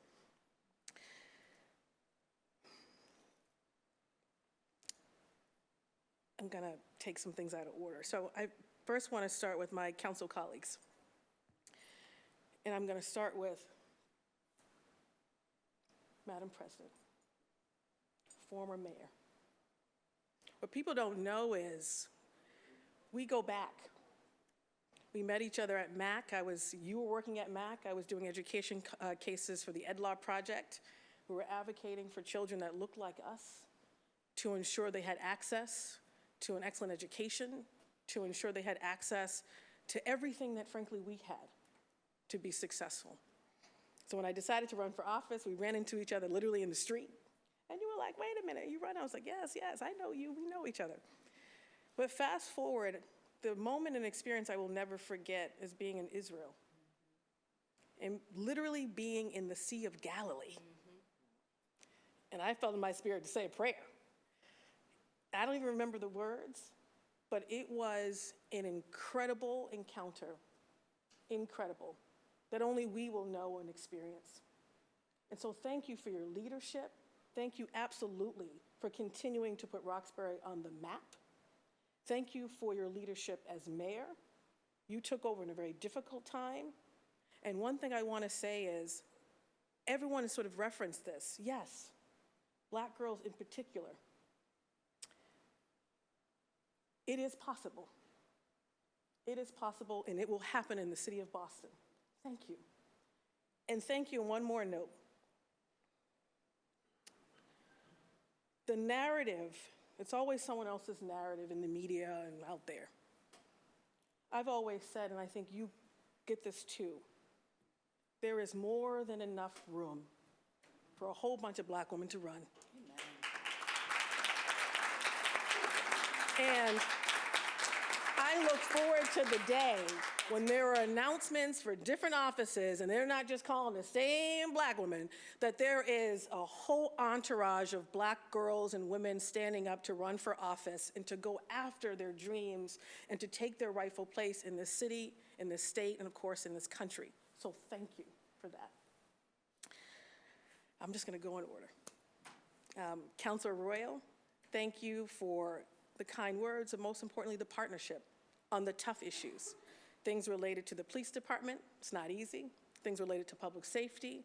I always appreciate not only your courage to take on the hard issues, to do the work, to ask the tough questions, but most importantly, to be vulnerable about your own personal experience of what it means to grow up in this city, what it means to live in your skin.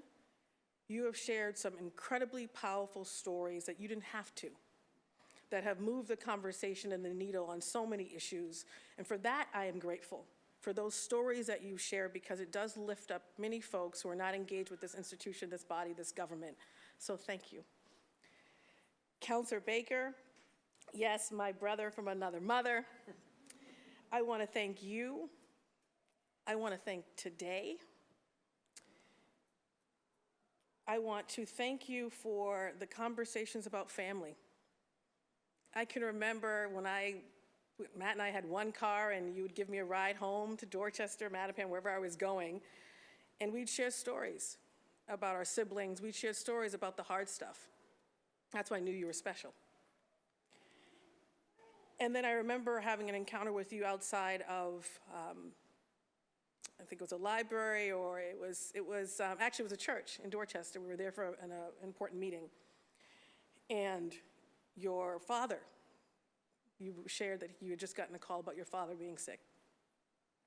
And the vulnerability in which you shared it, the pieces that I think people don't see.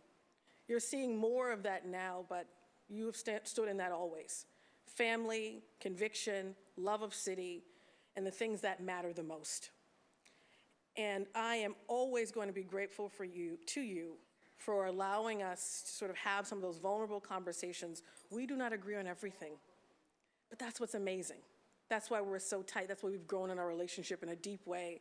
And so I am really grateful to you and your entire family for putting yourselves out there, but most importantly, for always supporting me on the hard stuff. So thank you.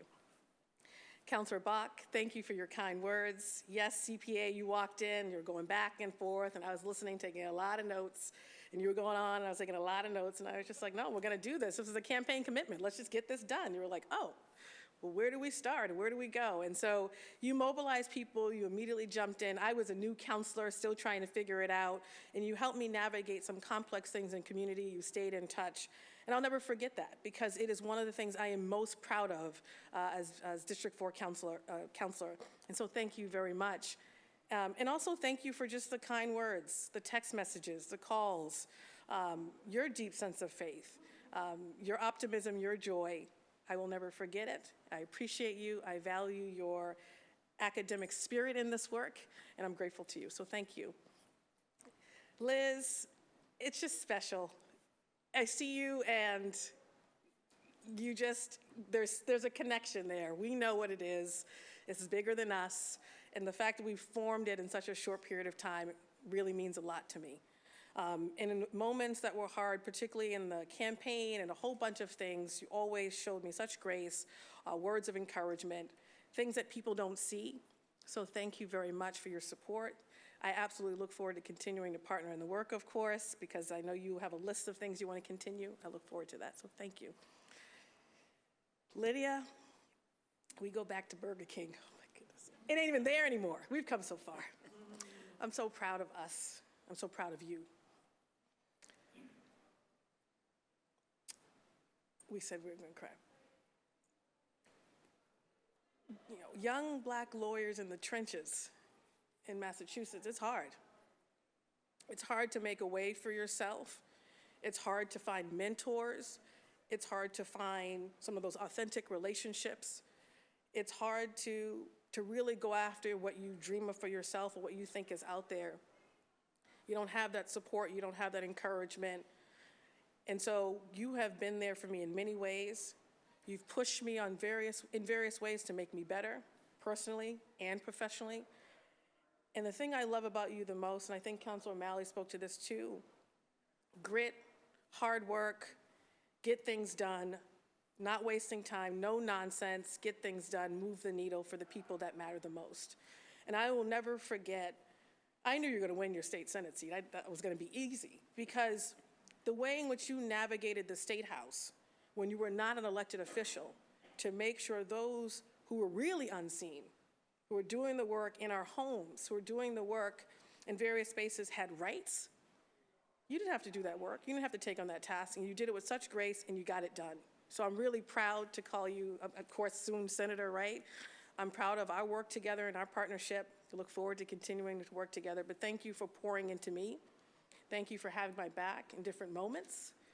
I really appreciate it. I'm grateful to you, and of course, we'll be seeing each other. Anissa, we came on the council together. We grew up together along the trail. We've had our ups and downs in different moments, but in a way that a real relationship, that's what happens. I'm grateful for Doug, your boys, your family. They embraced me. They didn't know me at all. They supported me in different ways, so did you. I'm grateful for not just the no-nonsense, the confidence, but most importantly, how you pour yourself into all of us. People don't forget, we had that baby shower. It was amazing.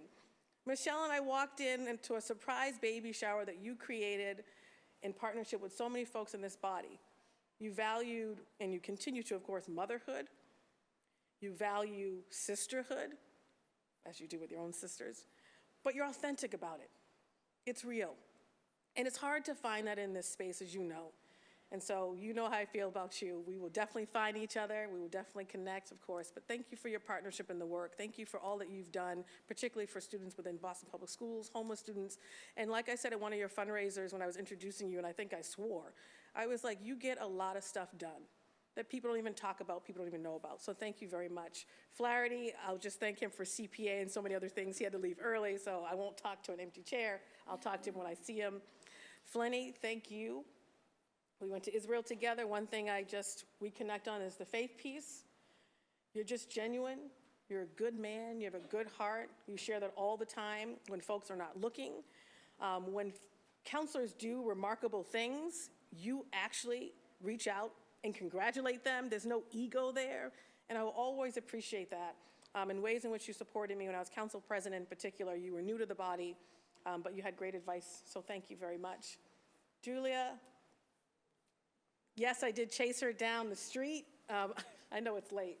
I did chase her down the street, but she was walking. I was like, Julia, and you didn't hear me, and I literally went running after you. But when you say all means all means all. And you show up in that way, in the work. That's what you do. And there are folks who absolutely feel as though this body, this institution, isn't for them. Their voice doesn't matter. You not only have them at the table to say, I see you at a meeting, you have them informing the work. You have them crafting ordinances, taking their ideas. You are co-creating. You are doing collaborative governance. We've done some of that work together, civic engagement.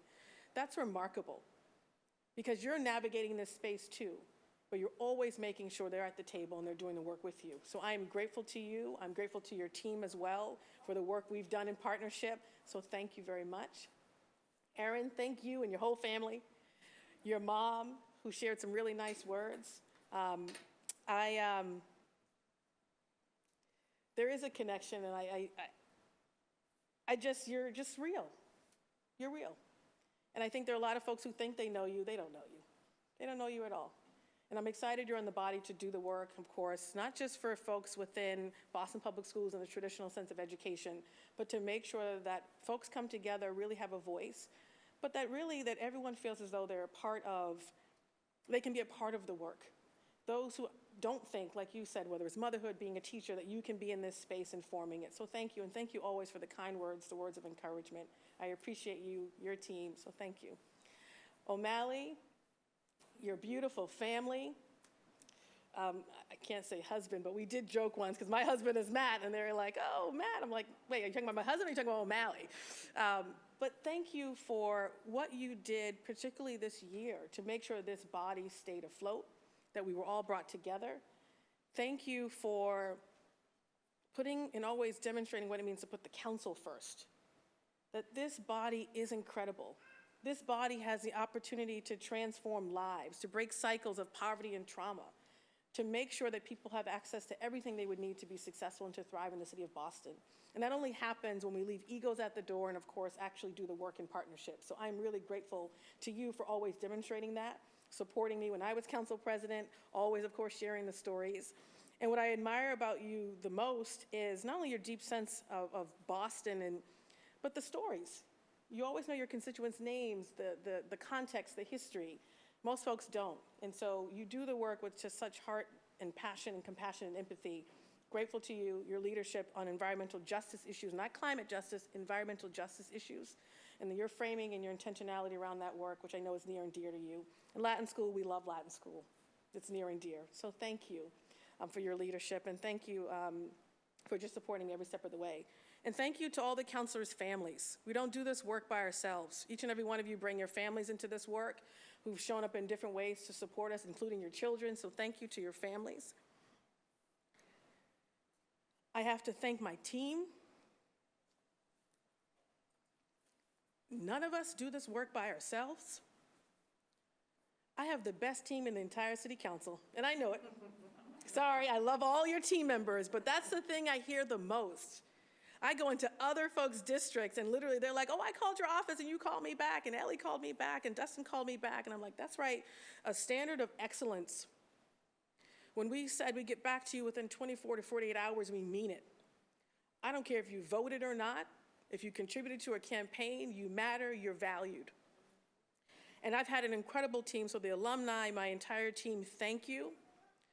But a special thank you to Ellie, CJ, Miss Cheryl, and Dustin for holding down the office in the midst of a campaign, all of that, and never letting it get political.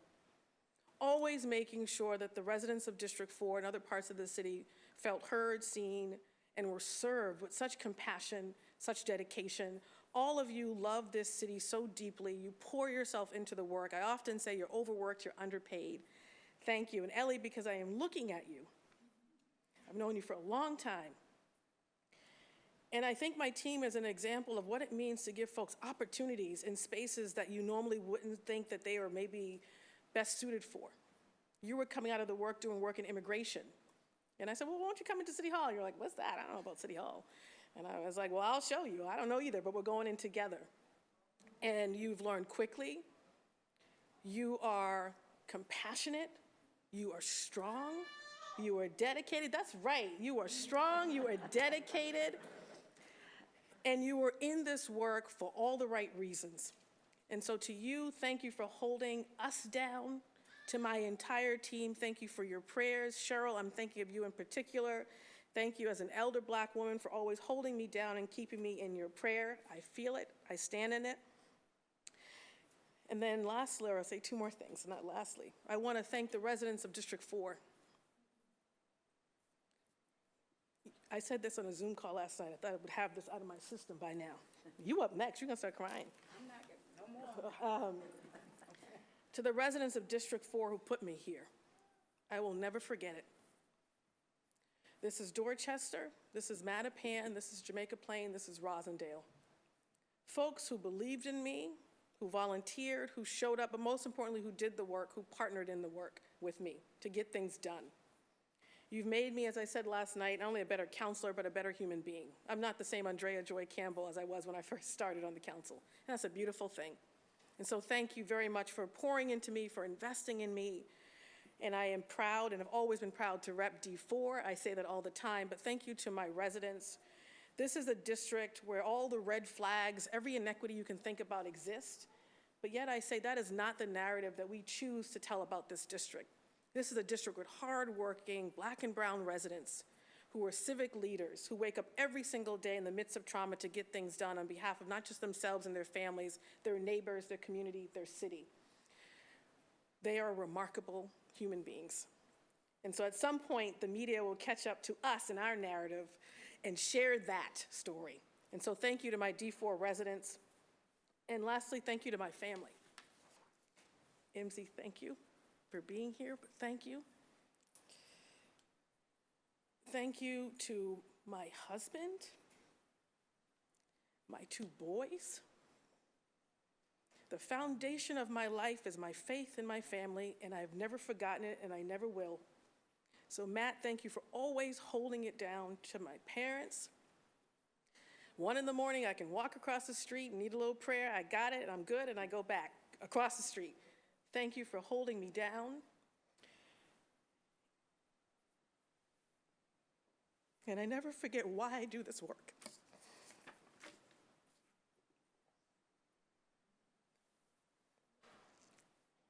To my brothers, I never forget why I do this work. And to my twin brother, Andre, people say it's a story, it's more than a story. Tragic things can happen in your life. It's how you respond, it's what you do with it. What you do with it. That was a tragic thing that could have taken me to places that we talk about our relatives go. By the grace of God, it took me to a different direction, and it's only going this way. And I am grateful to my family, but most importantly, Andre always said, your story would get told. And this position has allowed me to use the platform to share your story about who you are. And to other young Black boys and girls in this city, or others who are going through something and grappling with things that you might be ashamed of, don't be. It's the very thing that gives you the resilience, the strength to go after what you were meant to do on planet Earth. And when you figure that out, life is amazing. And you stand in joy, happiness, in the purest sense of it. So thank you to this body, thank you to all of you for allowing me to use this particular time to do some remarkable things on behalf of other people, but most importantly, to break cycles of poverty, trauma, mediocrity, and to really demonstrate why this city is indeed the best city in the entire world. So thank you. Thank you.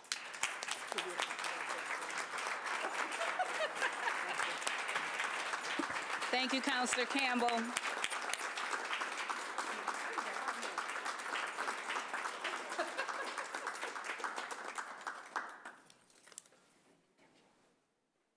Thank you. Yes, thank you.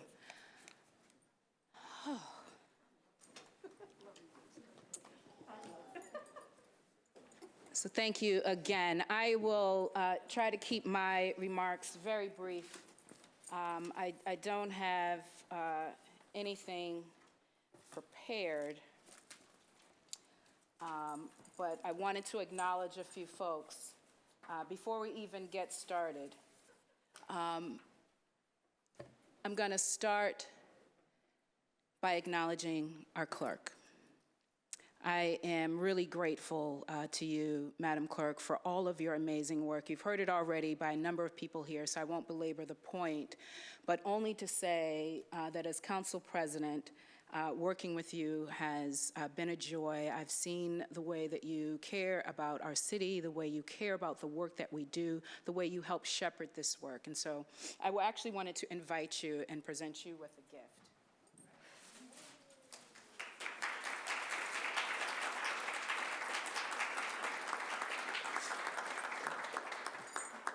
So I just wanted to say thank you. And no need for any remarks, but I wanted to present this to you. Thank you. I'm really grateful. Okay. Oh, yes.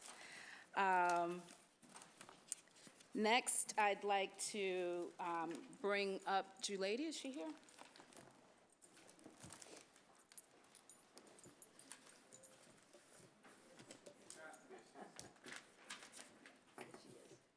Hey. So,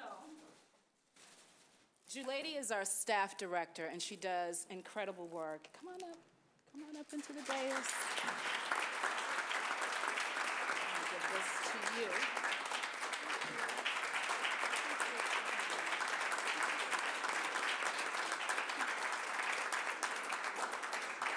Thank you so much. I had some notes. One of you may have taken them. But it's good. Maybe I'll be shorter. I wanted to thank the clerk and Julady for all the work that they do behind the scenes. Oftentimes it is the council, the councilors that get all of the reward, all of the glory, but so much work happens behind the scenes. And in addition to Julady, I want to thank her amazing team, all of the central staff for their incredible work. I was not here to offer any remarks for Mayor Wu's last meeting on this body, but certainly want to just take some time to acknowledge her leadership and show deep appreciation for everything that she has done on this body and what she will continue to do as mayor of the city of Boston. And because I don't have any notes and because I insist that I am not going to shed any more tears, I am going to try to be very, very brief. And I just want to highlight some of the work that we have done here for the city of Boston, and I, mentioned a lot of that in my farewell address as mayor. So for today, just wanted to focus on a couple of things in terms of District 7. Was already made Somebody already mentioned the historic legislation that we passed on this body, which was incredible. We have more work to do in that space. We have more work to do in other spaces, whether it is construction jobs, whether it is how we spend our money with Black and brown vendors. But I am grateful knowing that the people who remain on this body and those who will be joining this body will continue to fight to ensure that Boston is truly a much more equitable city, a more just city, and a more resilient city. And so I want to thank everyone for that work. As council president, when I first stepped in, it was really important that we do some organizing. So my background is community organizing. So I immediately said, well, how many council presidents of color are there? And there was just a handful. Literally, I could count them on one hand. And so I convened those council presidents.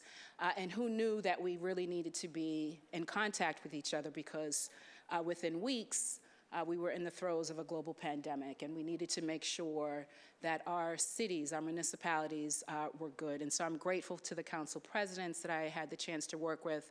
I'm grateful for being a founding member of the Black and Latino councilors of color across the Commonwealth. And in my very first term on the city council, organized every single elected official who represented Roxbury. At the city level, at the state level, at the county level, all over. And many of you were in this room because people think that I represent all of Roxbury, when in fact, a number of you have pieces of that community. So really grateful to that work. I want to shift quickly, since my notes are gone and I'm not going to cry, just to say a few things about the folks on this body. And I'm going to bounce around a bit. I'm going to start with the councilors who are staying, and I'll start with you, Councilor Murphy. It has only been a couple of weeks, but I really appreciate your tenacity, the fact that you didn't give up, that you came back, that you are bringing a perspective of being a school teacher and a mom to this role. I'm glad that you were able to take your seat now. You have a bit of a different orientation than some of your other colleagues who will be joining, and I'm sure you will be a good mentor and friend to those colleagues, as well as all of those who are here on this body. So I really appreciate the work that you do, and I want to thank you. And so I know it's only been a couple of meetings and a couple of weeks, but I'm really grateful for your leadership. Mi hermana. Gracias por todo. I am really grateful to my Dominican sister, Julia Mejia, for how she shows up in spaces. And that is her true, authentic self, seeking always to bring more voices to the table. So I am really grateful to that. It is needed, and so continue to do just that. Continue to be you. I'm really grateful for all of the ways that you show up and insist that others have a seat at the table. Councilor Flynn, I am so grateful that you will be standing here in just a few weeks to see your leadership. It is no surprise to me that when Matt talks about, what's the thread you have? The gratitude thread or the compliment chain, that you're the first one that people think of. It's not a surprise to me.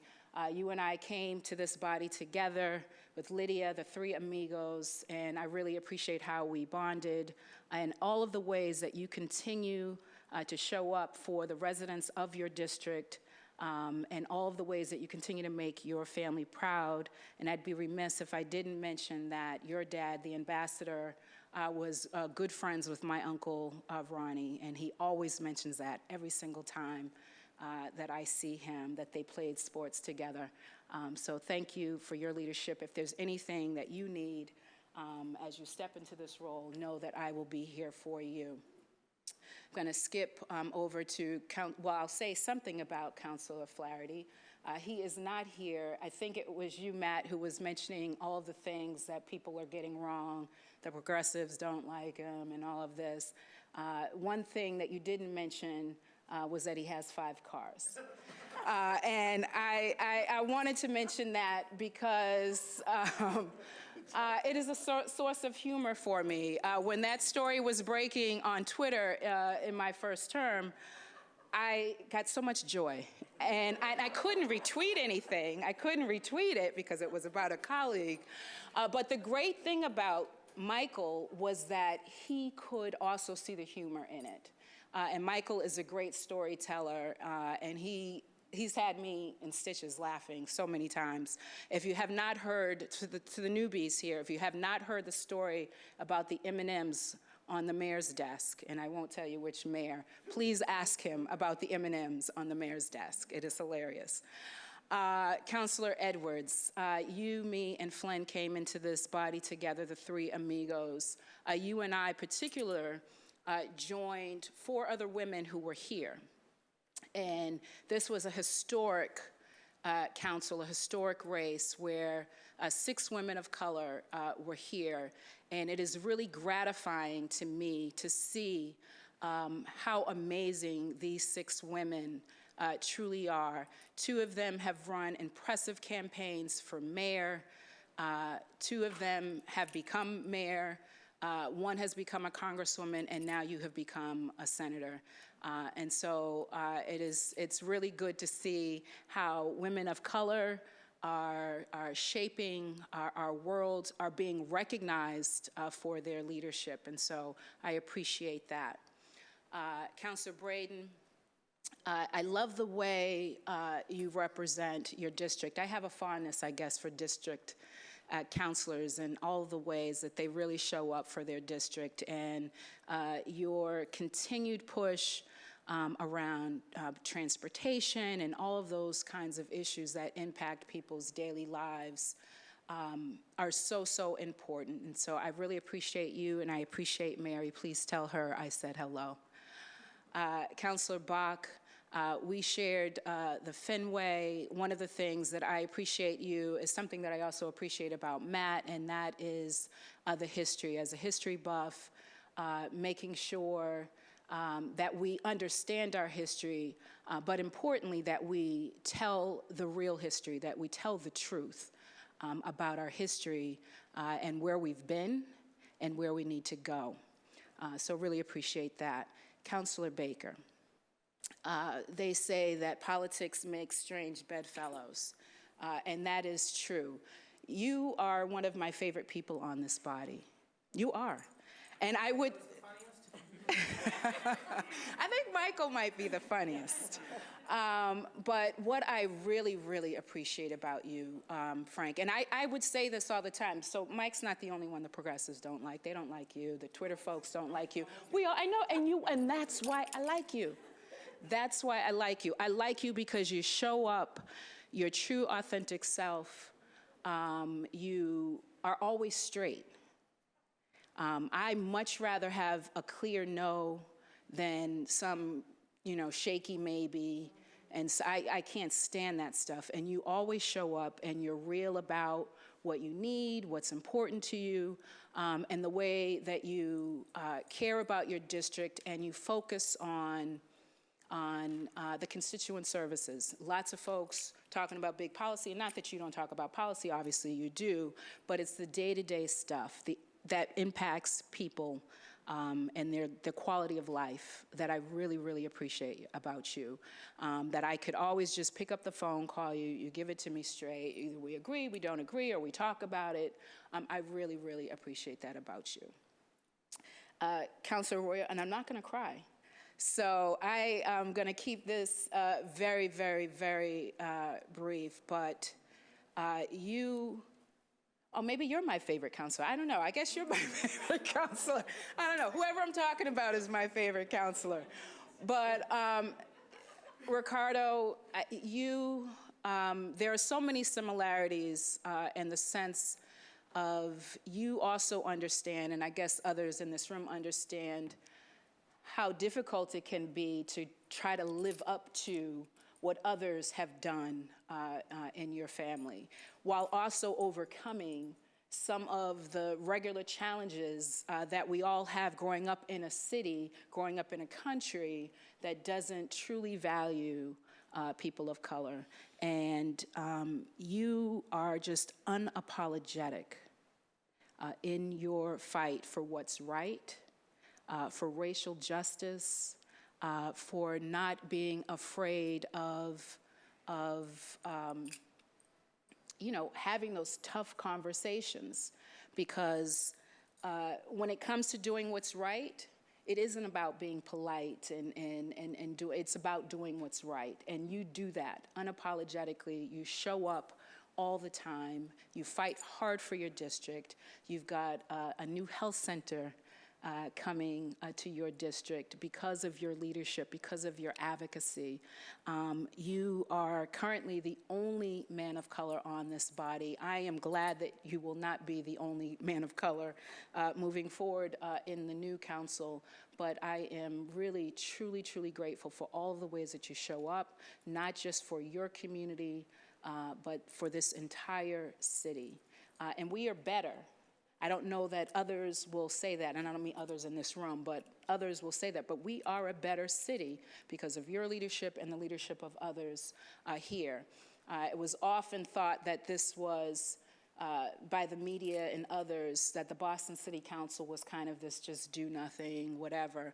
I think the recent history of this council has proven everyone wrong. To see the incredible work that this council has done, and to see the different paths that people on this body are taking. So now let me start with you, Matt O'Malley. I certainly appreciate how you were able to just step in, especially as the council president, while I served as mayor of Boston, ensuring that this body was able to respond to so many crises that our city was facing. And you are absolutely right. Boston is the greatest city in the world. And I have a much deeper appreciation. I always knew that growing up as a city kid, growing up here in Boston, but having served as mayor, there's just no greater city. And I love how you know our history, particularly the history of this body. Anytime I had any questions about who served when or whatever, I knew I could count on you.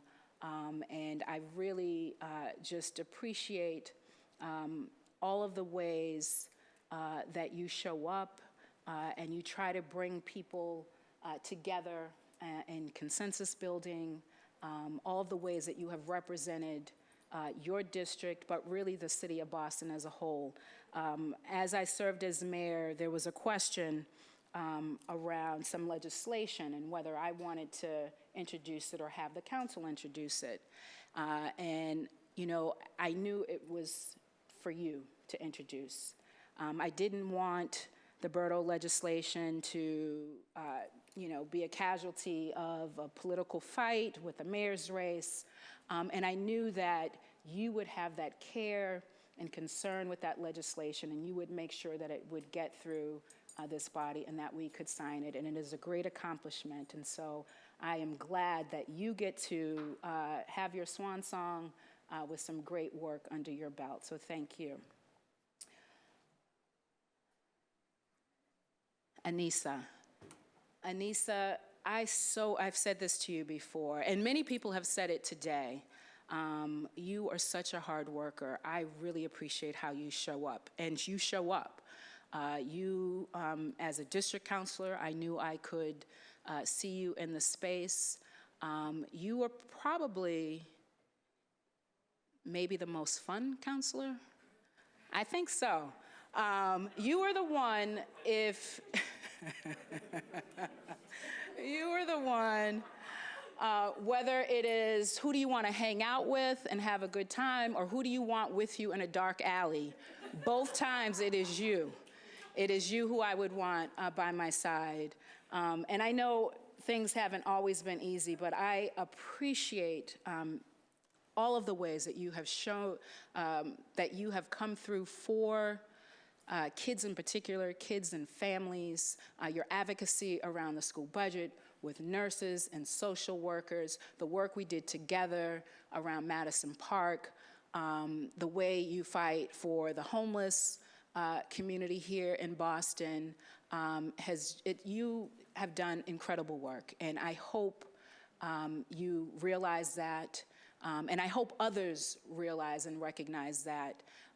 Something that you said here, talking about your boys, because people make mention of the women and the women of color and what it means to little girls, and rightfully so. But it's important that we also acknowledge the importance of little boys seeing women in leadership. And the reality is that they do see women in leadership all the time. It just isn't recognized. They see it in their churches, they see it in their homes, they see it in the workplace, they see it in their classrooms, but it isn't always recognized. And so I really appreciate your leadership and your friendship. Andrea, you were the council president on January 1st, 2018. We took a vote and we voted you in. January 1st, 2018 was my first day, Ed's first day, Lydia's first day, and I always appreciated how you really took time to ensure that that freshman class had what they needed. You referenced our work at MAC, the work that we did around school discipline, which was incredible. You also referenced the trip to Israel. What you didn't mention in that moment was that it was nighttime. We were at the Sea of Galilee, and for folks who don't know, this is the body of water that Jesus Christ walked on, and I was in it. There was no way I was gonna come all the way across the world and be at the Sea of Galilee where Jesus walked and not get in that water. And you were reluctant to get into the water. You were reluctant. And it was through a little bit of coaxing that I was able to kind of get you in, and we did, and we prayed, and it was a very powerful spiritual moment to kind of be there that night in the Sea of Galilee, you, me, and some of the other women who were with us. So I really do appreciate that. I think I mentioned all of the councilors, did I not? Okay, wonderful. I want to acknowledge councilors who have come before me. District 7 is the heart of the Black community, something that we have in common in terms of representing Black and Brown Boston, and I certainly appreciate all of those before me. Councilor Tito Jackson, who couldn't be here today, Gareth Saunders, certainly Chuck Turner, the late, great Chuck Turner. Appreciate all of the work that they did on this body, and really grateful. I want to acknowledge Tanya, our councilor-elect, who will be stepping in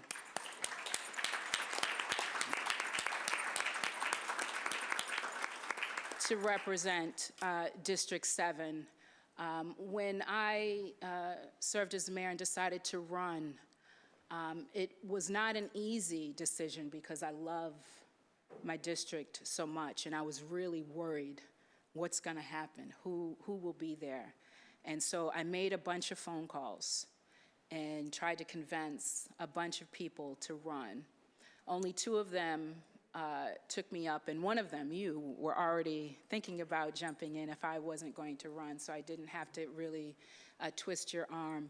I am confident that you will bring your passion, your commitment, your dedication to District 7, to this body, that you will continue to lift up people who have been left behind, whose voices are not always heard. And so I am really grateful to you for your leadership, and I thank you.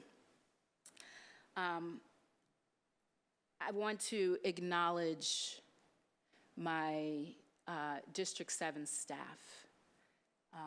And there are a number of people who I would list if I would go through the entire 4 years. I'm going to start with Samuel. Just so grateful you have been there from day one. I mean, you've been there almost for the last 20 years now.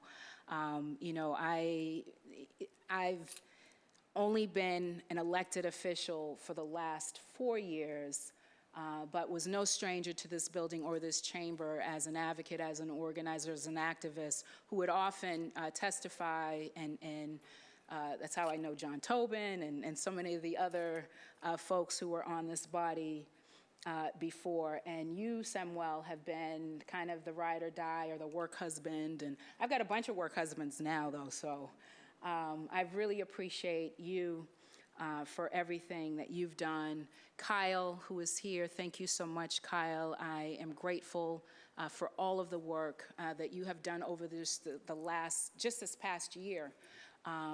You live in the district, you care about the district, and I'm just grateful to you for your leadership. I want to acknowledge Michaela and Zainab, who are here, who have also been here for quite some time. Zainab was an early staffer in 2018. In the first few months, she left for another opportunity, came back. Michaela's first day was November 13th, 2018. Ask me how I know, because that was the city council hearing that we did at the bowling building on gentrification of Roxbury, in Roxbury. And you have just stepped up in so many ways, from being my campaign manager in 2019 for my reelection, to coming back and being my policy director and deputy chief of staff. Really grateful.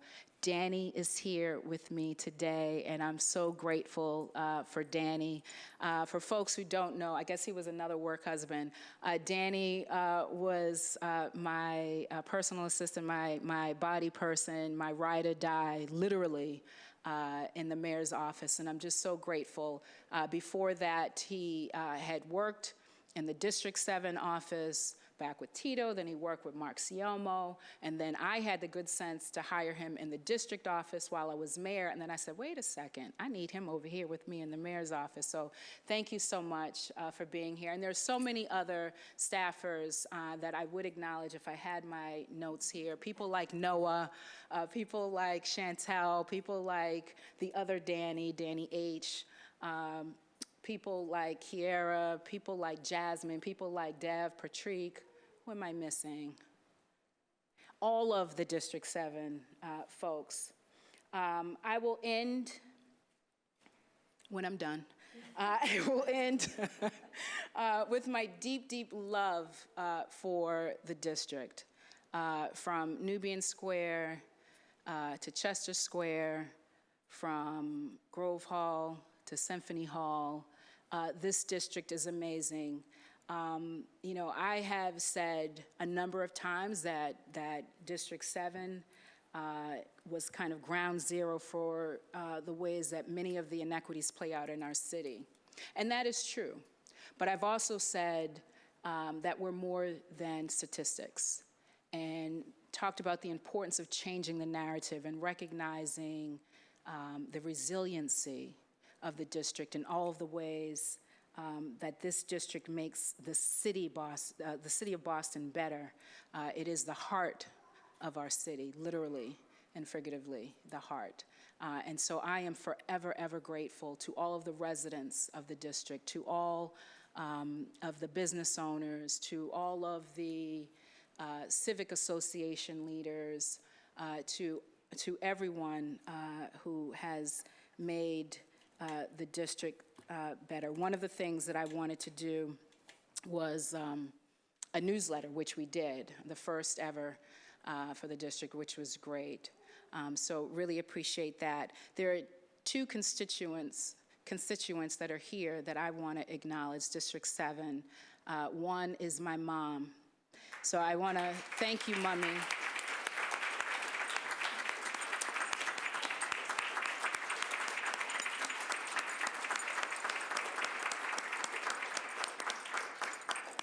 I want to thank you for teaching me the importance of service, of being that example of kindness and generosity, and for just being someone that I could be proud of and look up to. I thank you for being the mother of the council, even though we were locked out of this chamber for much of this year. You have always been there for me, and I am so grateful.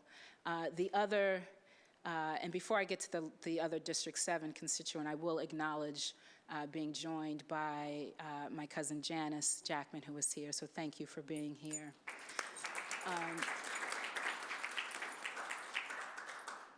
The other District 7 constituent is my daughter, Kamisha, and Kamisha has been the source of my inspiration for now the last 40 years.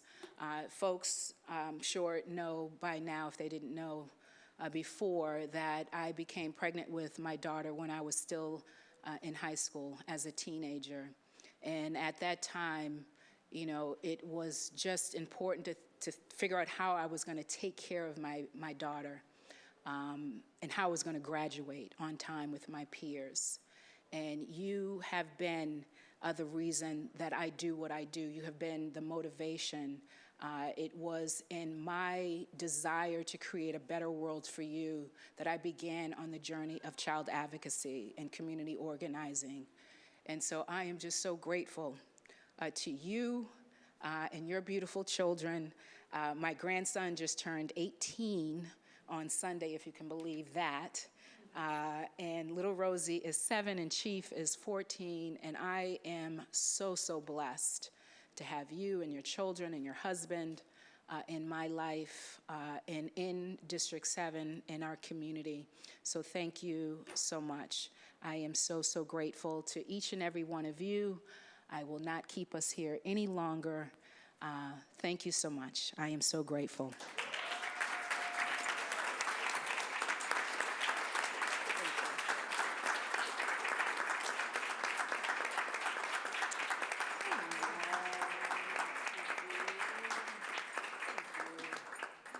Thank you so much.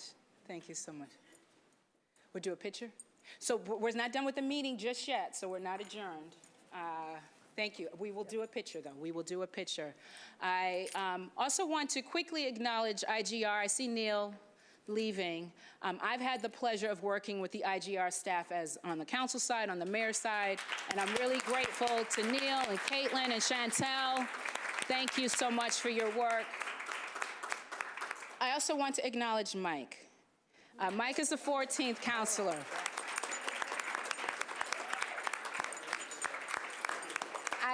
I really appreciate you. I remember seeing you when the chamber was closed and I was in the mayor's office, and you would always ask, when is it going to be open? And it's so good to see you back here again. Thank you so much. So back to our agenda. We are almost done, so please bear with me. As is our tradition, we close with memorials. So today we will be adjourning our meeting in the memory of the following individuals: for Councilor Baker, his late sister Rachel Baker. Niece. Thank you. For Councilor Braden, Judith Canty. For Councilor Campbell, Nola Lawson. And for Councilor Flaherty, Jose Sione Fernandez. A moment of silence, please.